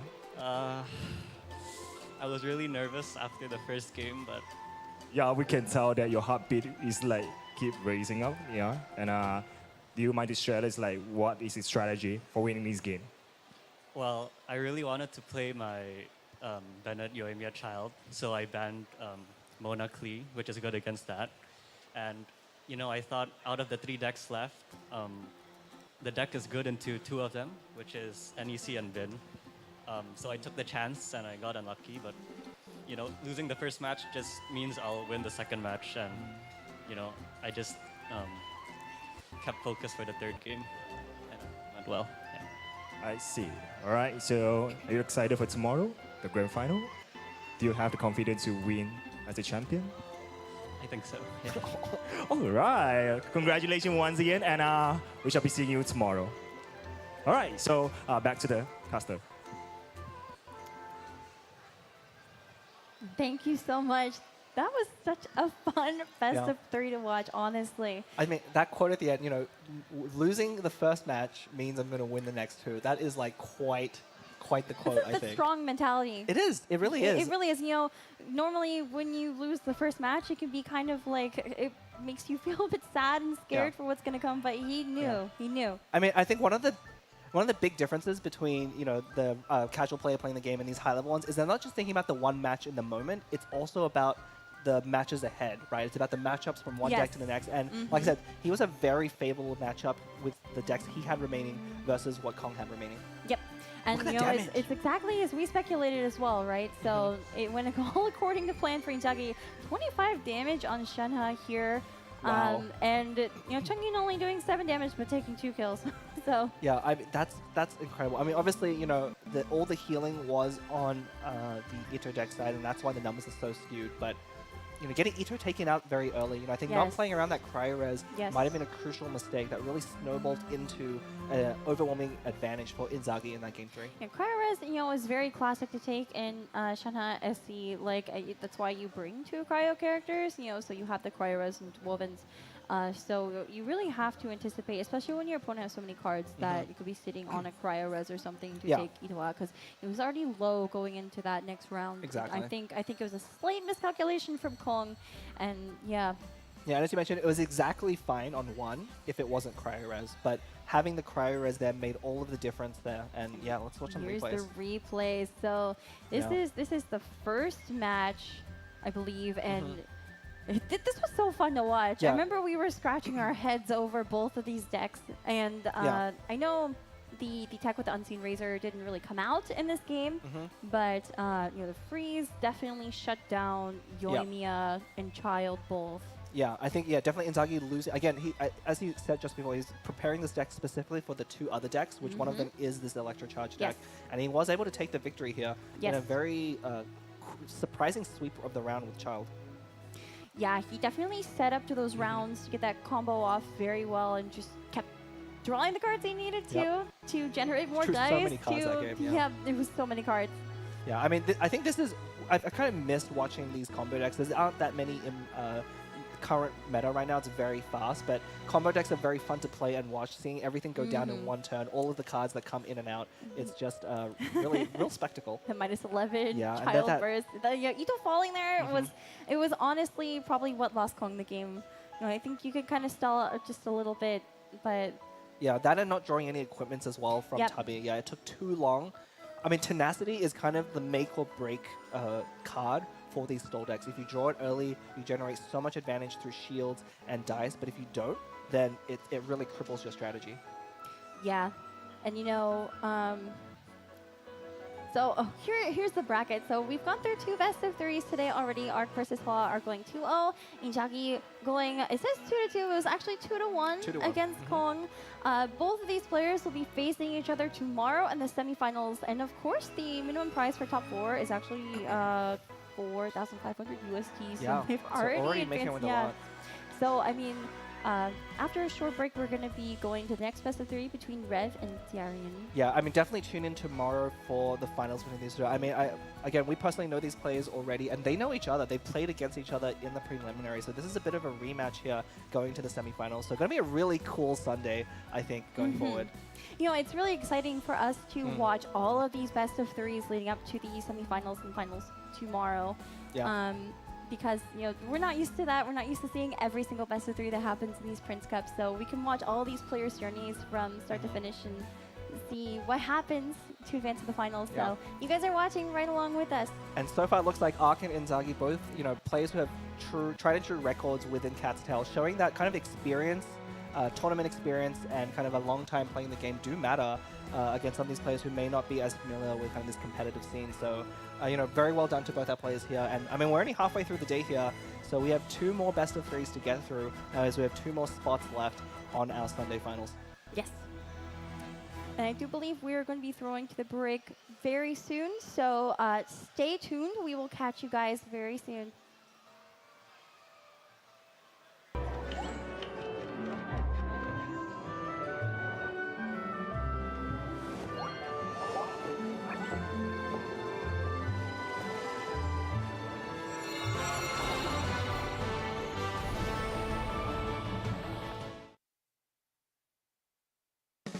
Pleased to make your acquaintance. I am Linny's magic assistant, and if you have work-related inquiries, please ask Linny.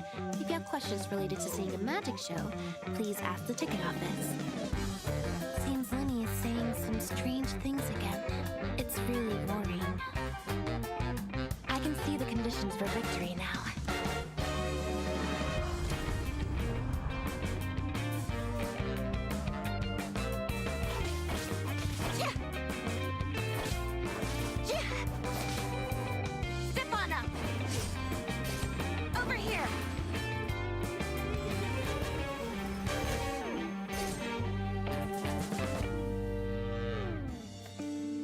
After the sun goes down, the desires hidden in people's hearts will rise to the surface.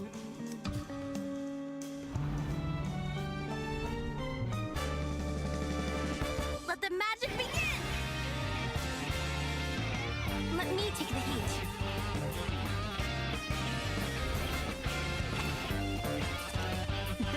Why don't you let me take the stage? Yes, take me with you.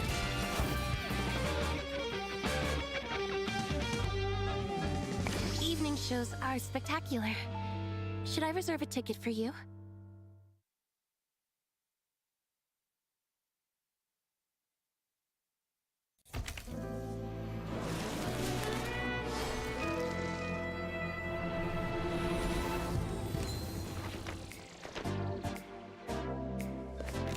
Magic is an art of performance. But before the performance begins, a little preparation is needed.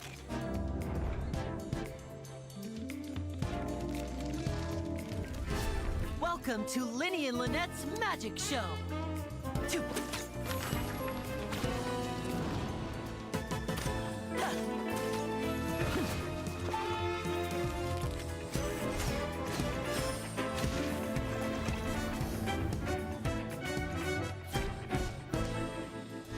Which is real and which is an illusion?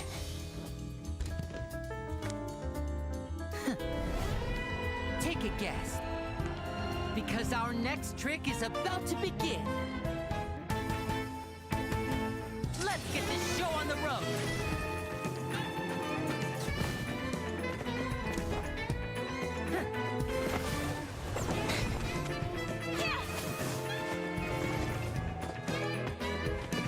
Step right up.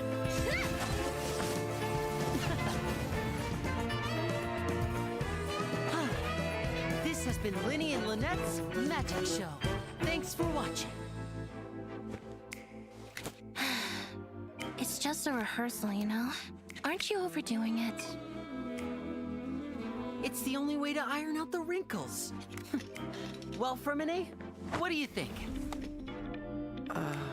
I think it was excellent. If I had to make a suggestion, how about giving Pear a part in the show?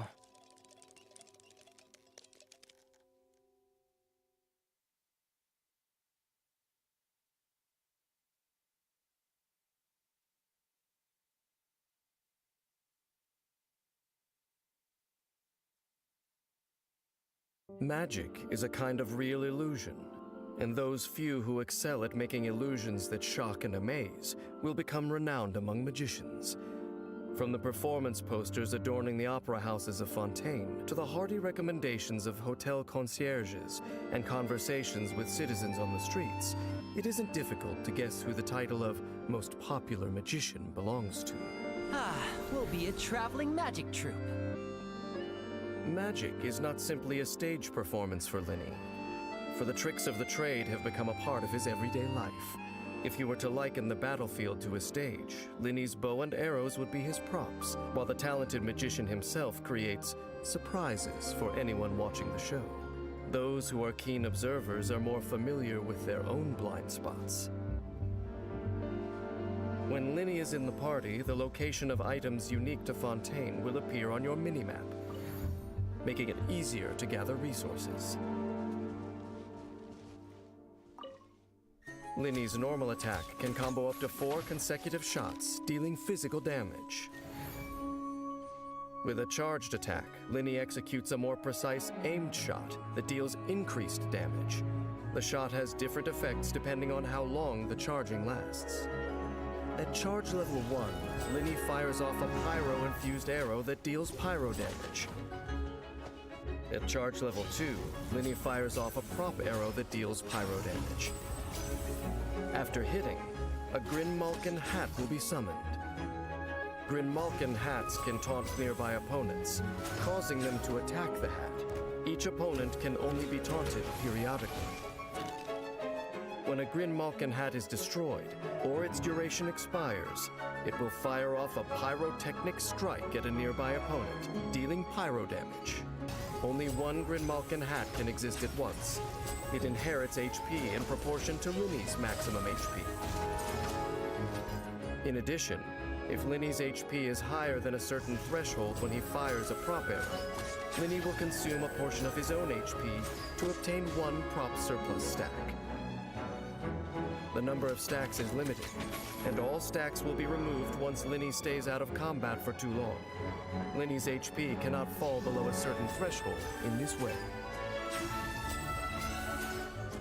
After unlocking the talent Perilous Performance, if Linny consumes HP by firing off a prop arrow, the Grinmalkin hat will restore a certain amount of elemental energy after it strikes an enemy, and will gain increased damage based on its attack. Prop arrows periodically call down Spirit Breath thorns upon the location they hit, dealing Numa-aligned pyro damage.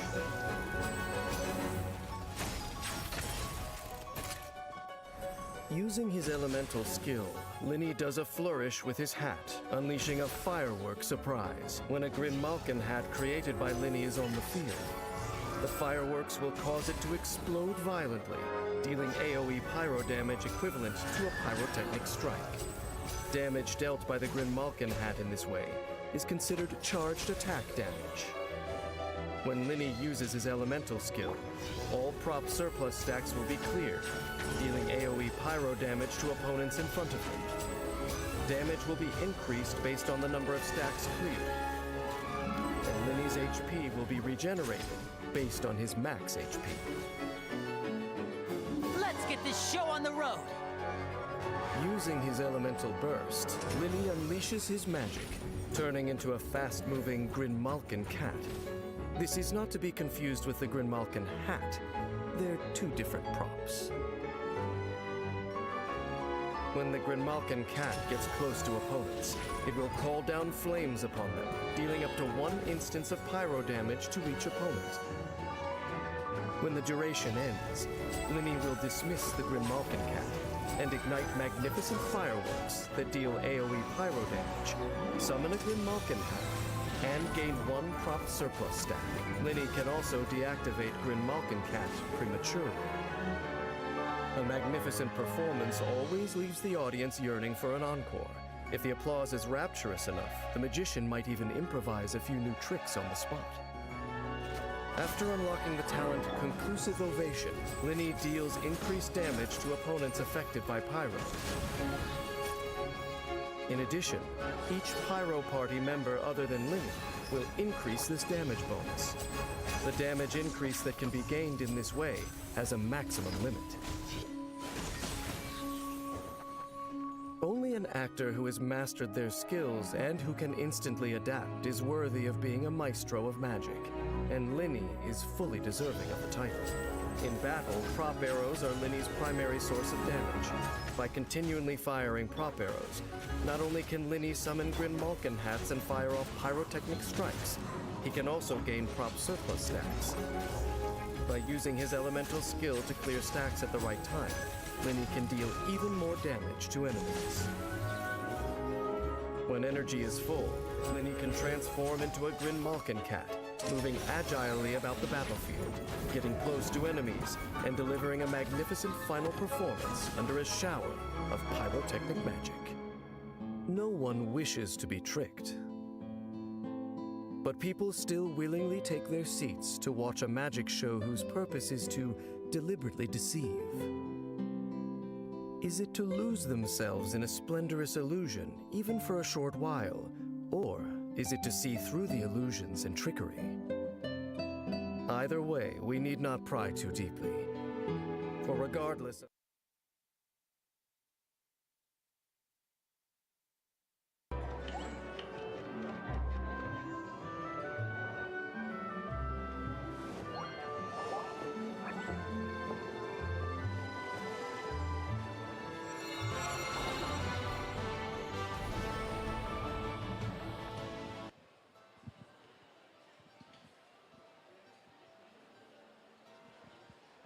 Welcome back to our tournament, the Astral Carnival, the Prince Cup, and it's me here again. Daren is with all of you here throughout the live stream, all right? And again, our event is happening right here at the Southern Pyramid, Malaysia. And again, I would just like to call out to all the fans in Malaysia. If you guys just so happen living nearby at the Southern Pyramid, okay? Oh, so happens that you guys have a plan, okay, coming to the Southern Pyramid, and you should drop by to our event here as we have this amazing setup, okay? You should take more photos, upload to social media, and not to forget to tell your friends. If your friends are one of us, all right? They like Genshin, they like Genshin Impact, they love this tournament. Yes, tell them we have this. And also in the meantime, if you guys have any comments about this event and this tournament, there's a QR code right down here and tell us how do you think about this event and what's your thought. All right, so okay, I appreciate all of you guys like so excited for the coming down tournament. So we shall pass it back to the casters. Thank you so much. Once again, my name is Leah, aka Windflower Leah on Twitch and Twitter. This is Blep at Blep the Cat on Twitter and YouTube, and we had a tremendous first half of the day so far.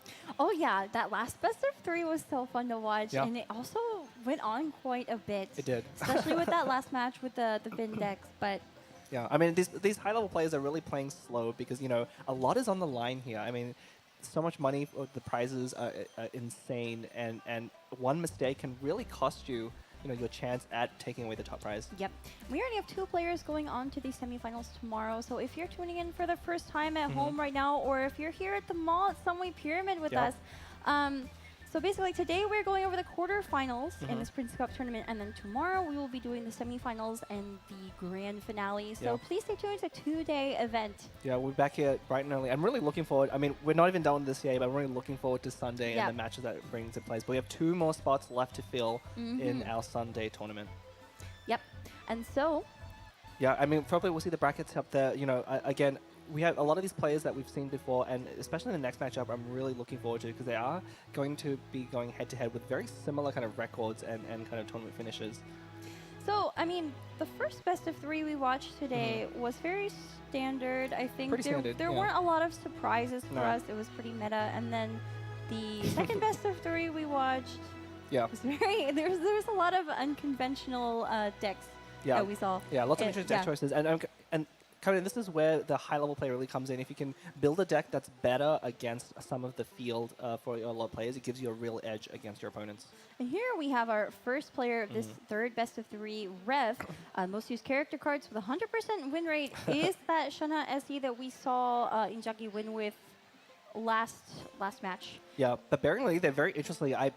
I saw this deck kind of played within history. There's a very unusual one here with Chi-Chi, Oceanid, Xiangling. And also, I've never seen that before. No, I've actually never seen that before either. And also with apparently 100% win rate there in the little records there with both wins with that deck. I mean, this is kind of the cool things I love from these big tournaments is that there's these unusual choices which might not work against the average player, but you might be able to like next level your opponent in these high level matches, you know, put them in an unfavorable. Yeah, as we already saw with that child deck that Inzagi bought, and also, of course, that Hu-Tao Liyue Super Friends deck that that Kong bought. Yeah, it is a Super Friends deck. They're all friends.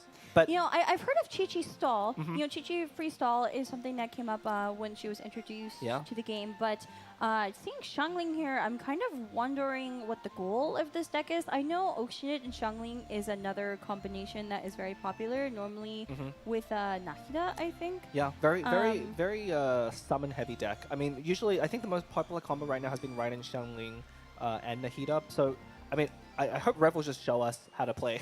Yeah, definitely. And here we see Rev getting ready to go. So, I mean, if you are tuning in for the first time at home right now, these players will be wearing heart rate monitors.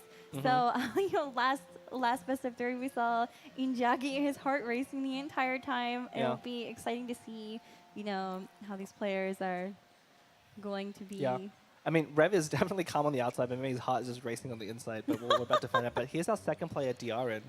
Oh, official Nahida Klee. This is also a deck that I've seen coming up, I think. Yeah, I mean, it's again, Nahida's been very popular. You can kind of combine her with almost any reaction for a lot of big effect. And Burning has been a reaction that doesn't get used a lot, but is very powerful. And I think that's the core of what the deck is trying to do. But also a very unusual choice. I mean... Yeah, it is very unusual. I mean, there's definitely different combinations you could do with Nahida and Official and Klee, but to see them together like this is kind of unconventional, at least for me. Like, I've definitely seen it played before, but it looks like Daren does have an 80% win rate with this deck. If you look at the match deck history, there's a lot of other options here. So there's Agent EC, there's the same deck that we see, and then there's also Shana SE. So it looks like having a variety of decks at the disposal that they're comfortable playing should be a very strong thing. And Daren actually most recently had a pretty impressive finish, coming in the most recent season for Cat's Tail Gathering, coming in 3rd. So if you actually want to watch more of his matches, you can actually just watch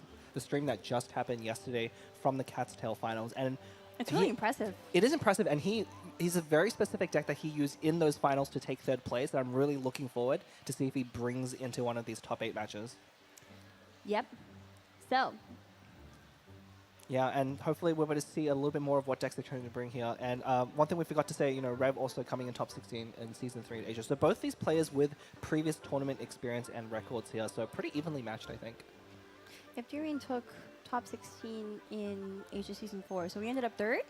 Yeah. So when I was looking at his stats, he qualified for this tournament, and at the same time was still playing in the Season 4 of the tournament. So he's had quite a tough time. I didn't have a chance to catch the Asia Crystals Gathering. Yeah, I looked at it last night. It's all happening on the same time. Yes, this has been a crazy weekend for TCG if you like it. But yeah, Daren did take 3rd place in Season 4, which is a really respectable finish. Yes. And also, again, playing some pretty unusual decks. I'll say off meta, but I don't really believe too much in the meta game here. We get players that kind of play together and kind of start agreeing on what decks are good, but we can obviously see that you can be successful with almost any deck as long as you As long as know you what know how you're to play doing. it. Yeah. If you know how to build it and support cards and everything, if you know how to play it, like you can be successful, as we've already seen today.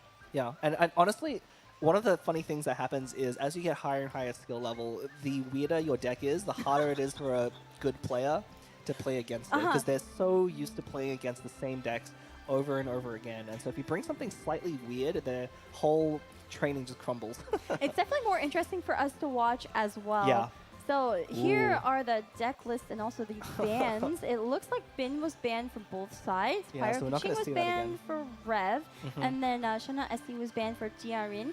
So what's left is Shanha SC, that strange Chi-Chi, Oceanid, I'm so Shangling looking deck forward we to that saw, one. and then Quicken, which we haven't seen yet. No, Quicken used to be very popular, but after getting nerfed a little bit, has fallen out of favor for better reactions like Electro Charge. And then for Daren, we see a deck with Chongyun Razor. That is a core that used to be more popular, but kind of got phased out by Shanha SC, and then Beidou is the anchor.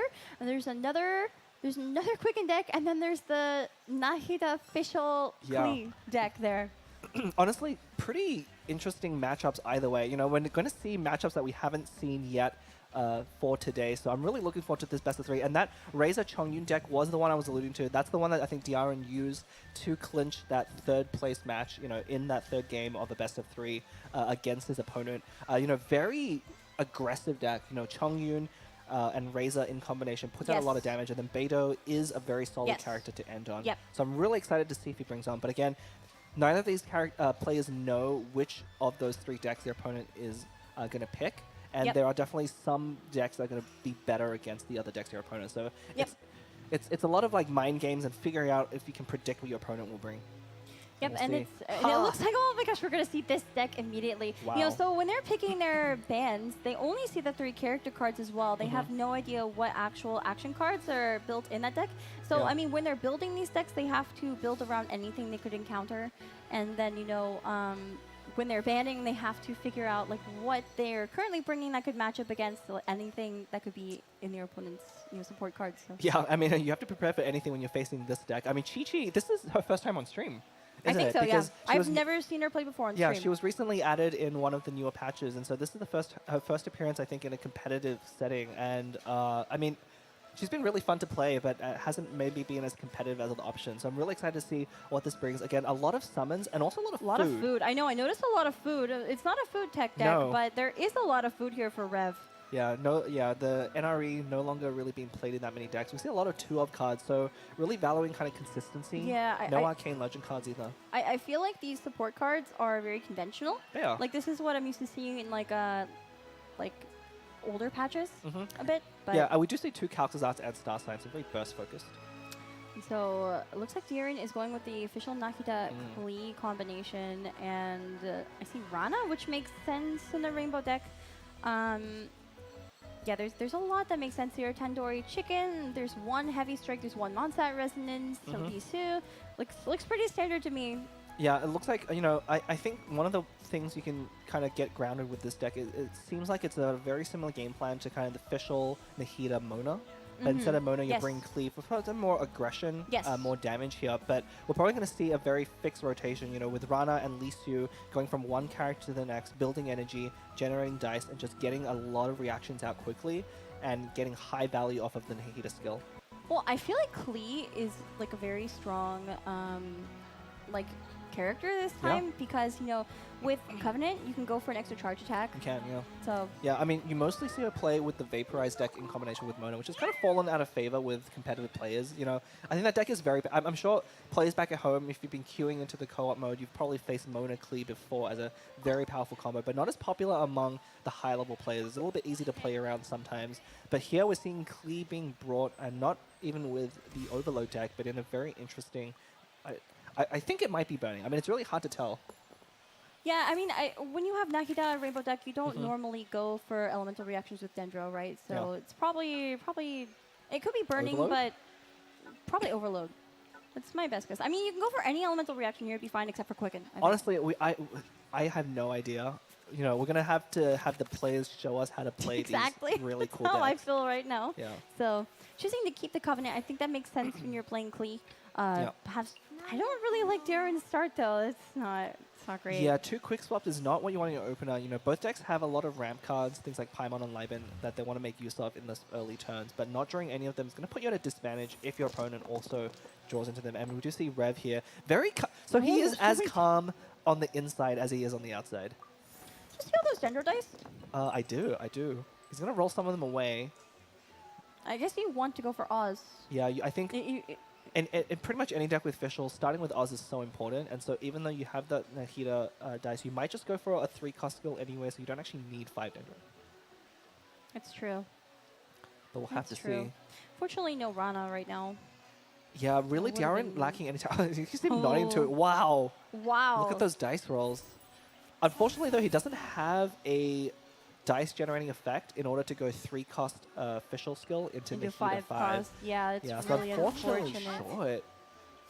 short. It's super unfortunate. Yeah, I'm actually not sure what he's going to do with his leftover dice. He's going to either be left with 1 extra die at the end of it or have to do something with Covenant that maybe not be ideal.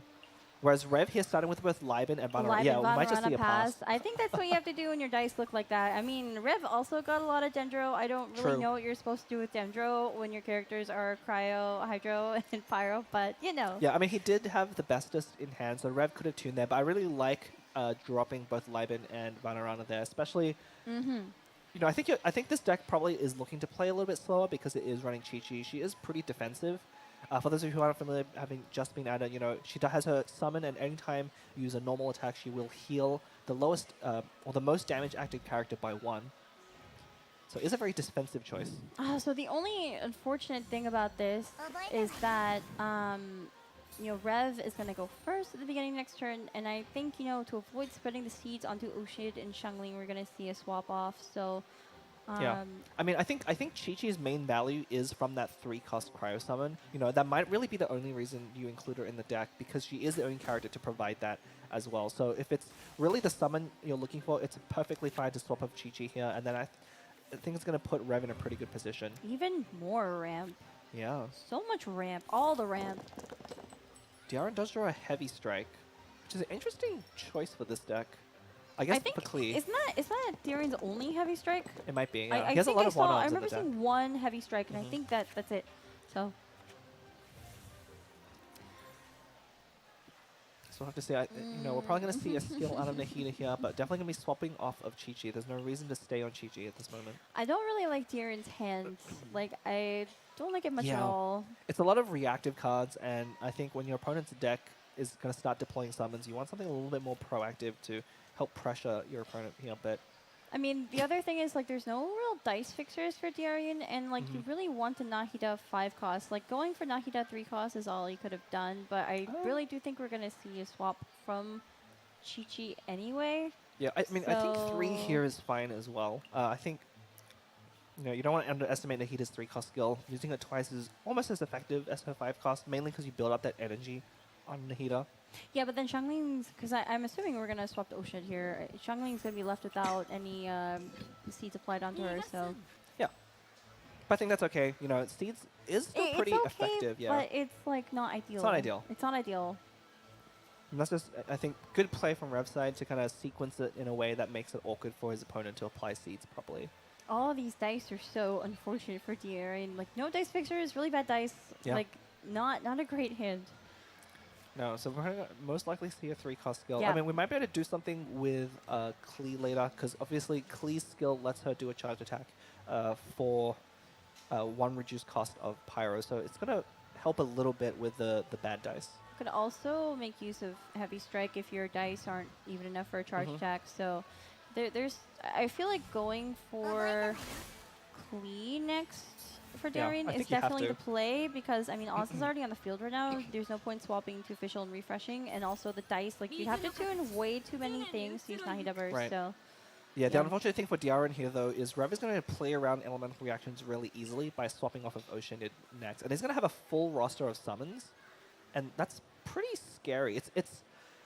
I think a character's going to get frozen, and for the first time, we're going to see a freeze-triggered Vaporize or Shatter. You can only avoid it for so long, though, because, you know, Ozzy is going to come in at the end. There will be some There will be, reactions. yeah. It could be but- probably an overload to send Charlene back onto Chi-Chi, or maybe leaving with the burning. I We'll don't have know. to see. One good thing about this rainbow deck with Nahida, Klee, and Fischl is that like all these reactions minus Quicken are pretty good. Mhm. And even Quicken is not mean- bad. It's just not ideal. Quicken is good when you can use both stacks, and in this case, Daren was able to use both of the stacks of Quicken on Nahida skills, so getting full use out of that is what you want to do. But we'll have to see what the follow-up here. Yep, I think this is what was expected, swapping to Klee here. Yeah, almost certainly going to see a swap off of to Yeah, Xiangling. to Xiangling. It only makes sense you have 3 Pyro there. I'm going to go for Ghoul buff for a full board of summons. Yeah, and Rev here with a really good sequence here to, again, avoid all of those reactions and not play into opponent. Although Daren is sitting on a Calx Arts with 1 energy on both Samurai characters. So could actually see a Klee burst come out much earlier than you might think. So here we go. Gonna have to tune to, or is he gonna I'm tune? tuning the Calx. Yeah. I mean, I think Daren took 2 copies of it, if I remember correctly, so I think this is fine. Yeah, there's gonna be a heavy strike, I think, Covenant. Yeah, charged Heavy Strike, attack. Covenant Charge Attack, that would be brutal. Yeah, it's a very common combination you see with Klee. You know, being able to use your last dice on Heavy Strike puts you at exactly 0, and then And Covenant then- brings you to even dice for the charged. And then Overload. Yeah, that might be enough to take out Xiangling at end of turn if Rev isn't careful. But I think he must be thinking about Covenant here. You cannot, you know, when you're playing against decks with Klee, you can always certainly expect them to be running Covenant, and they almost always have a way to spend that last die. So you have to think if you're going, oh, looks like they're going to swap A off. swapped official. That's interesting. I mean, I guess Daren is going to play a bit slower. In this case, official is going to take a bunch of damage from those summons, and also I think that George the Frog will not be throwing 2 damage at official as well because the counter's still at 1. Yeah. So, you know, official refreshing Well, Oz at the start of next turn. If Daren does end first, it will actually get that Pyro hit in. But I think that's good either way. Actually, you know, I've never had this come up. What happens if you Covenant? apply Hydro onto a character that's frozen and then hit them with Pyro? Is it a Shadow and a Vaporize? Oh, I don't wait. know. I'm kind of Oh. looking at our top 8 players in the back there, trying to see if they can hear me and answer that question for me. But we'll have to see. I mean, that could very well happen here if there's a Hydro application before that Chi-Chi summon. We could see something quite weird as a Freeze Vaporize. Swap back onto Klee. Wait, why? Yeah, I'm not really too sure about that one. I'm Yeah. confused. You know, I feel like you end on official, right? I mean, that would have ideally been the plan if you're going to swap off anyway instead of performing the charge attack. Now you know that your opponent has already used Covenant. You know you're safe to stay on Chi-Chi. And staying on Chi-Chi here is great because it does soak up that 1 damage. So I think one of the things is Daren didn't want the Frog Summon to activate, so he needed to make sure not to end first. If he ends first, Oz will have taken out the last barrier and then force the thing. But look at this, a Freeze Vaporize reaction. -4. Yeah, that next turn's going to look Painful. really tough for Daren here because all those summons are still on the field, and Oceanid, if Oceanid can burst, can quickly take out one of his characters. Yeah, I mean, I just think that ending on official was better. Ending first, because I mean. So I think if you end on Fischl there and your summon goes first, you might actually be dead to summons at end of turn, is why. So -4. It would have been -5. Yeah. yeah, so you Then- needed to have your opponent end first, which really is unfortunate because it wastes a lot of the potential of. Look at those damage. Yeah, you're right. You're right. Because George is 2. Yeah, And then Vaporize would be another Yeah, additional one. and Daren has a lot of good dice now, but maybe it's a little too late. As we'll see if Rev can put together, a Star Signs. Quick swap, Star Signs, Adeptus Burst. Quick swap. I mean, there's definitely a line to do something here. We'll have to see. Unfortunately, Quick Rev- swap to Xiangling. Rev's side is full of summons, so he literally cannot summon any more to his side, and makes it kind of difficult for Oceanid to build up that second energy right now. I mean, you could also refresh Chi-Chi's summon and then just let her, like, sacrifice her and then use I Yeah. haven't lost yet burst on Xiangling. Yeah, definitely. Yeah, definitely a line to sacrifice. I mean, you couldn't even normal attack with Chi-Chi here, although that would only end up healing her, and she's already going to go down to a Klee charge attack. You know, with these rainbow decks, there's always like so many different lines you could play. Yeah. You have to like really think about them, especially when you are playing an unconventional deck against another unconventional deck. Like you have to think about things outside the box a little bit instead of going for very standard starts. So Yeah, and Revhit not working with as many dice on his turn. Yeah, might just go for a normal attack, but I don't it does think not that's very good. do enough. I mean, I feel like if you're gonna sacrifice Chi-Chi, you might as well refresh the summon, right? Going for normal attack. Yeah, maybe forcing Daren here to attack into Chi-Chi with Klee. That seems to be the play. You know, putting Chi-Chi back up to 4 does put her out of reach of some of the other skills, so maybe just baiting a skill from Klee here. Lotus coming down, potentially. I actually think that's a good move. Yeah. I mean, with the opponents having 2 characters that summon, and their board being already full of summons, there's not much that they can do. There's not much you can do, and I know I've said this many times, but I don't like Daren's hand. I don't think Daren is like really drawn anything that works for him.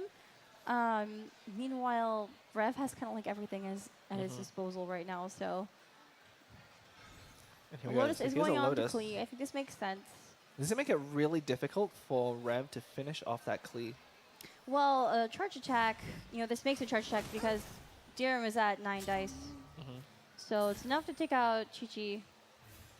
I don't think we're going to see an Adeptus Star Signs burst onto 1 HP No, Klee, probably but not. I mean, we could see a Shaolin burst here, but even that is not going to be enough to finish off the Klee here. So Daren might have been put into a really good position. He might actually be able to get a Klee burst off despite starting this turn at 1 health. Yeah, the Overload forcefully sent Chi-Chi into Oceanid. So we see a slow swap onto Xiangling. Probably I mean, at this point, I haven't lost yet burst, right? I mean, bursting here isn't great because all you're doing is eating up the Lotus. We might just end up seeing something like a Mushroom Pizza and pass with the Vanarana up, and then just hoping that next round you can make something happen. I mean, once all of the summons go at the end of the turn, it will add up to a lot of damage, and you can then refresh Oceanid summons back up to full and then burst a little bit easier. But I like the swap here. You know, doing anything to Klee at this moment isn't great for you. Yeah. But this does give you a window for Daren to potentially do a burst on Klee if he chooses. If you're Daren here, yeah, I think you have to swap. I mean, Yeah, kind of just waiting out his opponent here. because you would want your opponent to take out Klee, I think, so then you can go to Nahida and burst. But then, Ooh. So now that okay, so Daren we has swapped are off, we gonna are see going I to see a haven't burst. lost yet into Xiangling burst. Yeah, this is what I thought would happen. I think this makes more sense now because Daren swapped. Yeah, and this is much better as well, getting that power application on Fischl. I think Fischl and Nahida are the characters that Rev is really interested in doing damage to. But here we go, we might see an Oz summon. The Oz summon is going to do a lot of reactions at the end of turn. Yeah, I feel like Rev has this in the bag. I mean, it's really hard to say. You know, we'll see this how the summons line up at the end of turn here. It is going to be a double Vaporize on Fischl if Daren does end on Fischl. He does have 2 Dendro dice, so he could swap to a different character. Unfortunately, we're not able to see what the auras are on those standby characters right now on stream. And then remind me, so does Xiangling's burst here, does that also activate with summons, or is that only... No, it's only when I use a skill. Okay, that's what I thought, yeah. Yeah, which is a little awkward here, actually, with summons. Usually you see Xiangling combined with characters that have more aggressive skills here, but we'll have to see. I mean, normal attacks definitely will still function just fine. Melt, -3. Yeah, I'm going to see Melt Bird and a Vaporize. -1. Ooh, but this is going to not line up It's very just- well. Yeah, it's just 1 damage short. Yeah, a lot of ways to damage here on Fischl. And every point here really matters, because I think the game is still very close. Yes.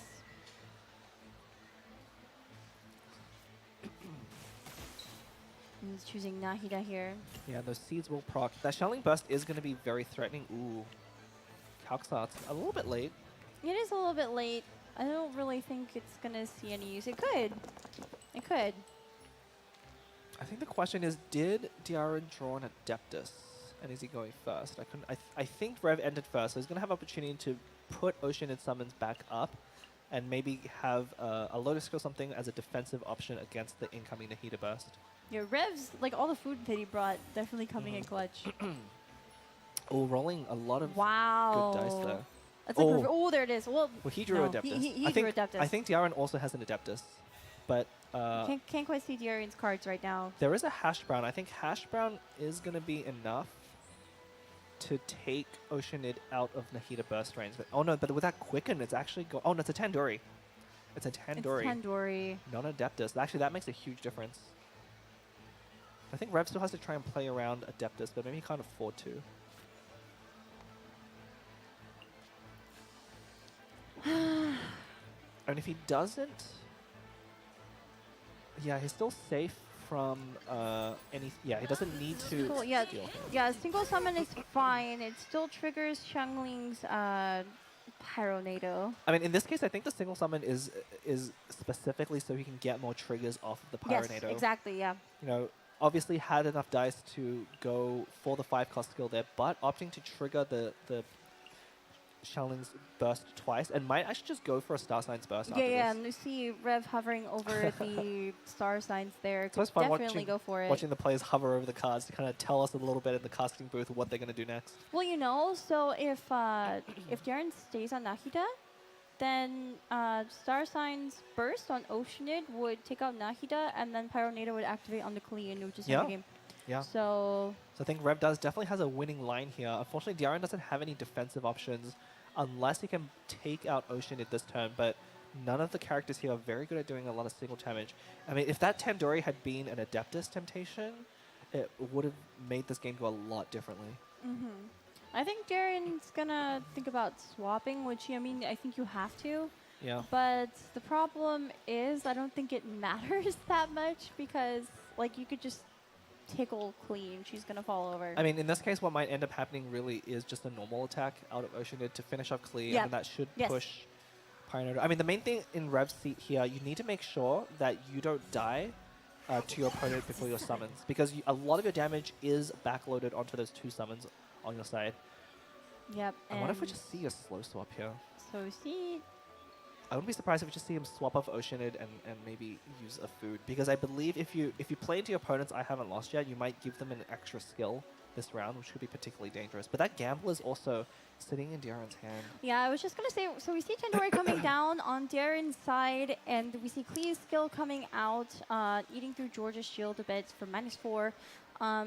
I wonder if we'd see a swap back onto I think swap- Nahida later. I mean, That's swapping- what I'm thinking. On Rev's side, I think you need to swap onto Xiangling here to prevent the Gamblers. You can deny the Gamblers on Daren's side, that really Daren. guarantees you. And yeah, that swap there might have sealed it for Daren then. He's not going to have an opportunity to really use that Gamblers effectively, which is what he needed to get back into this game. Yeah, Although I mean, I'm I think you surprised- just like tickle Klee, and she falls over, and then Pyronado activates on the Yeah. Nahida, and then those summons come in. Like, I'm a little bit surprised that Rev didn't use any food there just to buffer a little bit. I wonder if does Heavy Strike... Oh, the dice is slightly wrong. Heavy Strike, charged attack... No, there's 1 shield point, so it's 1 damage short of actually being able to take out Xiangling here, unfortunately. tuning. I think we're gonna see Klee's burst. No, just charge attack. No, I think Daren's seeing if he can charge attack with the Gamblers and the Heavy Strike to take out Xiangling here. but There's I no don't need think to it's tune enough. though if you're just gonna go for a charge attack, right? No, but if you want to use... but if you want to use... I think the tune was just for time. It could be. Yeah, it could be. But I guess Burst might make the most sense. I feel like you have to, yeah. But so if you there's burst, Klee's burst, yeah. if you burst, your opponent probably just ends the turn here and lets the summons take it out and go first at the beginning of next round. It's Oh, you could. pretty tight. You could summon here. Wait. Yeah, I mean, Xiangling's going to die anyway to Oz at end of round, but this does mean Daren is going to get to go first, but I Yep. think the summons Summons are are going to gonna end it. Summons are gonna end it. So I mean, it's definitely calculated because Xiangling is at 1 HP. 1 HP, yeah, Yep. exactly, not enough. That swap to Xiangling, very crucial there. If you know how to misidentified that and stayed on Oceanid to kill Klee, it would have been a very different game. But yeah, now the summons we'll see end the game here, as I think Rev is going to take the first match. 2 very unusual decks. two very, very, very unusual decks. Trying to figure out in real time while watching them play it. Rev counting the damage from his summons to make sure that it's going to go in. And Nahi does fall to the summons, and Rev takes the first game of the third best of 3 against Daren. Congratulations. Yep. Very close match. You can see the Klee burst there still left on Oceanid, which is 2 extra damage, that Oceanid was exactly left on. So, walking on a tightrope there, summons are always really tricky because all of the damage is so kind of delayed that you really have to calculate and plan ahead of time just how much damage is coming out from those summons at end of turn and making sure that you can really survive long enough for them to take effect. And Rev getting Chi-Chi summon on the board, and then 2 Ocean summons, and then also Gulova. It was a lot. Three different elements there. There were so many summons that at some point Rev actually had a really difficult time doing anything because all his summons were filled. So You're playing a summons deck, you can't summon anything else. Yeah, Max yeah. summons already, so. yeah, it's a little bit too bad that Chi-Chi there not really shining as much. I think she's kind of mostly there for her cryo summon, unfortunately. So not seeing a maximum utility, but very creative deck. It is a very creative deck. And just like we're trying to figure it out in real time as we're watching the game unfold, your opponent who's probably never faced a deck like this before is also scratching their head like, okay, so what do I have to do here to avoid any unexpected twists? Yeah, I think that's really just showcasing a little bit the power of Oceanid and how strong she's been kind of throughout the metagame. Hasn't really been touched for quite a while. Very flexible, having access to not only the summons, but having that 5-cost skill doing two summons can really power up a lot of decks. Yes. So, I think we're about to head into game 2. It's very exciting to see what decks the players brought. but first we're going to have the post-match breakdown. And so Xiangling got a triple kill here with 21 damage. Ocean didn't do much. Not a lot of damage output from her, but I feel like that's a little bit of cheek. So even though I think Xiangling was on field a lot when the kills happened, a lot of it was the summons. that's true, yeah. So she kind of is taking a lot of credit there for Oceanid's work. So wait, Oceanid summons damage went to Xiangling in that case. I think so. Yeah. So a little bit deceptive there, but again, you saw how close the games were. 30 damage on Daren's side. He was very close to coming up 30 to ahead. 36. Yeah, in the damage race there. Barely any cards used on Barely both any cards sides. used, yeah, I think a lot's Daren used. didn't really draw much that No. he could use, but Rev didn't really need to because he kind of always had good dice. And That's a just really good tune if point. he Yeah, needed we to, saw so. early on Daren in that matchup, his hand was pretty bad. Yes. Like, all things And it considered. stayed bad. Yeah, Like, it was bad at the beginning. He didn't Yep. have a lot of reactive or situational cards and not so much thing. And Rev was able to kind of ramp with Liben at the beginning, fix his own die, and then really continue snowballing the advantage from there. And, had Daren drawn a little bit better, I think he definitely would have come out a little bit on top there. Definitely. Yeah. Whew. I mean, it's great seeing all of these creative deck builds from players and seeing the types of things that they come up with, especially against opponents. But So Rev is not going to be able to play that Chi-Chi Oceanid What a Xiangling deck shame. anymore because he won with it. And so, what were the other 2 decks open again for Rev? I believe There was a Quicken deck. there was a Quicken There deck. was a I'm Quicken really deck. excited to see the Quicken deck. It's actually a specific build of it that I'm very familiar with. Did so you fingers sneak crossed. at it? I might have. You took a peek at the build, didn't you? And Daren, of course, has a lot of interesting options left, so we'll have to see. I'm really excited to see that Beta Razor deck to see if he chooses it. But let's look at Rev first. Oh, it looks like we're gonna see Shanha SC. Nice classic deck. Yep. We all know how this one works, so Yeah, it's a very reasonable choice. I mean, I think when you're up a game, playing a deck with a very good win rate across a lot of the field, something that's more consistent, is a good way to kind of push your advantage. very curious about the single Northern Smoked Chicken. Yeah. That's pretty unconventional. I mean, That I is very think it makes unconventional. sense, but it's very unusual. Yeah. I do see as well. There's no Lieben, instead taking 1 copy of Liwe Resonance. That's also a difference that I don't normally see. Yeah, I mean, Lieben and Paimon especially started falling out of popularity, definitely especially Paimon, yeah. with decks going quicker and quicker, and especially something like this that is very aggressive. And the Northern Smoked Chicken can make a lot of sense. Sometimes Especially Covenant. sometimes your dice doesn't quite line up your way. You need a normal attack with Shenhe or Raiden, or very common to a normal attack with Raiden just to get that second energy. Yep. So adding another one of those effects for another dice discount, pretty good tech. We'll see if he draws it if it comes up, but I really like doing these one-off inclusions because you never know when the situation might come up. No, here we see a Ooh. repeat Yeah. of the official Nahida Klee deck. You know, I think Daren has a lot of faith in this deck. Mm-hmm. You know, just like Inzagi once again took his Yoimiya child deck. Well, what was it? and What was won his with it. quote? We'll quote him again. It was, he knows he's going to lose, if he loses the first match, he's going to win the next 2 matches. And that might be what Daren's banking on here. Mm-hmm. You know, maybe having one bad matchup into that opposing deck, and then going to really try and recover from that by getting a better matchup to the other 2. And I feel like a lot of these strange builds that we're not used to seeing are very targeted at the popular deck specifically. Could right? be, yeah. I definitely agree. You know, I do think that Daren didn't get a good chance to showcase the strength of this deck because of the poor Right. luck Yeah, at the the beginning cards. there. Yeah, so not drawing Rana at the beginning and then having to deal with double Leave It To Me in the opening hand. yeah, not that was ideal. just really tragic. Like, he threw away a lot of what he had and just ended up getting that instead. So, Yeah, so hopefully getting a better draw here, I mean, is obviously very confident and comfortable with the deck. I think that's really important as well when you're playing at this high level is nerves matter, and something that you're very practiced against with playing can be better than a deck that maybe you're not as familiar playing with, but that people tell you is good. it looks So like really- these 2 players are getting ready to go here, right? Mhm. So, Look how calm Rev is. Just, they're very calm. I mean, Rev is, I mean, we saw at the beginning his heart rate was sitting at like 70, which I think is the, I know, the it was record super low. lowest It was heart just rate. like- Yeah, he's it did just- go up. It did go up. So he's It did go up, feeling yeah. it, feeling the pressure a little bit. But yeah, hoping to see if Daren can. I really hope Daren can stage as a comeback here, not only because it will be a closer match to call, but I really want to see that Chong Razor deck take the field. But you know, having banned Bin, I think as one of the good matchups for that deck, maybe is not gonna choose to play that deck against the remaining 3 choices. Definitely a lot of mind games. Yeah. You know, you have to A lot of figure mind out what games. your opponent's going to end up taking into you without even knowing how they built the deck beyond seeing 3 characters. Like, there's a whole lot going on here. Yeah, which is going to be really interesting heading into tomorrow because these players will be using the same decks, but any decks that they've played today on stream, their competitors will be able to look over and see the full deck lists. Looks like our second match of this third best of 3 is starting Daren versus Rev. Rev is already 1-0 against Daren, so if Rev takes this match, then he will be advancing to the semifinals tomorrow. If you're joining us at home for the first time today, or if you're here in the mall with us even, please come and hang out with us tomorrow as well for the semifinals and finals. Yeah, we'll be back here at the same time in the same location down at Sunway Pyramid. And if you're passing by shop or wondering what is going on, come check us out and maybe you'll play some Genius Invocation. Oh, ride and start, pretty standard.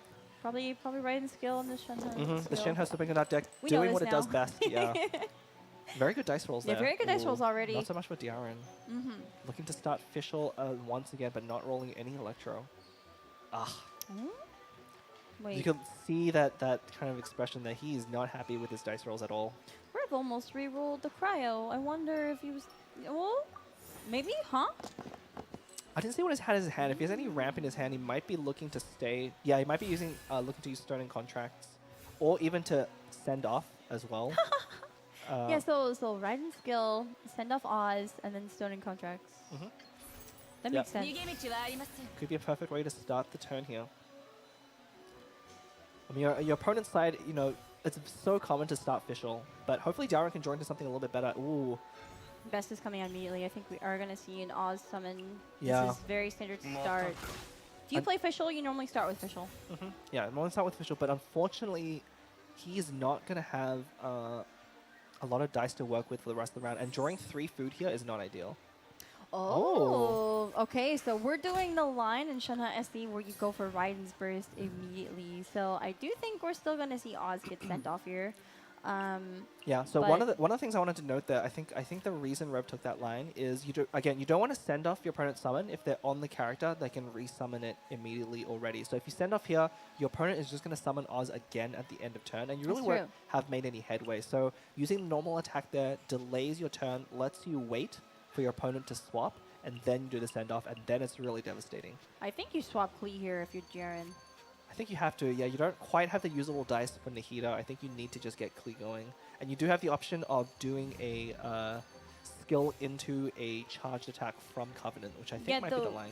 Though we With the are going to send-off. see overload onto Raiden, so it's going to send her Yeah. into Shenhe, which is kind of bad for Rev. I mean, I think I think if you're Rev, you're still pretty happy just after if you get taken off a Raiden to go the normal route of Shenhe's skill into burst. Yeah, I mean it's not like bad, but it's not ideal because I think if you're gonna spend the dice building up Raiden's burst, you kind of want to be able to get it off. But yeah, I think going to Shenhe, is still good. So It'll come out again at some point probably. I mean the Klee skill is going to put a pretty significant damage chunk onto Raiden here, but you are setting up her summon, and this actually guarantees your superconduct at the beginning of the next round It because does, you yeah. are going first. yeah, just the thing I'm thinking about is that it's gonna be harder to swap back onto Raiden. You're gonna need some kind of quick swap, and I think Rev only took one in this Shenhe SD deck, so. Yeah, I mean, a quick swap can just be when your Shenhe goes down, and it's a perfectly acceptable time to do that. We do see the Covenant Charge Attack coming out of Klee right away. I think, with a deck like this, it's good to just do that. Yeah, I mean, You as long already as know you're your making, opponent has it. as long as so- you're making use of that pyro application there, that charge attack, putting a pyro aura onto Shenhe, Yep. very crucial. You don't want to stack it up too much unless you're going for a first turn kill, which this deck probably can't do too often. Yeah, there's no real way to cleanse it for Shenhe SE. I think it's just to have the pyro hanging over her head and get some damage out as fast as possible. Yeah, and sending off that Oz, Rev is going to have a little bit of breathing room to set up his character. So that's why I don't think it's that important to rush for that Raiden burst here, because you really slowed the game down by using send off on Oz. Daren obviously keeping those Electro though. I mean, Liu is still good here, but I always feel like it's too late when it comes not in the first turn. It probably will be. I mean, we'll have to see if Rev decides to swap to Chongyun. Probably not. Oh, seeing a toss-up right away. Makes sense.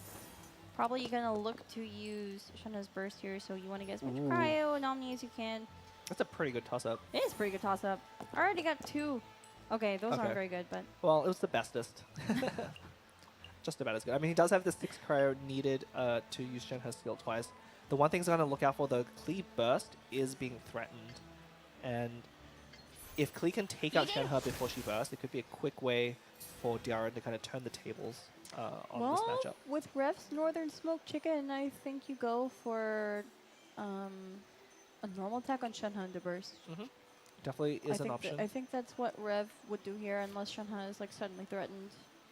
I mean, she very well could be, depending on what Daren decides to do here. If he stays on Klee, I think Shenhe might be safe. But, there's always the chance of like a quick swap overload as well, which could be particularly devastating to not only push you off of Shenhe, but threaten her health quite a lot. Yeah, I mean, there's a chance that, Rev would have to see that, right? Like that Daren could have a quick swap, but we know Daren doesn't. Yeah. So. But you have to, like, bet on your opponent not having it. So last thing, we'll with that Northern Smoke Chicken line, able to get Shenhe's burst out in one turn, only on 8 dice. Is it just me, or was there auto dice? Did Rev have 3 cryo there? No, that was correct. That was correct? He needed to use one. I mean, Northern Smoke Chicken only reduces the Oh yeah, for a normal on the attack, line, you need to use a cryo. Right. So here we go. The burning reaction It's getting one set up. unaligned, yeah. Not one we see very commonly on stream here. I like burning. If you can make there's use of that pyro application, it's actually quite effective, yeah. There's a deck that I like to play called Friendship Eternal that uses Nahida, Klee, and Kole. Look, players back at home tuning in for high level GITCG. Wow. Yeah, There's Daren's Shenhe's shaking burst. his head here. Red with a really efficient turn there, able to use 3 skills in one round and get Shenhe's burst out all at one go. I think you just swapped official here, Nas. I mean, with those dice, you're almost certainly going to have to do that. I think there's no other option. But obviously not going to be great because Fischl's going to be left exposed to those summons and take a bunch of damage. And Rev is going to get to go first. The only unfortunate thing I'm seeing right here is that Rev was not able to put Liu Su down. Because that would be so perfect to have, Liu Su, you go Chongyun, get an energy point, and then you go Raiden Burst. Yeah, I mean, even better here, if Liu Su would have actually given Chongyun an extra point because of the overload here, because Chongyun is going to get pushed over. Exactly. But both summons are going to come out and do massive damage to each side. As we just see Oz here doing an extra point. Yep. A Woven Lotus. I mean, those are some of the best cards you could draw at this point. And Daren's still just drawing a bunch of food that hasn't really been useful yet. There is a whole lot of food coming out. Like it's really unfortunate when you keep drawing more of the same card and you're not getting a lot of variety. I feel like you really need variety to make use of your deck well. Like, you need the dice fixers, you need the dice generation, you need food, but you don't need all of your food. Yeah, definitely. Need You card know, draw. when you have, I mean, food has been traditionally very powerful. Its effects are very good, but there's definitely such a thing as drawing too much of it. You know, only Yep. being able to use one on a character per turn, and not only that, you know, tandoori chicken is actually a food that affects all your characters. So if you use that during your turn, all your characters are no longer able to use any more foods. It's a Yes. tricky thing to use, but powerful. So It's far we haven't powerful seen if you it. can make use of it in the sense Yeah. that you can swap to all of your characters and use skills and do like Exactly. the extra +2 damage for everyone. But Yeah. because otherwise, you know, it does bar all of your characters, not just your active character, from eating more food, like you were saying. So Yeah, and you know, ideally you would have liked to use that when you have a lot of cards that add and generate extra dice during a turn, but without drawing any of those, it's going to really leave it. Oh yeah, Daren, they're getting official takeout with a normal attack because of the Shenhe burst. I wonder if he miscalculated that. You can see his expression there is a little bit frustrated. you know, I think the thing is you don't really want to go Klee here, because if you do, anything you do is just going to send Chongyun to Raiden, and then you just have Raiden burst.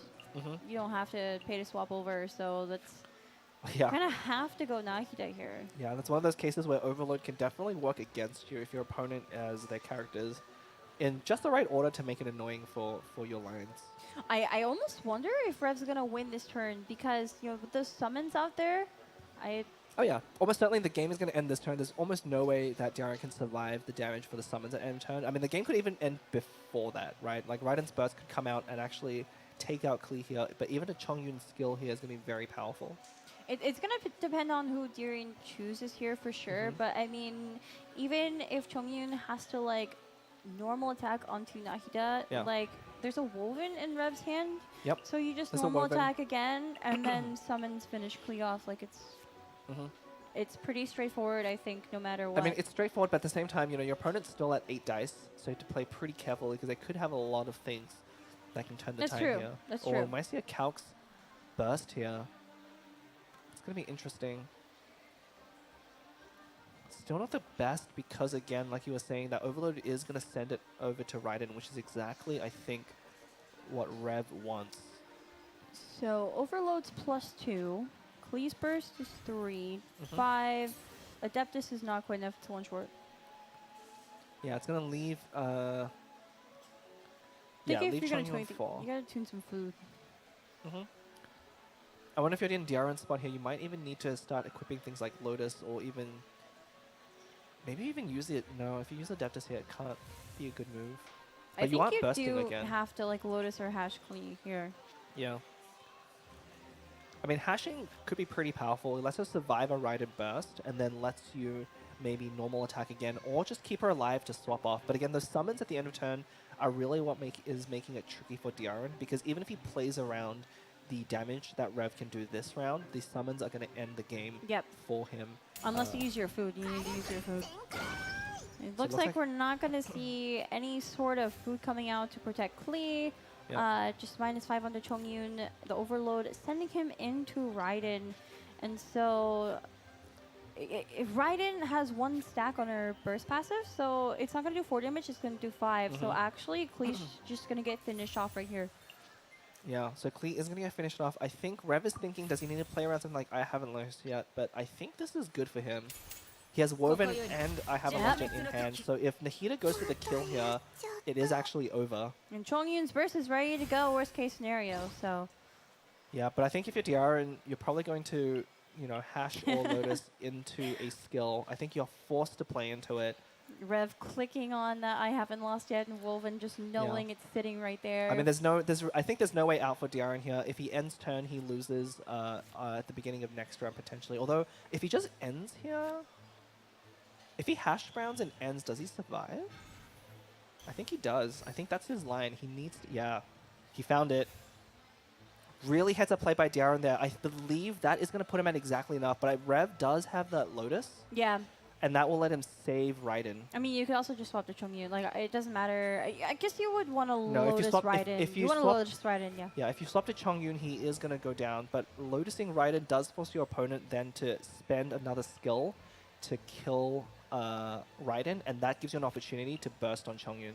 Yeah, if you don't play this right as Rev, you could actually lose the game right here now that I'm looking at it. So I Yeah. think you Lotus Raiden and then... Yep. Yeah, I mean, you can see the disappointment from Daren's face there. I mean, he found the line that was going to win him the game if his opponent didn't have something like Lotus. But Rev with the Lotus in hand is going to be able to keep Raiden alive. That Overload does send it over to Chongyun, but Nahida isn't going to be able to take out Chongyun. HP. Yeah, it was so close. It was so close. And there's no real way for Nahida to take Chongyun out right here. Yeah, and I really want to highlight that for kind of the people watching back at home, how close that... Because Daren identified that using the skill on Nahida to take out Raiden would lose him the game immediately, right? And on knowing that and opting not to do that was really heads up. But unfortunately, Rev had his Lotus at the ready, able to survive that turn, and I think that's going to seal it. Yeah, sometimes the best thing you can do is just end your turn. But Really unfortunately, unintuitive, but unfortunately, it's not going to be quite enough. Nahida is going to fall. There's nothing Nahida can really do to both Chongyun and Raiden, let alone just Chongyun. So. Yeah, Daren does have, of course, his own Lotus Crisp, but that only blocks 3 damage, and we know Chongyun can deal a bunch with his. And Chongyun is going to, I think, dive after using his burst, but it's not going to matter. The game will be over. But you know, Daren thinking through carefully, is there any way out for this? And he's going to play the best of his ability. Yeah, going to equip that Lotus. You have to. You can't give up just yet. You can't. I mean, if there's a very, very small chance your opponent somehow doesn't have the right dice, but of course with 4 cards left in hand, No, I think we Rev just see a is gonna Chongyun see burst it, here. yeah. Chongyun burst is going to secure this last game is best of 3 for Rev, going 2-0 against Daren. Congratulations to Rev for being the 3rd player to advance to our semifinals tomorrow. Very clean games coming out of this very player. calm and collected. Very calm and collected, yes. Yeah, I mean, again, I want to say, like, Daren played it really well as well. So, you know, during that last match, it was so close. You know, 1 card made all the difference. That Lotus at the end saved Rev from the turnaround victory from Daren's side.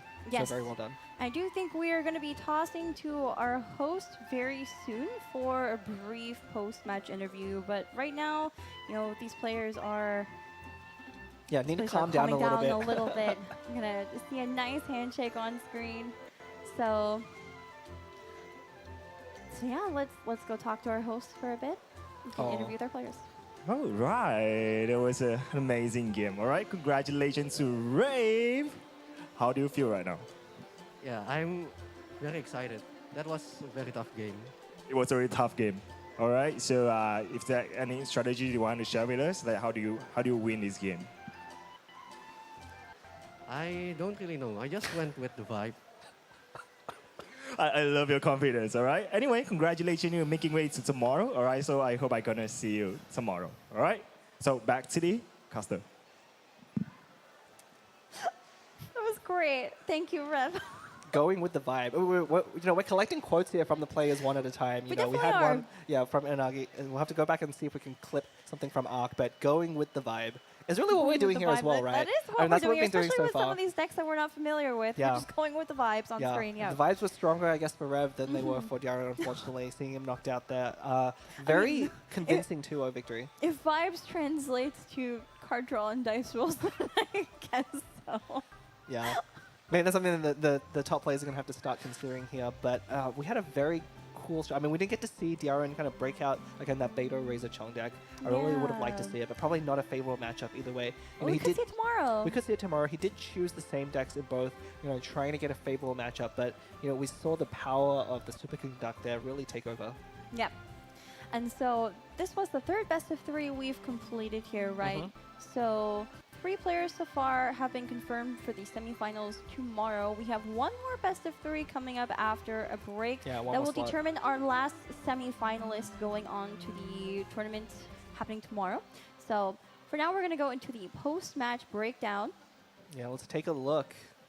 Tongyun getting a double kill, but only doing 8 damage. Shenhe, I mean, Shenhe really is the star of that superconduct She deck. is. Like, you don't think about it because Chongyun's burst is so flashy, Raiden's burst is so impressive with what it does, but Shenhe is the star of the deck. You know, all of her summon damage, all of the Icy Quills damage adds up very quickly over time. Yep. And really, the deck really wouldn't work without her.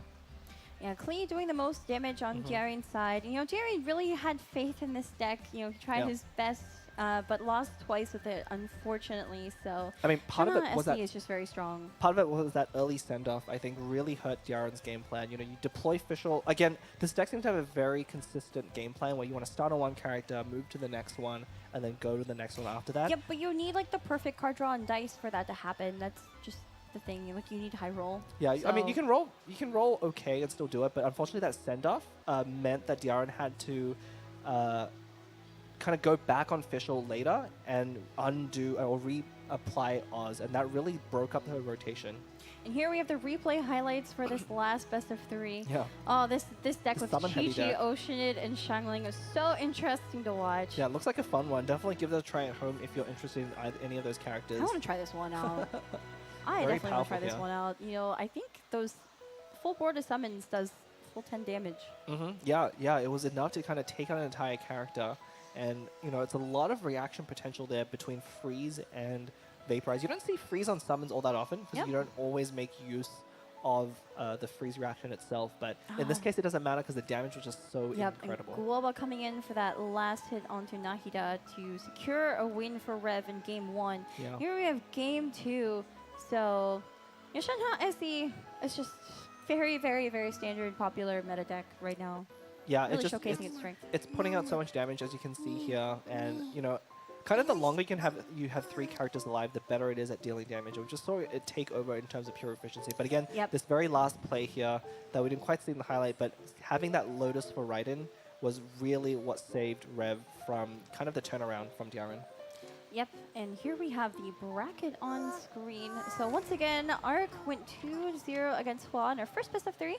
Inzagi went 2-1 against Kong in our second best of 3. Rev went 2-0 against Daren in our third best of 3. And very soon we will see the results of Yanratan versus Z Crimlet in match 4. Yeah, our last match of the day. One final spot left for that grand final. And I'm really excited to see Z Crimlet playing. We'll talk about it a bit more later, but he has a very extensive tournament history, so... Yeah, if you recognize that name, it's for good reason. Z Crimlet has appeared in several of the Cat's Tail Gathering knockout rounds before. Yeah, you've casted over them before. Yeah, I mean, if you enjoyed the coverage today, definitely check out the coverage from previous Cat's Tail Gathering ones. You know, the smaller tournaments, you don't have to go through as rigorous of a day as we are going through today, a little bit shorter, but you'll see a lot of these familiar names kind of appearing regularly in the knockout rounds. A lot more high-level matches for you to enjoy if you like this sort of thing. Definitely, it's not only this Prince Cup, but also NA and EU, where we saw a very similar thing, Yeah. where players that we're very familiar with, you know, come up to the challenge and a live event.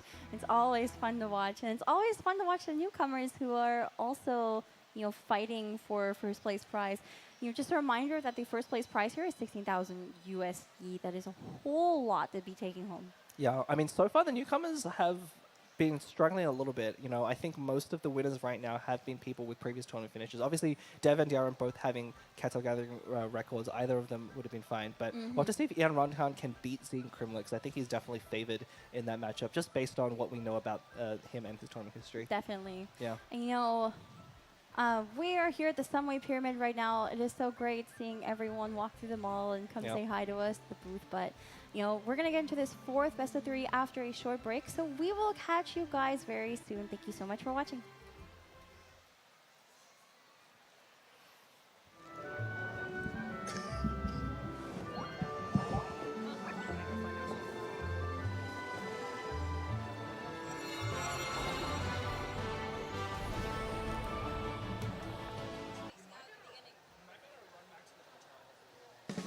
Pleased to make your acquaintance. I am Linny's magic assistant, and if you have work-related inquiries, please ask Linny. If you have questions related to seeing a magic show, please ask the ticket office. Seems Linny is saying some strange things again. It's really worrying. I can see the conditions for victory now.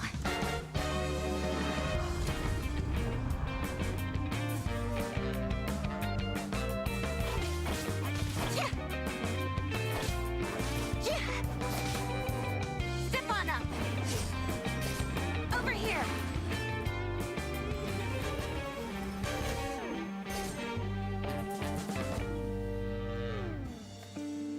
After the sun goes down, the desires hidden in people's hearts will rise to the surface.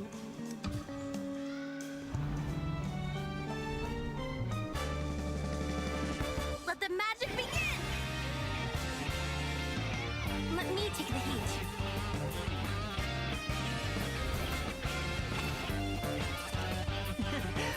Let me take the stage. Yes, take me with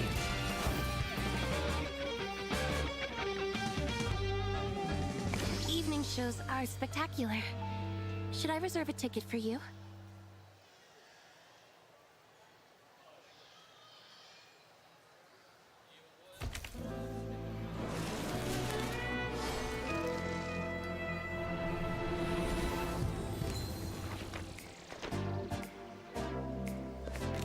Magic is an art of performance. But before the performance begins, a little preparation is needed.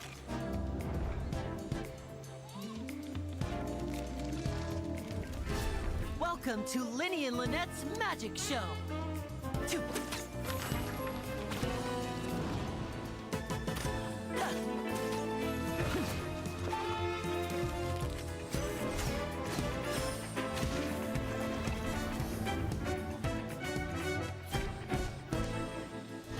Which is real, and which is an illusion?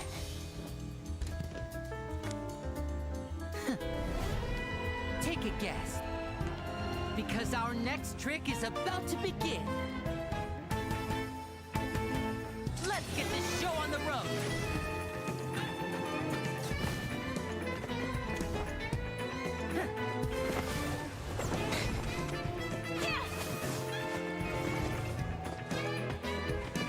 Step right up.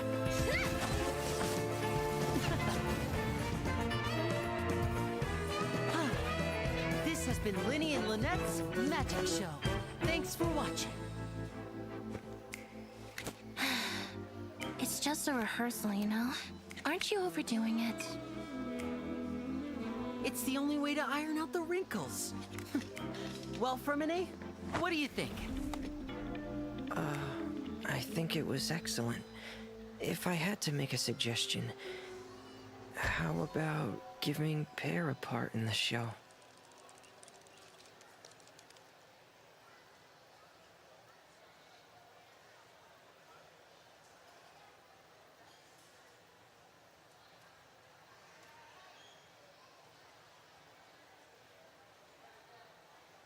Magic is a kind of real illusion, and those few who excel at making illusions that shock and amaze will become renowned among magicians. From the performance posters adorning the opera houses of Fontaine to the hearty recommendations of hotel concierges and conversations with citizens on the streets, it isn't difficult to guess who the title of most popular magician belongs to. We'll be a traveling magic troupe. Magic is not simply a stage performance for Linny, for the tricks of the trade have become a part of his everyday life. If you were to liken the battlefield to a stage, Linny's bow and arrows would be his props, while the talented magician himself creates surprises for anyone watching the show. Those who are keen observers are more familiar with their own blind spots. When Linny is in the party, the location of items unique to Fontaine will appear on your minimap, making it easier to gather resources. Linny's normal attack can combo up to 4 consecutive shots, dealing physical damage. With a charged attack, Linny executes a more precise aimed shot that deals increased damage. The shot has different effects depending on how long the charging lasts.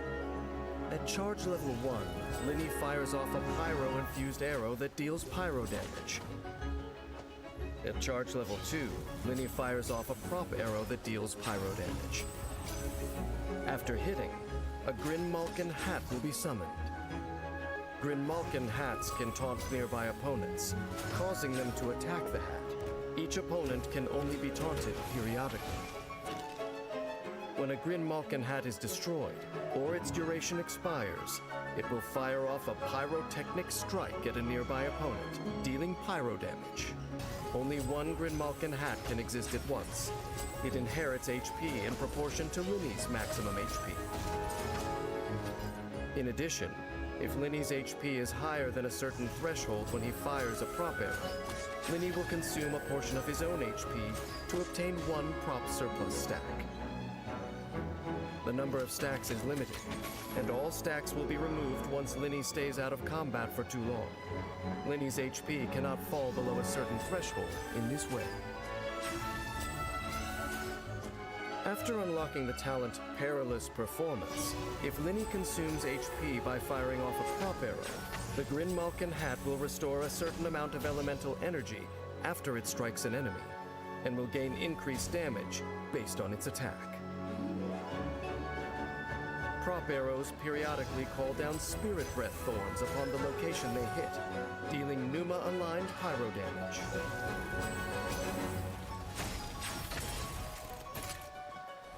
Using his elemental skill, Linny does a flourish with his hat, unleashing a firework surprise when a Grinmalkin hat created by Linny is on the field. The fireworks will cause it to explode violently, dealing AoE pyro damage equivalent to a pyrotechnic strike. Damage dealt by the Grinmalkin hat in this way is considered charged attack damage. When Linny uses his elemental skill, all prop surplus stacks will be cleared, dealing AoE pyro damage to opponents in front of him. Damage will be increased based on the number of stacks cleared, and Linny's HP will be regenerated based on his max HP. Let's get this show on the road! Using his elemental burst, Linny unleashes his magic, turning into a fast-moving Grinmalkin cat. This is not to be confused with the Grinmalkin hat. They're two different props. When the Grinmalkin cat gets close to opponents, it will call down flames upon them, dealing up to 1 instance of pyro damage to each opponent. When the duration ends, Linny will dismiss the Grinmalkin cat and ignite magnificent fireworks that deal AoE pyro damage, summon a Grinmalkin hat, and gain 1 prop surplus stack. Linny can also deactivate Grinmalkin cat prematurely. A magnificent performance always leaves the audience yearning for an encore. If the applause is rapturous enough, the magician might even improvise a few new tricks on the spot. After unlocking the talent Conclusive Ovation, Linny deals increased damage to opponents affected by pyro. In addition, each pyro party member other than Linny will increase this damage bonus. The damage increase that can be gained in this way has a maximum limit. Only an actor who has mastered their skills and who can instantly adapt is worthy of being a maestro of magic, and Linny is fully deserving of the title. In battle, prop arrows are Linny's primary source of damage. By continually firing prop arrows, not only can Linny summon Grinmalkin hats and fire off pyrotechnic strikes, he can also gain prop surplus stacks. By using his elemental skill to clear stacks at the right time, Linny can deal even more damage to enemies. When energy is full, Linny can transform into a Grinmalkin cat, moving agilely about the battlefield, getting close to enemies, and delivering a magnificent final performance under a shower of pyrotechnic magic.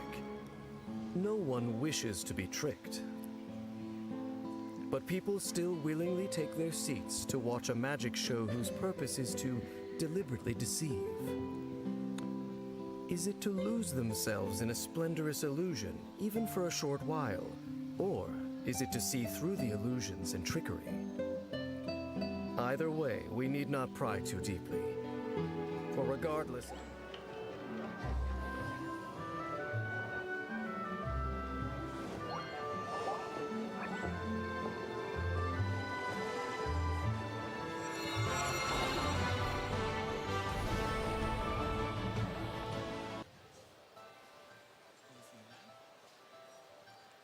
Welcome back from the short break. Yeah, I'm sure that definitely you guys having fun, okay, watching the match and watching the game. And definitely what Leah has said, we are definitely having fun right here at the Summit Pyramid, and we have all the shoppers around here, and definitely they are having fun together with all of us by watching the match in live, all right? And definitely we have come to the last match right now, and we shall see, and let's get excited like who is going to the next tomorrow, the next match, all right? And of course, at the meantime, tell us what do you think about this live stream and how do you think about this tournament, okay? There's a QR code down here, all right? Tell us, scan it and tell us what do you think about this live stream.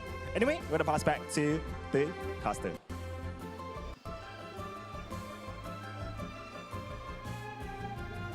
Hello once again, my name is Leah, aka Flower Leah on Twitch and Twitter. This is the last time I'm going to be introducing myself to you because this is our last best of 3, isn't it? Yeah, and I'm Blap at Blap the Cat. And yeah, we have been in for a very long day here, but loving every minute of it. There's been a lot of high-level TCG play here, and lots of fun decks as well. Definitely. Lots of fun decks, lots of matches keeping us on the edge of our seats, figuratively and literally. So. Actually, pretty surprising. You know, we're kind of at a point in the Genius Invocation game where, you know, people have really figured out a lot of how to play. So I was expecting a lot of similar decks, similar play styles, but I've really been surprised just at the creativity and also in kind of all of the different variety that we've had gotten to experience. I mean, part of it, I think we do have the ban system to thank for that. We've seen a lot of the same decks banned repeatedly, and the same getting banned, Shanasi getting banned, Fire Fishing getting banned. Yes. So I am very thankful that we have that to kind of give us the variety that we're seeing today, because I do think it can be pretty tiresome to watch the same matches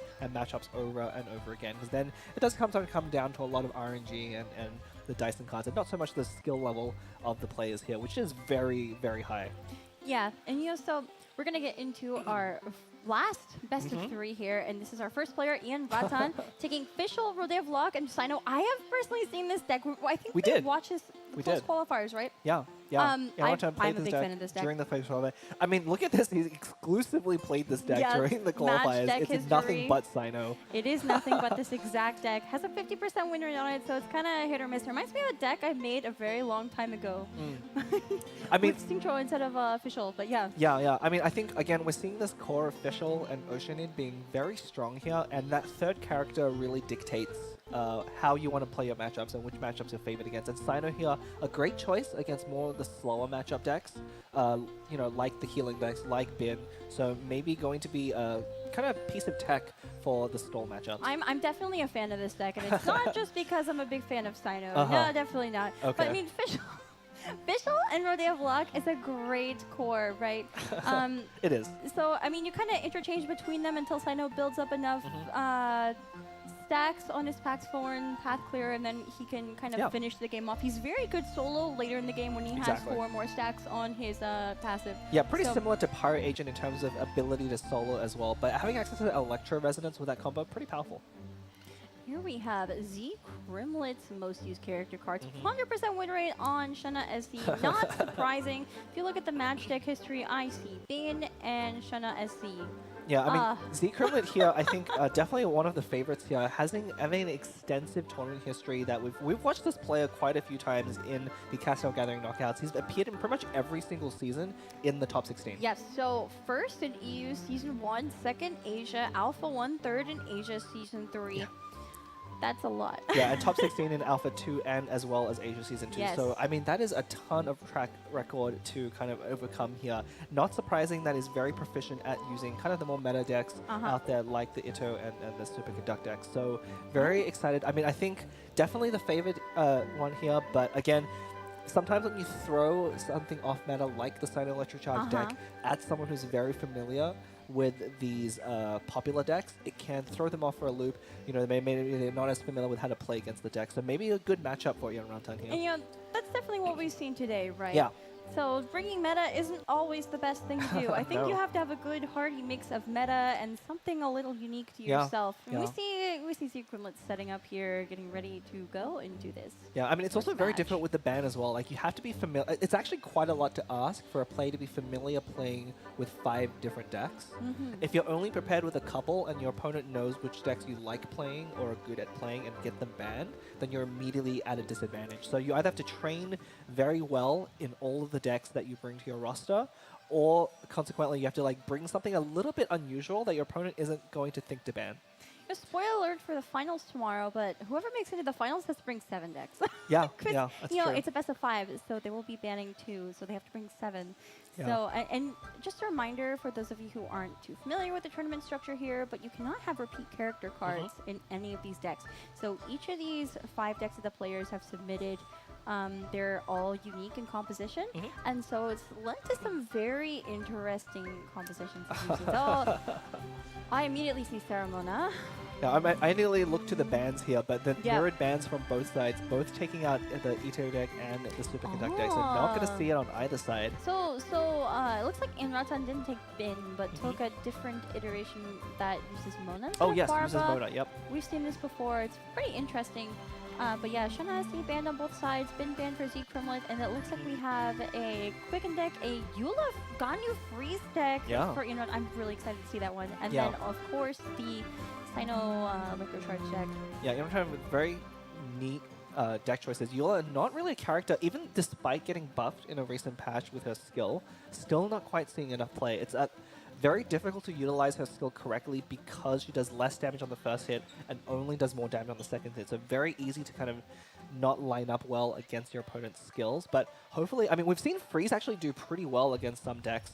But looking at Z Kremlet's list, Yeah, you know, so possibly not that much that Freeze will match well yeah, into. Z Kremlet brought Pyro Kaching, Mm-hmm. Sarah Mona, and then I think it was Agent EC. So Yeah. it looks like the first deck that Ian Ratan is playing is actually going to be the Sino Electrocharge deck, and I'm so excited. I love seeing Sino on screen. I mean, being the deck that he played almost exclusively in the preliminaries, I'm not surprised to see him bring it out here. Definitely, again, playing a deck you're really familiar with can be quite an advantage versus a deck that maybe people think might be better, but that you're not as well versed in playing with. But you can see a lot of healing out of this card, and I really like that emblem, that one of emblem Yeah, there. Emblem Probably of Severed Fate. probably and also for Summon of the Sino. Shrine. It's kind of interesting. One thing I really like about taking double Electro too is that you get to have Electro Resonance, Yeah, which is we haven't basically seen that it's one cost and you get an energy point. And it just seems so simple, but it's basically like a discount star signs. Yeah, And yeah. I really appreciate this card, but it's not commonly used because there's not a lot of decks that run double Electro. Yeah, double Electro are not very popular. Again, kind of the 3-element decks have been taking over a little bit, and so there's not much room for the resonance decks. And it looks like Z Ooh. Kremlet is taking Agent EC, so I mean, I feel like this is Agent versus Sino. Pretty much. I mean, that's really what this matchup is probably going to come down to. And I wonder if Zinc is on kind of more on the back row of this matchup here. I think the Sino list, you know, is built to kind of break up stall lists a little bit better. Yeah. And so it might have a favorable matchup into something that has a lot of healing, and with Sino really being able to take make effective use of his passive. I think it's going to depend on how fast Z Kremlet pulls out Tubby and gets those location cards in place, because you know, the Tubby tech is not something that that the Sino Electrocharge deck is taking, right? And you kind of need to like wait for Sino to build up his passive, because you don't normally go for burst very quickly No. onto him. You're gonna want to start with Fischl and Oceanid and wait, like just basically stall out the game a bit. So these players are getting ready to go into the first match. I'm really excited for this one. Yeah, it's definitely not biased. almost kind of a mirror match. I think we're going to see a lot of similar openings from both sides, both favoring that Fischl Oceanid kind of duo that we've seen quite a few times on camera now. And we're going to be watching out who can, I think it's mainly a matter of who can really deploy those skills effectively at the beginning, and then it'll be a one-on-one, duke it out versus the end. Who is going to be better at facing each other? Is it going to be Sino? Is it going to be Pyro Agent? We'll have to see. Yeah, you know, Fischl and Oceanid have been, you know, the core of many meta decks from the very beginning when they were first released. Before it was MMEC with Mirror Maiden, and then, you know, it became Never really different. left. it became different. Double Hydro, I think. And then Nahida came into favor. Now Yep. Agent, and now even Sino is here. So a lot of interesting combinations you can do. Not always taking elemental resonance. So I guess we're gonna have to see who's favored between these two decks. Yeah, I mean, summons always have been very strong, so we'll have to see. It definitely is a battle of summons here. Ooh, throwing away all the cards. Agent talent already. Sumeru City. It's an okay starting hand for Z Kremlet, but I don't see Tubby. No Tubby. Yeah, I think, you know, Sneakerlet putting away every single card in his opening hand, hoping to draw Tubby. I mean, I think that Agent talent could come into play here, but not drawing Tubby is a pretty big difference. Not also drawing a lot of ramp or fixing. So his dice rolls might not go well for him if... So immediately you could see Z Kremlet's heart rate is skyrocketing at 150. The heart monitor is currently shaking. He's so nervous. I would be nervous too not drawing Tubby. Ooh, okay. Drawing 2 Hydro, 2 Electro. So Z Kremlet has a decent dice to go 2 skill, to do 2 summons on the first round. So it might be what he's going to go for. Ian Martin not rolling enough Hydra there. I wonder if we're going to see the toss up there just to get that 5 cost on for Oceanid. Yeah, kind of interesting. You know, he started with Oceanid, but I only see one Hydro there. But Yeah, I just one think Hydro. toss up would definitely help with that. Yeah, we do see a send off though in Ian Run that I was just going to tune. Yeah, okay. Yeah, that's safer. It's not guaranteed. I've definitely seen some bad toss up rolls. Yeah, we're probably going to see. Actually, with that Electro Resonance, we might actually see a send-off on the Fischl summon here if Ian Martin chooses to. I guess using that Electro probably means no. So it's going to be... Probably Liben. Yeah. Probably Liben pass. So, I think unfortunately... Oh, you know, Zekrimlet can play Sumeru City. Doesn't have Tubby, you can still play Sumeru City, and then, you know, Fischl's Oz is going to be 2 costs, and you have Sumeru City for next time. Yeah, really efficient turn out of Zekrimlet, even despite Tubby. I'm a little bit surprised Ian Rantan opted for this Liben play and not to send off Oz here. But again, I suppose, you know, sending off Oz here is not that great because your opponent is ending on Fischl, and so she'll be able to redeploy her summon right away if that happens. And I suppose... Wait, who ended first? Ian Ratan ended Ian Ratan. first. Okay, so that does mean the George is going to trigger here. Our dear friend George. It is going to give Zekrimlet a pretty efficient turn. And we see here Zekrimlet swapping just to avoid that reaction on Fischl. Yeah, I mean, Electro Charge is still going to come down, though, on the Oceanid, so... It's almost the same either way. Almost the same, but... I guess favoring to have no active character with any application at the beginning of the round. See how the dice rolls. Oh, both sides rolling Lots of pretty well. Hydro for both sides so far. Okay. Not bad. Yeah, these dice rolls might decide a lot at the beginning. Neither side drawing a lot of fixing, dice fixing effects. And really these early turns with Oceanid and Fischl are going to dictate a lot of how the last few rounds are going to go. Yeah, and I definitely think it's unfortunate Zekrimlet still doesn't have Tubby and doesn't have any more location cards either, so... Yeah, I mean, if you don't have any more location cards, then not drawing Tubby is not a big deal. But having 2 Adeptus Temptation is not the best thing you could be doing. 2 Adeptus, Agent Talent, I haven't lost yet, and then I'm not sure what that last food is, it might be Lotus. Little not great on the card side, so at least he's... getting some decent dice right now. Yeah, well, I mean, decent for Oceanid, but there's really not going to be any follow-up after this. Like, this is the really tough spot. Looking at the dice here, once Zekrimlet uses the 5-cost skill, I suppose Sumeru City is going to save him and maybe let him do a Pyro Agent skill, but he doesn't have a lot of follow-up. I wonder if we're actually going to see 2 3-cost skills here. That's what I was wondering too, but you still have to tune 1, and then what do? You just float 2. I think you could still make use of Sumeru City. I mean, you could burst, actually, once you get down to only 2 dice left. So you could threaten a burst, but it's pretty easy for your opponent to It's true, but you have to tune everything. True. You'd have to tune everything. So, I don't know. Oh, it is going to be the 3-cost skill. There is a single summon coming out of Zekrimlet, so. Yeah, we might see a 3-cost and then maybe switching into Pyro Agent or Fischl again instead. But yeah, not the greatest dice here, and not really any way to improve it anymore. So Inratan is sitting on that send-off, and I'm wondering how soon he's going to opt to use it. He didn't use it on Oz before, and I don't think it's going to be worth using it on single cost. Well, I mean, it probably will be... Single usage Oz, sorry, I should say. Yeah, I mean, it's probably going to be really effective on that scroll summon out of Oceanid if Zekrimlet swaps off. If Zekrimlet uses another summon here on Oceanid, then it's less good, but... Right now, Ian Rantan has a really good setup with his summons there, kind of getting to do what this deck wants to do, whereas Zekrim was having to play around a little bit more awkwardly with his dice and cards in hand. Yeah, I mean, Zekrim could definitely go for 2-cost Ocean Summon, but I don't know what you do after that. Yeah, I mean, burst, honestly, a Liben would be perfect for his hand, but not having that, yeah, he might just be forced to threaten the burst here without anything else to do.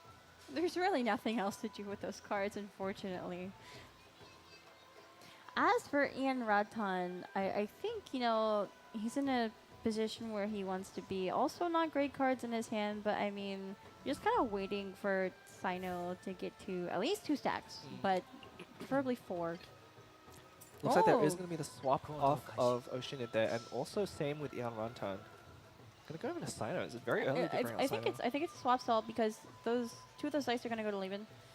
So true. he's probably gonna swap back one more time. Oh, It's going to be the send-off there. send off, and then oh, that's why he used the electro die. Mhm. I see. So woven into Lieben. Yeah, that makes sense. That makes sense.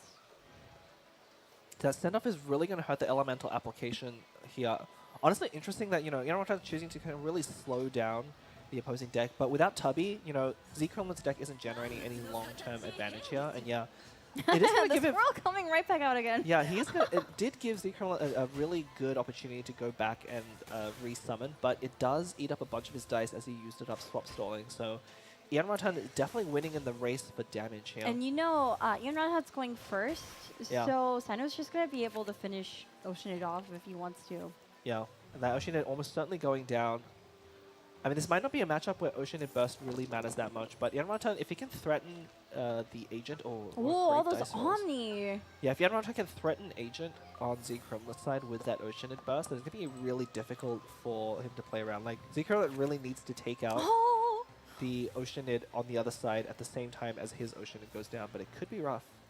I really am loving the Electro Resonance I haven't lost yet. Adeptus. That could mean something really bad for Z-Kremlin. Yeah, and Sino here getting his stacks just in time to have an Electro Infuse normal, let him take out Oceanid with just a normal attack. You'll have to see what lines Inratan plays here because there's a lot you could do. You could just stay on Sino, you could swap to Fischl. Like, there's so much you could do with those cards, so... Yeah, Z-Kremlin might just be swap stalling here. Doesn't have a lot of great dice. I wonder if we'll see a agent talent equip here just to tank a bunch of damage. Yeah, unfortunately, single I haven't lost yet isn't gonna give you agent burst, so I don't actually know if there's any way to take down Sino right now if you're Z-Kremlin. No, you definitely want to save for next turn, but you might Oh, Lucky Dog might start might be equipping good. agent just to start getting value. I mean, you're not really winning on the damage race right now. Yeah, you want to find ways to come back a little bit in terms of damage. So here we go. Talent. I have to think. I don't think Sino's Burst of Adeptus is even close enough to take out Agent. No. Agent's sitting very healthy at basically effectively 12 health there. But there is a chance of, there is a quick swap Adeptus Electro Resonance play here. I don't think that's enough though to take out I don't think it's Agent at enough for 10. anyone. I believe that's only like 9 or 8 damage if I'm doing the math right. Yes, it should But be 8 one more damage summon- Ocean Burst. Yeah, one more summon would have done it, but Yeah. that is going to be close. We might see official summon come back out. It's hard because, I mean, if you swap on official, you'd have to fast swap.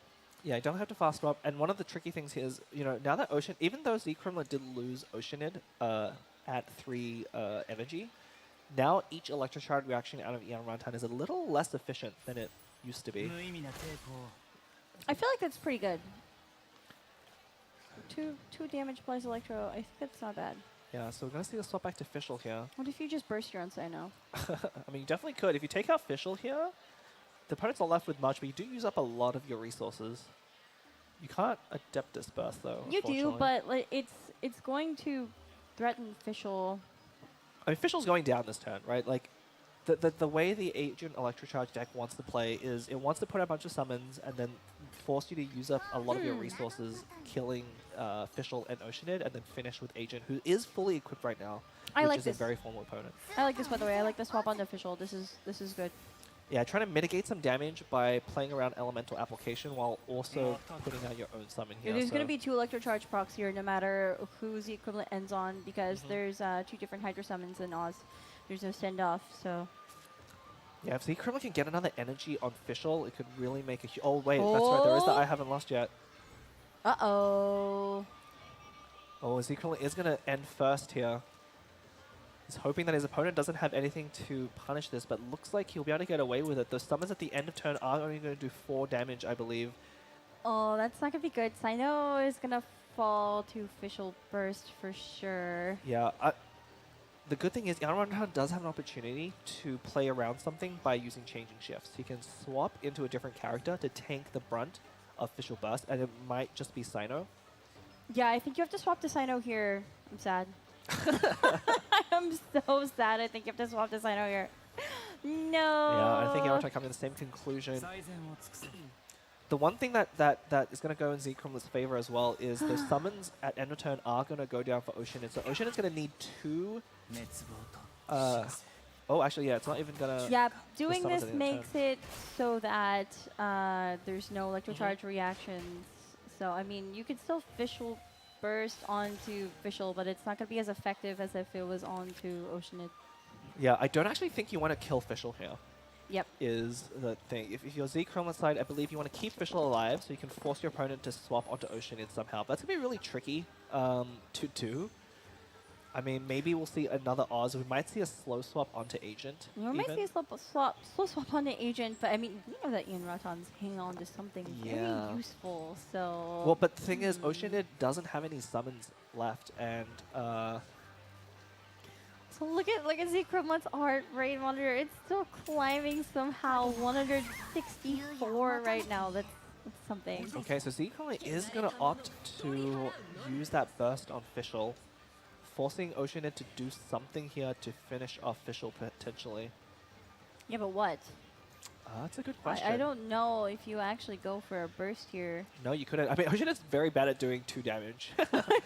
Like, really, really bad at doing 2 damage. Yeah, I think you just have to go for summons. You and might hope have to you go not for die. summons, yeah. Go for summons and then hope.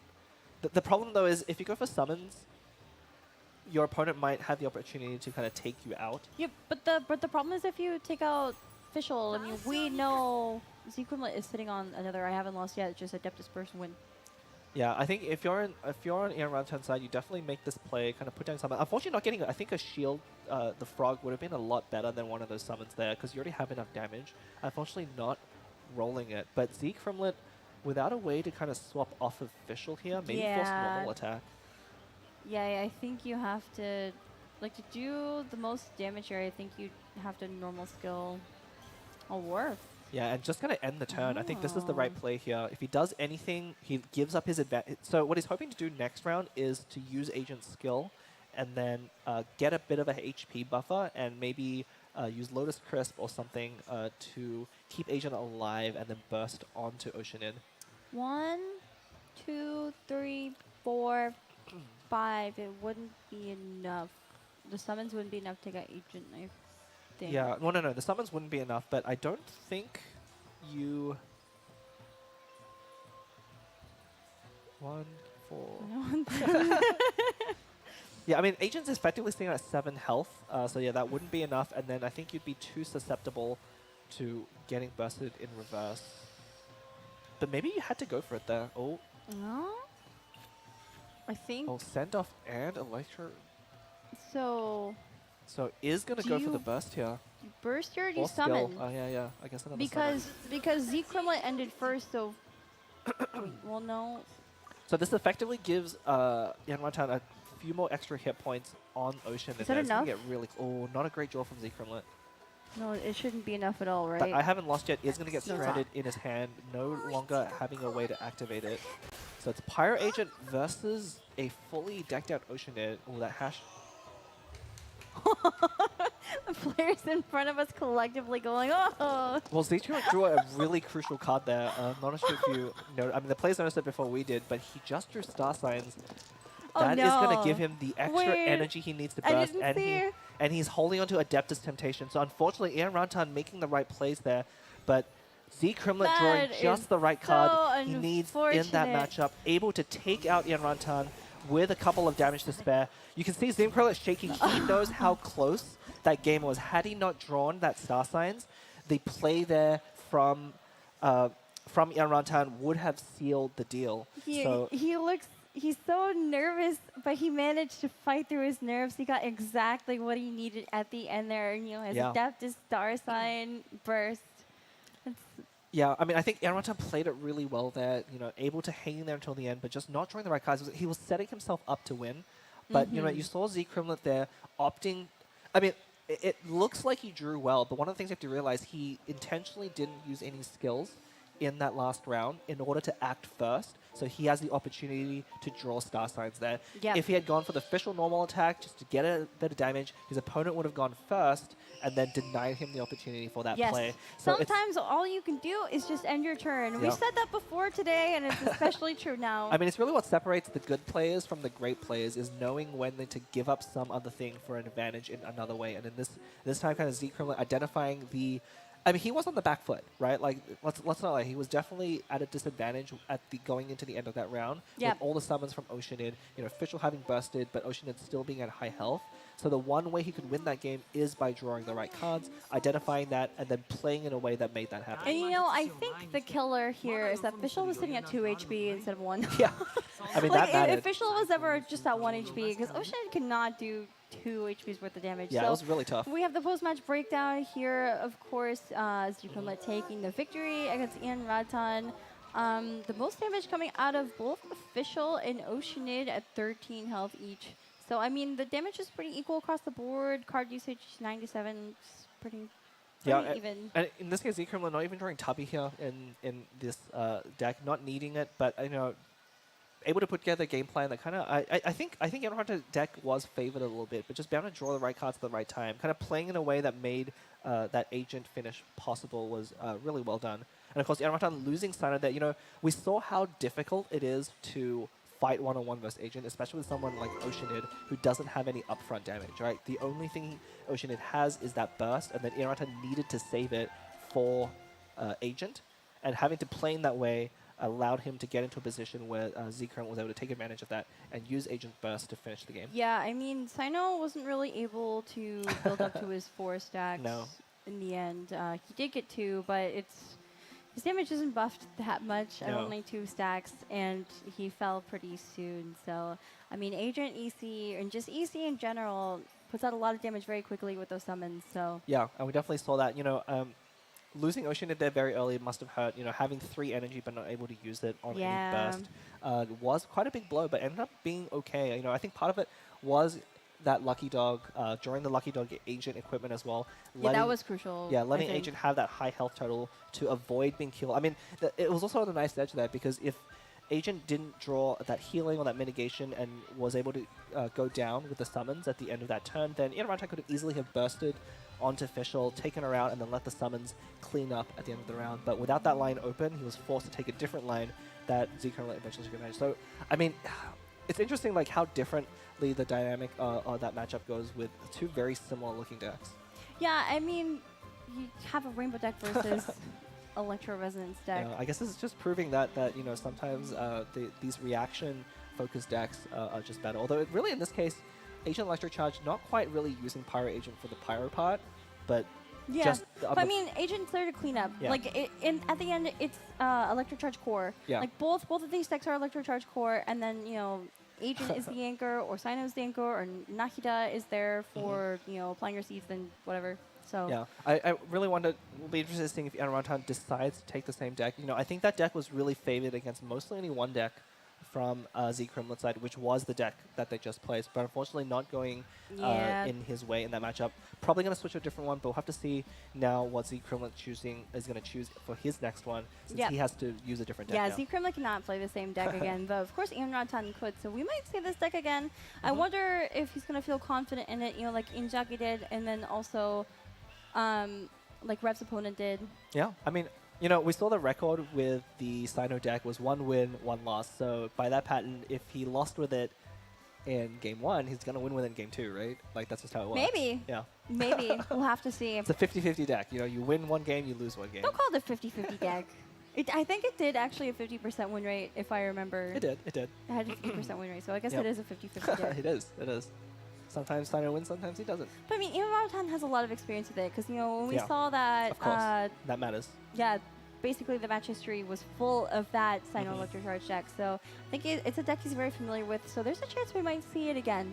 Yeah. I would definitely like to see it again. Yeah, I'm actually a little bit surprised with the bans here that Yamaran decided to ban the Ito deck on I think he'd be pretty good into it. I feel like 2 of his decks that he chosen, with his Freeze, I think, and this Sino Electro Charge deck, have pretty good matchups into that deck, and so maybe just you know, if you kind of ban the wrong decks and then you end up playing into decks that are a little bit less favorable than you had originally, you know, it might not go so well for you. Well, you know, for the first match in these best of threes, you don't Yeah. really know what your opponent's going to be taking, and Right. you've only seen like the Exactly. what you can ban, right? Yeah. But after you play the first match, you know what your opponent can and can't play anymore, so what they might play, etc. You can kind of like think harder about it. Yeah, and we see So- the first deck out from Ian Rantan. Yeah, Ian Rantan is taking a very standard Quicken deck. We don't Very. see Quicken much anymore, but Tignari and Yaimi go with the core of this deck. Once again, taking Emblem of Severed Fate and Sakonomiya Shrine. I guess he really likes those cards. Yeah, I mean, we saw that in a one-off as well in the other deck. Really interesting, because Quicken normally is a pretty aggressive deck, which Yes. is exactly the opposite of Sangonomiya Shrine. But Yeah, I think Quicken phased out in favor of other decks that are also fast, like Mona Klee, yeah, I mean, which Quicken, I'm surprised we haven't seen it today. But well, like I said, Monoclee is not a deck that the high-level players tend to favor. It's a little bit easier to play around, I think, if you're an experienced player. that's true, yeah. And most of its threats are things like first-turn kills, but you know those aren't actually as good as a lot of players think it is. But yeah, the Sangonomiya Shrine here, very interesting inclusion. Maybe mostly here for matchups against Electrocharge or Superconduct. It's very efficient at healing damage in the right circumstances in terms of dice, so maybe that's why it's included here. I mean, we'll have to see if it comes into play depending on what Z Crimlet chooses as his deck. Yeah, I really like this list. I feel like it's pretty balanced. I'm definitely curious about the Emblem of Severed Fate, Sangonomiya Shrine, but it might just be cards that he's comfortable using.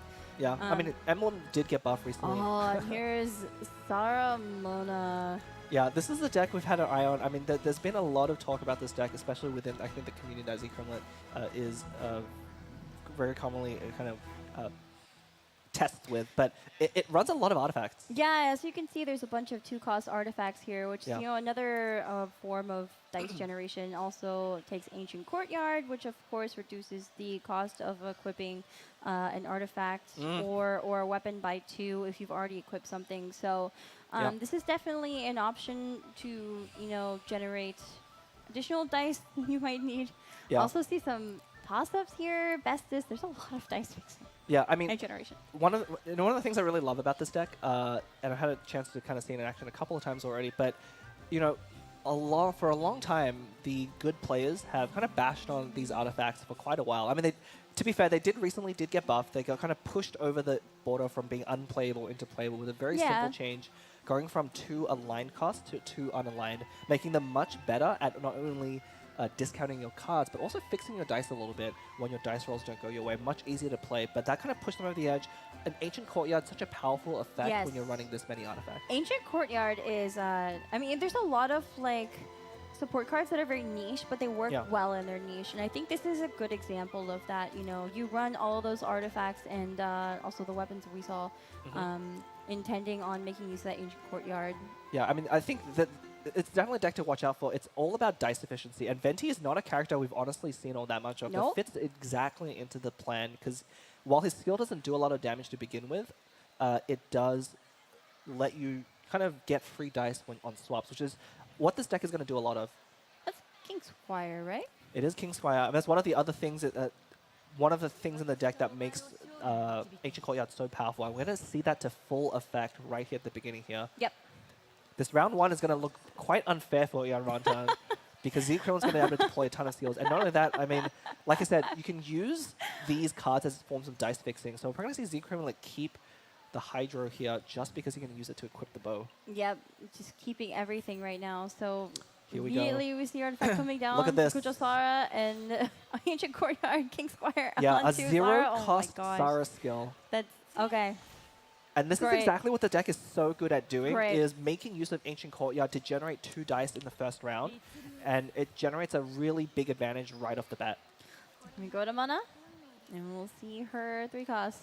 Yeah, we're probably going to see a Mona and then switch to Venti to end the turn here. I mean, this combination hasn't been used that often, but the combination of Sara and Mona skill both being a 1-use summon pair up perfectly to trigger Electrocharge. Yep. I mean, you could still use Send Off, but, you know, Enough decreases summons by 2 usages, Yeah, and like I mean, you just refresh them anyway because they're already 1 cost. Yeah, it's definitely a very good metagame choice because send-off is less good against these summons. I mean, I think sending off Sarah summon is still very It's viable. still good. Because it's still good. a lot of the value of Sarah's buff skill comes from that buff that only comes in after the summon already triggers. So I think it would actually be good to send off here, provided you have the right dice.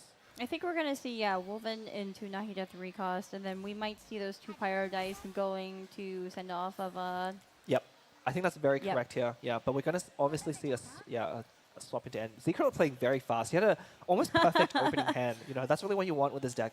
Having a King Squire or another artifact here, and then equipping and discounting your skills, and then Yep. doing a very efficient turn. I mean, these players often take their time figuring out what they need to do, watching that counter go down, Yeah. but obviously Zekrom is very practiced with this deck and knows exactly all the lines he needs to play here, so. Yeah. Unfortunately, they're in on time with a very good turn by sending off that Sarah summon at the end of turn, denying not only the Electrocharge application, but wasting another Hydro application from the Mona summon.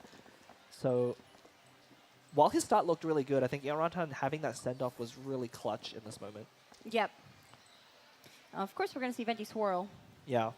It is time for Venti to swirl. And then Let the wind lead. now we're going to really see this deck pop off, because I think once Venti's skill is down, you're going to see the deck cycle through the 3 characters, kind of in a fixed rotation. Oof. Also, the Electrocharge proccing for an additional -1. Yeah, the Venti here, his skill only doing 2 damage and swirling, but able to now swap for free 2 more times. So we're going to see them swap to Sarah, use her skill, go to Mona, use her skill, and then go back to Venti in order to repeat everything again. And it's so useful, especially when you have a quick swap passive like with Mona. Yeah, so I think it's really a race against the clock for Irantan. Both these decks are very aggressive. You know, Yes. despite running a lot of artifacts, the Sarah Mona deck is looking to pile on damage as quickly as possible, and same with the Quicken deck from Irantan. So it's really a matter of whose can be more efficient, but honestly, the edge usually does go to Electrocharge. It's Quicken. You have to be very careful managing your Quicken stacks and making sure that you make the most of it. It looks like we're going to see Mona skill first, I believe. Yeah, I think the swap to Mona is because Nahida was ready to burst. Zekromlet wanted to present a character that already has some Pyro application. Oh, sorry, some Dendro application. Dendro application, yes. Yeah. And you can see here Venti's skill coming in so importantly here, because now Zekromlet is able to skill on Mona, but additionally follow up again with Sarah. But Yeah, but Synchronline has to think hard about what to tune here. I wonder if it's going to be Treasure Seeking it Sealy or probably has Adeptus. to be Sealy. Yeah, I think so too. I mean, So, it's yep, honestly there you go. too late.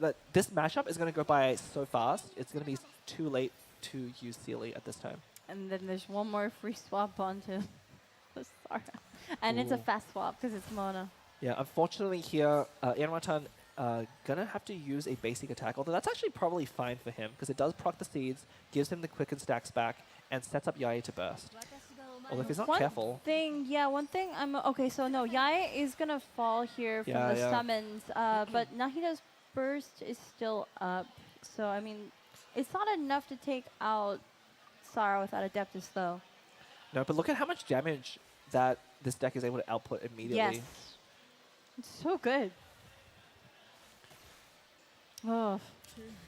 So Irantan probably will better get Nahida burst out if he chooses. And Sarah's burst is ready to go, so I think I mean, Sarah will go down there is to a quick Nahida and burst here. stack.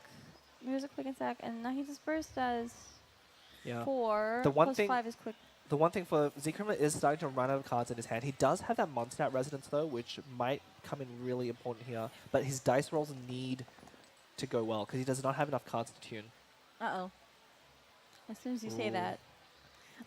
It might be okay. I mean, I think he's okay not rolling any Electro. Sarah is most likely going to go down here. Yeah, I'm trying to do my math here. So Nahida burst is 4 plus quick and stack. Plus the quicken reaction, Yep. so it should be 6. Yeah. It should be enough to take down Sarah So here. Irantan does have the option here. Is going to start with a reroll. I mean, all he needs is Dendro dice now, so all of the other dice aren't necessary. Ooh, not a very good reroll. No more usable dice. It's going to go in again. This is why we saw a tune of the toss-up before instead of... Oh, Oh my god. no dice for toss-up. That is really That unfortunate. is That is very, very, very, very, very unfortunate. Yeah, so I wonder if Yaratan, he does have a sumo resonance. Maybe he can go fishing for a second toss-up or some other dice fixing effect. But he needs to calculate his dice very carefully to see how many he needs to win this matchup. Yeah, he's going to play looks it. like we're gonna see it. I mean, think I that's guess that's better why than you tuning take it. If you run into situations like this, it's your way out. So Yeah, he's going to be able to get rid of a lot of cards that are no longer good because he's really digging for some sort of dice fixing in order to make sure that he can use all of his dice for this turn. And he only needs, I think, 3. Oh. Okay, he's got no. Bestus. He's got Bestus. Okay, Bestus is alright, but Yeah, still I going to be don't a know. shrine. Not looking great here. it's not looking great here at all. But he's going to be able to use Bestus. Now Nahida can burst. There it goes. -6, just enough to take out Sara. And I think we should see Mona come up, but maybe it'll be Venti first. No, I mean, Nope. without anything to swell, at this point you still probably want to use Mona. Yeah, so you kind of have to think carefully.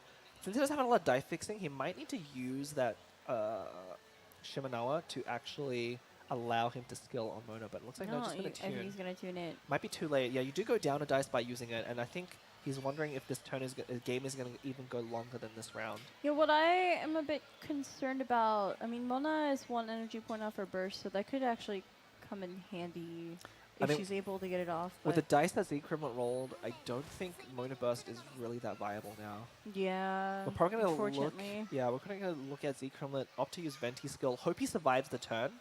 If Z-Equivalent can end first, he might be able to do something with Adeptus Burst, but Yanratan's in a pretty good position here, especially with that Yai summon still threatening 1 more point of Electro at the end of turn. You know, just like Ocean, Mona is not great at doing 2 damage.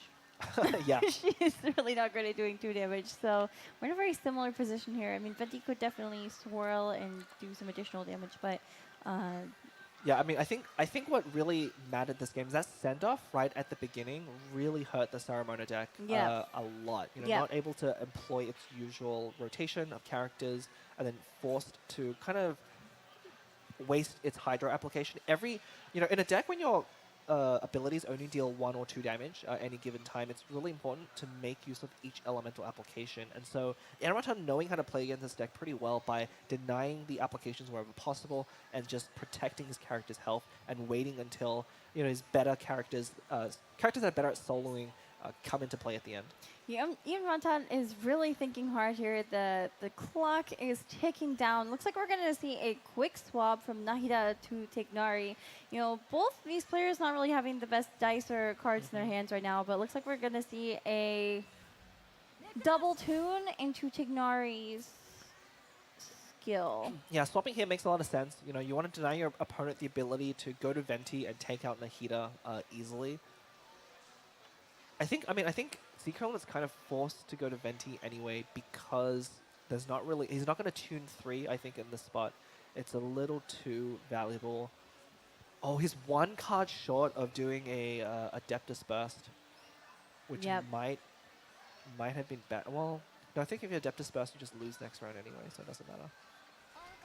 This is tough. Both This decks is very tough. On the I edge. think you just swirl. Yeah. I think you have to swirl. Definitely go for the swirl here. I think staying on Venti here is good because you do deny another quicken effect from your opponent here. But Nahida being on 1 is very awkward for this deck to beat. I mean, Venti Burst will be able to finish her off, but I think Venti is going to go down very quickly. Yeah, I think you have to end here on Venti because the quicken proc would take out Mona, so you just want the Electro application to go on Venti here. Yeah, but both... that... Ooh, the hash brown could might actually come in matter. handy. Yeah, I think one of the things Z-Kremlin was really waiting for there was a Hash Brown or a Lotus, some kind of defensive effect to bring him above kill range from Tignari, and that might have been enough to do it. Now, it all comes down to the dice rolls. Both sides are really low on cards, so if the dice rolls don't go their way and they can't tune enough cards to do their actions, that will immediately end the game. But Nahida being on 1 is going to be really awkward for Z-Kremlin here. I think if Venti goes down here, you just Mona Burst. Like, I think Z-Kremlin actually wins because you have Hash Brown. Yeah, the Hash Brown might end up mattering. There's no way for Nahida to Well, you might swap to Okay, so not going to swap to Nahida. Yeah, I think the only way that Ian Runtime might have been able to get out of that is a swap to Nahida. But this is going... Oh, yeah, that's right, the Wind and Freedom. Well, even if you swapped in Nahida, you just, yeah, Mondstadt Resonance, you win. Yeah, Wind Yep. from Freedom is going to give Zeke Yep. Crimlet 2 turns in a row. And we're going to see Mona finish this off. Very close game here. Zeke Crimlet Very, almost very, getting very defeated. close game here. And Zeke Crimlet is taking out Nahida for a second win against Ian Ratan, Yeah. the last player to be advancing to the semifinals tomorrow. Congratulations to Zeke Crimlet.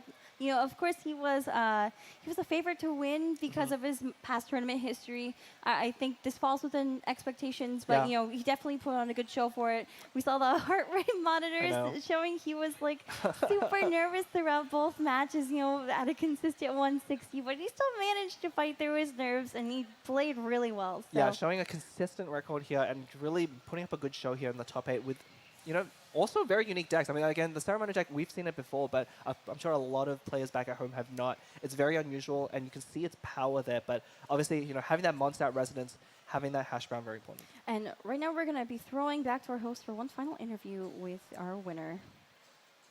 All right, here I'm back. Whoa, you nervous? Have you checked your heartbeat rate right now? It goes up 180 just now. Yeah, it's really Yeah, it's shaking. I think I'm lacking blood in my hand. Come on, let's shake him, bro. You're literally shaking right now. Anyway, congratulations. And how do you feel right now? I feel good and still nervous. You're still nervous. Like I got sent off a lot of times, both of the games. But I clutched it out at the end. But you did a very great job. I would say you did a very great job. So my questions again is, do you have the confidence to win the champion tomorrow? Yes, I hope I will be the champion. I hope you will be the champion. We love the confidence. Once again, congratulations, all right? So, and congratulations once again for making your way to tomorrow, the final, all right? So, congratulations, and we're going to see you tomorrow. Back to the caster. And thank you so much.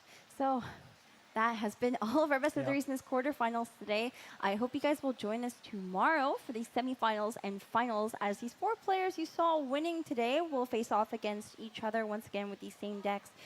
So Yeah, Zeke Crimlet taking that last spot there. We saw a lot of 2-0 victories here as well. So very decisive victory, again, from, you know, as we said, we had basically half of these players come in with a very extensive tournament history, and the other half being relatively new, at least to us at the scene. And so far, that past experience has really seemed to pay off. yeah, and you know, that's not always the case. No, not You know, always the we, case. We can't just favor people because they have the past tournament history. Of course, Right. they've had chances to prove themselves on stage and on the big screen, but it doesn't guarantee that you're going to win. Yeah. But in this case, I think, you know, it's very in line with expectations and consistency. So, I mean, we've had a great showing from all these players. Ian Ratan, of course, played to the best of his ability.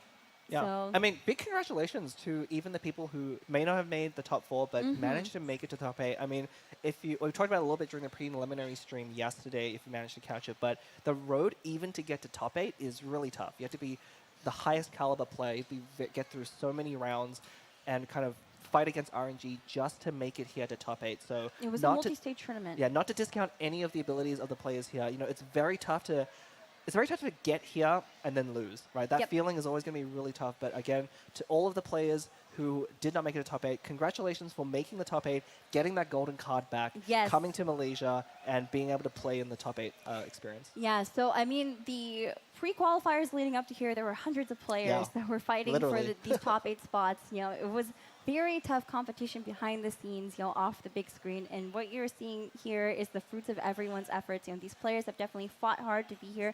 They're already taking home 500 USD each, just, you know, 5th or 8th place. And also, of course, that beautiful Golden Dragon's card back. And so here's the post-match breakdown from this last best of 3 between Zeke Crimlet and Ian Ratan. Of course, Zeke Crimlet going 2-0 against Ian Ratan.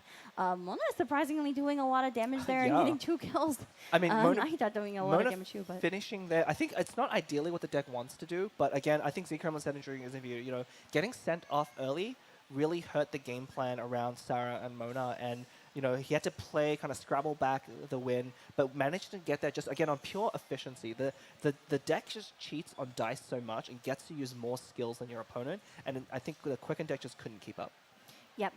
That's exactly what happened. And you know, both of these players were kind of struggling with both their cards and their dice at the end there. exactly, And yeah. I think Z Grimlet was just barely able to make it work close. with the Mona Burst. I think either way, well, here we're going to go into the replay highlights really quickly.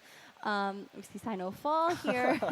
Unfortunately. I mean, Inran had a really tough spot with that I haven't lost yet, setting up that official burst, having no good ways to prevent it from going off. Yeah, I think, you know, in a deck like Sino Electro Charge, you want Sino to be falling last. Yeah. Of course, we see this official burst coming out, but... Yeah, and this is why you saw how much of a tough time Oceanid had at finishing off a official at 2 health. There's no way for Oceanid to do damage immediately. It has to rely on the summons, and that gave Zkromlet this window opening to Star Signs into Adeptus Burst. Star Signs Adeptus Burst. That Star Signs coming at just the right time, of course. Yeah, and you can see Hirantan there, you know, knowing that the opponent did have to get a little bit lucky to beat him, but a win is a win. And Quicken versus Sarah Mona, very, very interesting matchups today. Yeah, and the burst coming out, just enough damage to take down Sarah. I really would have wished we could see that first round again when Zkromlet had that Ancient Courtyard. You know, a lot of the efficiency of this deck came from that very first turn, and then led up to this moment. Yeah, you know, drawing 2 equipment cards and then also having Ancient Courtyard right off the bat is definitely nothing to scoff at. So here we have the finalized bracket for today's quarterfinals. Of course, Ark went 2-0 against Hua in match 1. Inzagi went 2-1 against Kong in match 2. Rev went 2-0 against Daren in match 3, and Ian Radhan lost. Zkromlet going 2-0 against him in match 4. So you see the brackets for tomorrow's showing. Ark versus Inzagi for our first semifinal, and then Rev versus Zkromlet for our second semifinal. I'm so excited for tomorrow now. So excited, yeah. We have a lot to say about these players and these matchups coming in tomorrow. We're going to save that for tomorrow's stream, I think. But first of all, big congratulations to our other top 8 who will no longer be pressing, Hua, Kong, Daren, and Rantan. Very good showing here. Congratulations for coming here to Malaysia, getting to the top 8 and winning the golden card back. And hopefully we'll see you again in a future tournament. Yeah, hopefully we'll see you in Cattails Gathering Season 5. So for now, we're going to be throwing to our host. Thank you so much for watching once again. My name is Leah Ekumuflaulia. And this has been Blep at Blep the Cat.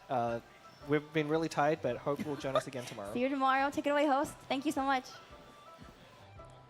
All right, thank you, Bleb, and thank you, Leah. It was an amazing tournament, okay? And once again, congratulations to the top 4 winners and making to the grand final tomorrow. And again, thank you to each one of you, ladies and gentlemen, for those who dropped by to our event today at Summit Pyramid Malaysia, and for those who are watching the live together with all of us. Yes, thank you very much for watching the live together with all of us and have fun together with all of us. All right, so yeah, tomorrow is going to be the final. If you guys would like to witness this amazing tournament, I would like to invite you down to the event here again. It's at Summit Pyramid Malaysia, and so happens you guys are the Malaysian or you guys stay nearby at the Subang or PJ, you should definitely come to our event tomorrow. Again, it's at Summit Pyramid. All right, so that's all about for today. All right, once again, thank you very much, ladies and gentlemen, for those who are having fun together with all of us, and we shall see you tomorrow at Summit Pyramid. Thank you.